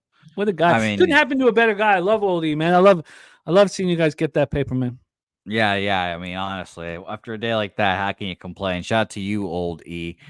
Dutch Boy Fresh, Kelly McInnes, Lil Domo, Fernando Mendoza, Jarrett White, Nunya, Truth Teller, Chris Boggin, Rez Mob, Director 97, Voodoo Ranger, Top Set, Donut Silks, TJ, Juan Ruiz, Brown Hughes, Mr. Taint himself, Matty Ice, George Wood, Big Show Picks, Gerald Jones, Chill Will, Crystal Craig, Jason Meyer, Eldorado Custodian, a.k.a.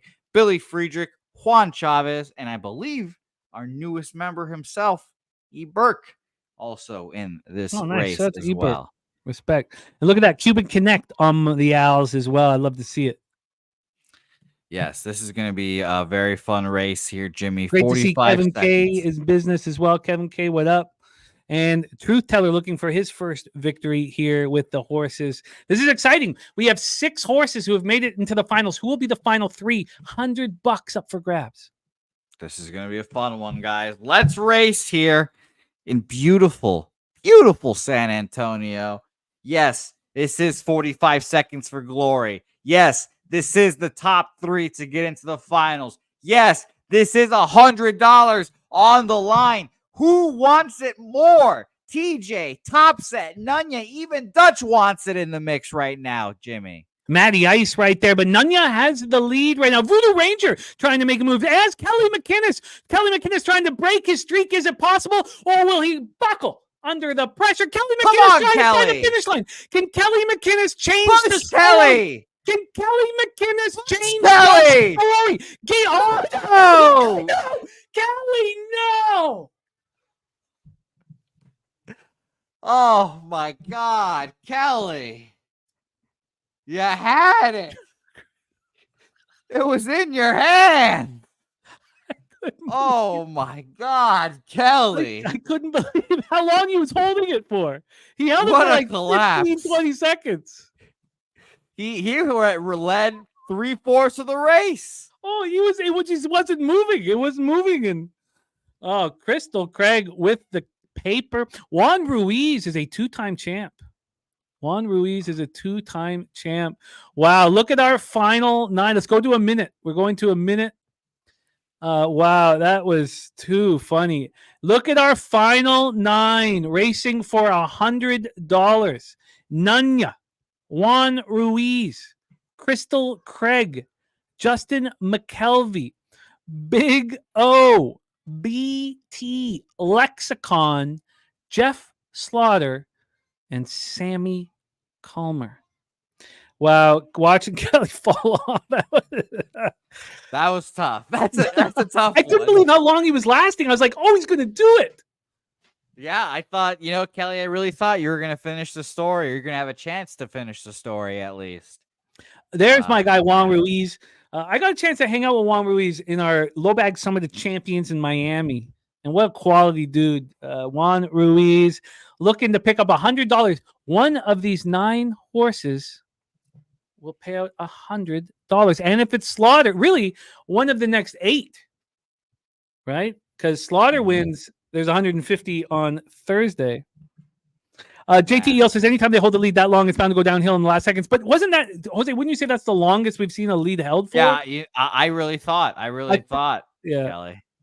I thought I was like, is this going to be one of these just beautiful runs by a horse? And as someone said in the chat, he just got Nancy Kerrigan, I guess. You know? Just right there. It's tough. Well, Rem Most, I think, summed up your feelings well, Jimmy. Cheering for Sammy or the boss man here. Fuck the rest. So shout out to you, Rem Most. I'm rooting for Jeff here. If Jeff wins this race, firing off like that. Man. Rem's fire. Rem's lets you know how he feels. Shout out to you, Rem.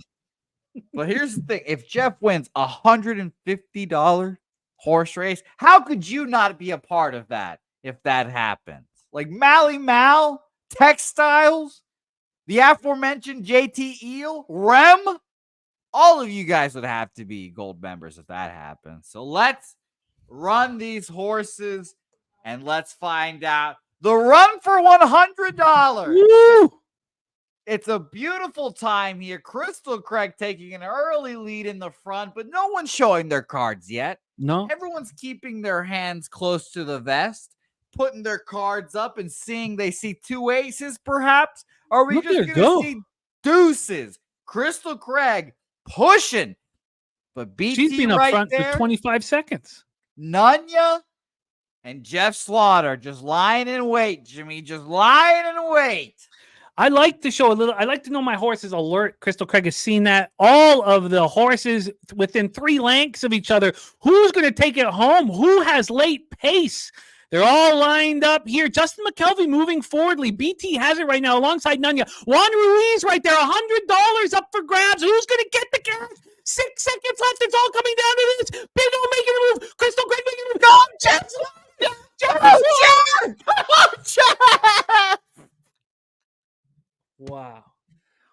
$150 on the line next Thursday. My God, we might have to move this up.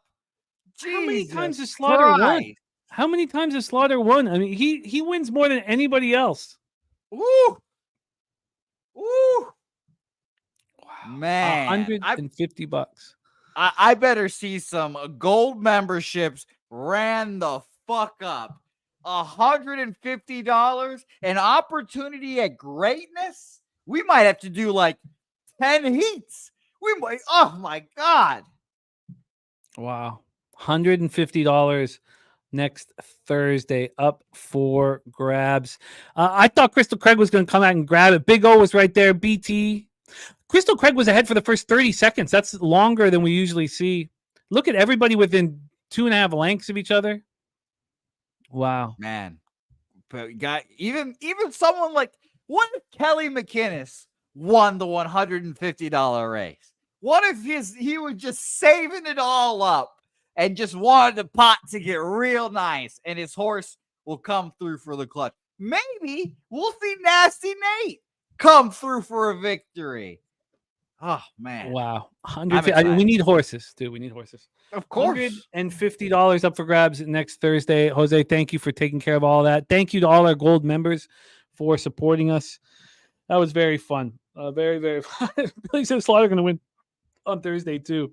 That $200 would just be insane.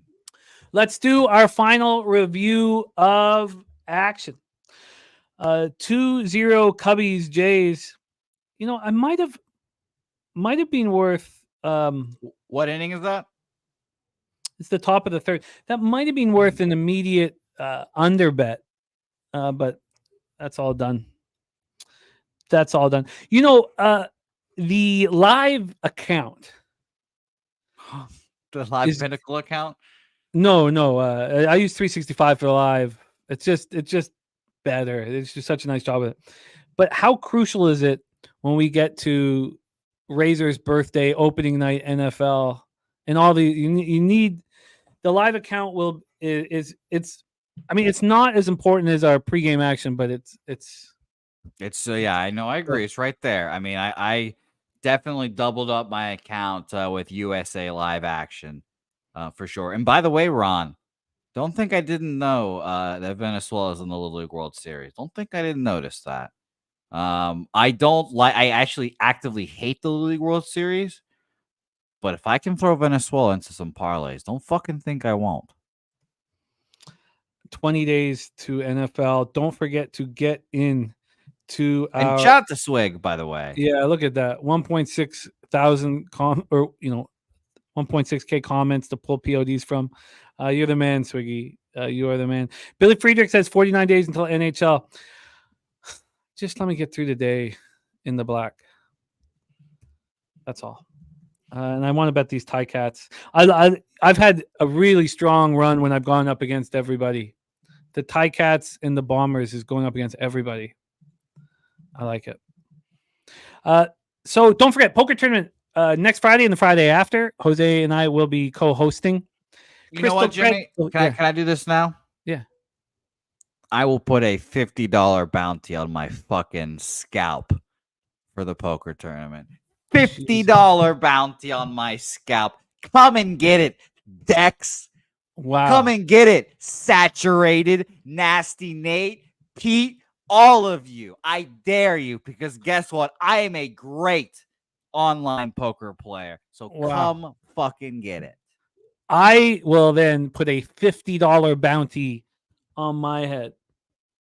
$50 bounty on my head for that poker tournament next Friday. We'll see what Jeff's putting on his head as well. So $50 bounties on top of the winner getting into the Cappers contest for free and the cash that comes with it. Don't worry, Kelly. I know when the times get tough, your horse is going to fall off just like your poker game. I know it, Kelly. I know you'll fold. Look at my guy, Nuki. 4 hours. Holy shit, going to need a nap. Love you, Nuki. All right, let's review all action here on the show. Crystal Craig, play today. Diamondbacks, even money. And Freddie Freeman over 1.5 bases plus 105. Truth teller, Yariel Rodriguez over 4.5 strikeouts in the Jays' first 5 plus a half. Jays got to get going for you. Justin McKelvey on Bohm, RBI at plus 110.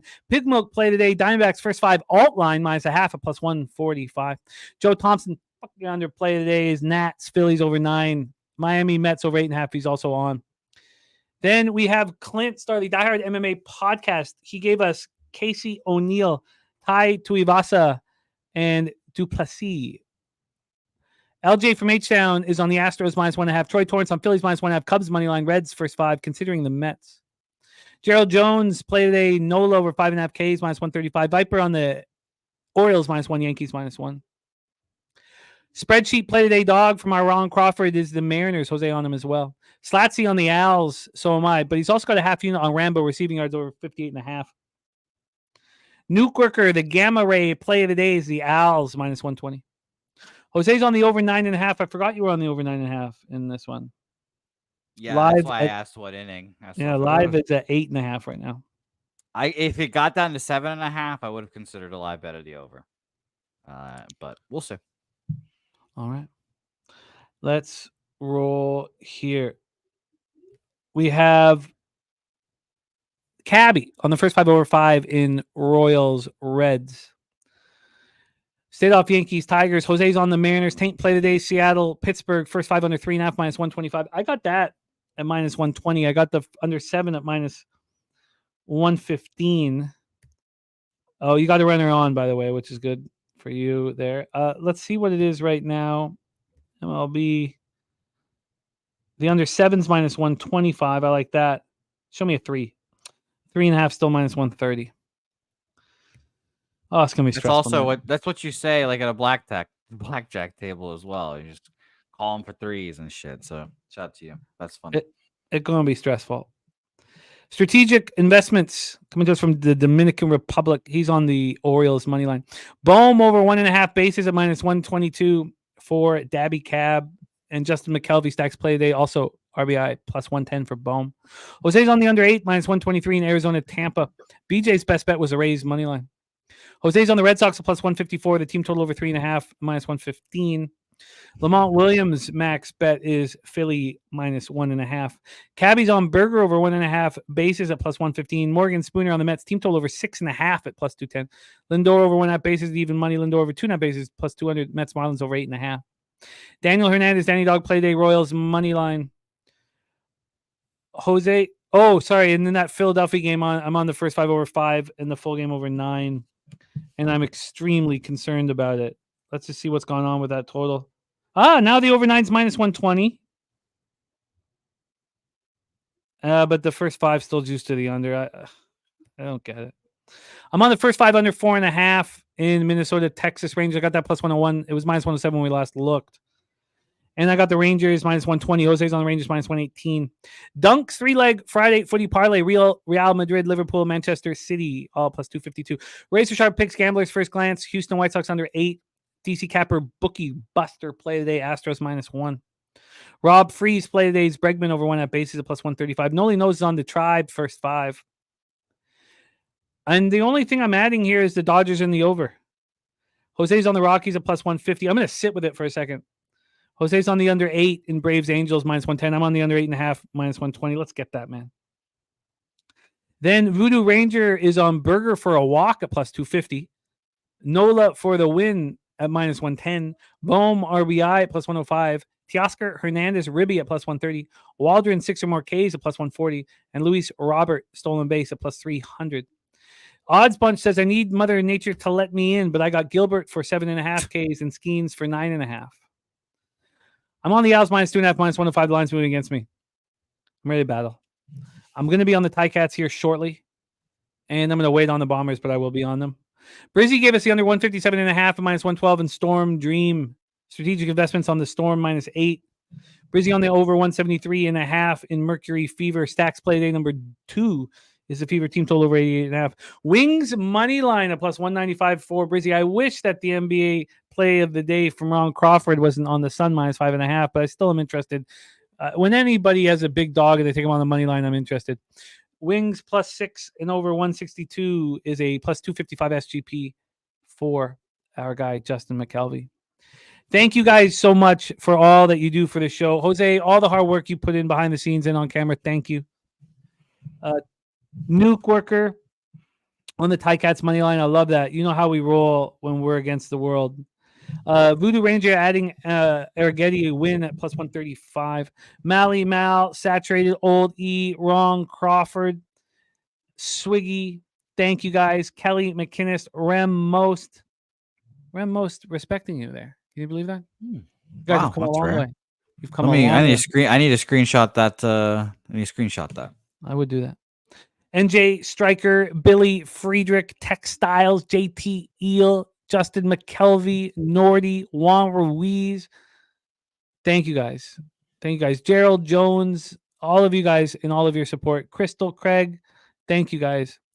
Love, and I'm very thankful to rock with all of you guys. And I get a chance to hang out in person with our guy Justin McKelvey here in a minute, doing a little screen test. Oh, you're just excited. You're trying to give away all of our secret things we've got planned. Look, now. this is exciting. I'm looking forward to this, man. Well, this is for the people that stayed the 4 hours and 15 minutes through the show, I guess. Yes, and Jose and I need to eat as well. Yeah, should mention that. I know. It isn't really good for us, Jimmy. It's really good for me. I just don't eat in the mornings. I eat after the show, so it's just I'm fasting. That's just what's in nowadays, fasting. And we're good. This is great. You do a nice job at fasting, and unfortunately, I have to do the same. But it's okay. I don't feel any hunger at all. I'm ready to rock. But I need. It helps my bulbous tits stay slim. I would imagine that you had bulbous tits, but you don't. Unfortunately, you don't. Unfortunately, it's a lot of effort by me. Yeah. No, I hear you. Yeah, I hear you. Yeah, I see. Again, I know what you like, Jimmy. I knew these new ones would pique your interest. You can't always just be tits. No, you're right. You are right. Want to go soft fast? But then come back? I'm immediately interested. I was not interested there for a second, and then I found myself immediately interested yet again. Thank you guys so much for being a part of the show. Respect. Saturated wants me to take this one out of the rotation. No, Saturated. No. She parties. Oh, she's about to. I would love to take a stroll down the beach with that lady. Of course. Jose, can you please bless our action and send us into the future? I don't know if I can change my Bet Online poker name, but I might have to change it to Grandma's Walker on the beach. I might have to. I don't know. It would be a good name. But shout out to yeah. I mean, obviously I'll use that picture. I'm going to use this one. Okay, good. Then people will know. I hope that they cut off the whole top and it's just body as well for the picture. That'd be really nice. But it's nice to see everyone. I hope all of you can join the poker tournament. Deposit early, troubleshoot early, just in case anything happens. So deposit, and don't forget to support Pub Sports Radio in any way you can, whether it's hitting the like when you see ladies like this on screen, or subscribing when you see ladies like this on screen. But either way, we appreciate your support. There's a great merch store on pubsportsradio.com where you can also sign up for the aforementioned Cappers contest. We've talked about it. You guys know it by now. Go sign up right now, and all those lines will be available soon. So cannot wait. Thank you guys all for watching. And do not forget, when you're feeling down, just think about this lady's biceps and everything will be A-okay. So let's fucking milk these bookies and let's have a fucking winning day for Jimmy's bankroll. We don't want him to cut that bankroll in half, or the unit size, I should say, in half. We need full units, and a winning day brings it to us. So leche a los bookmakers.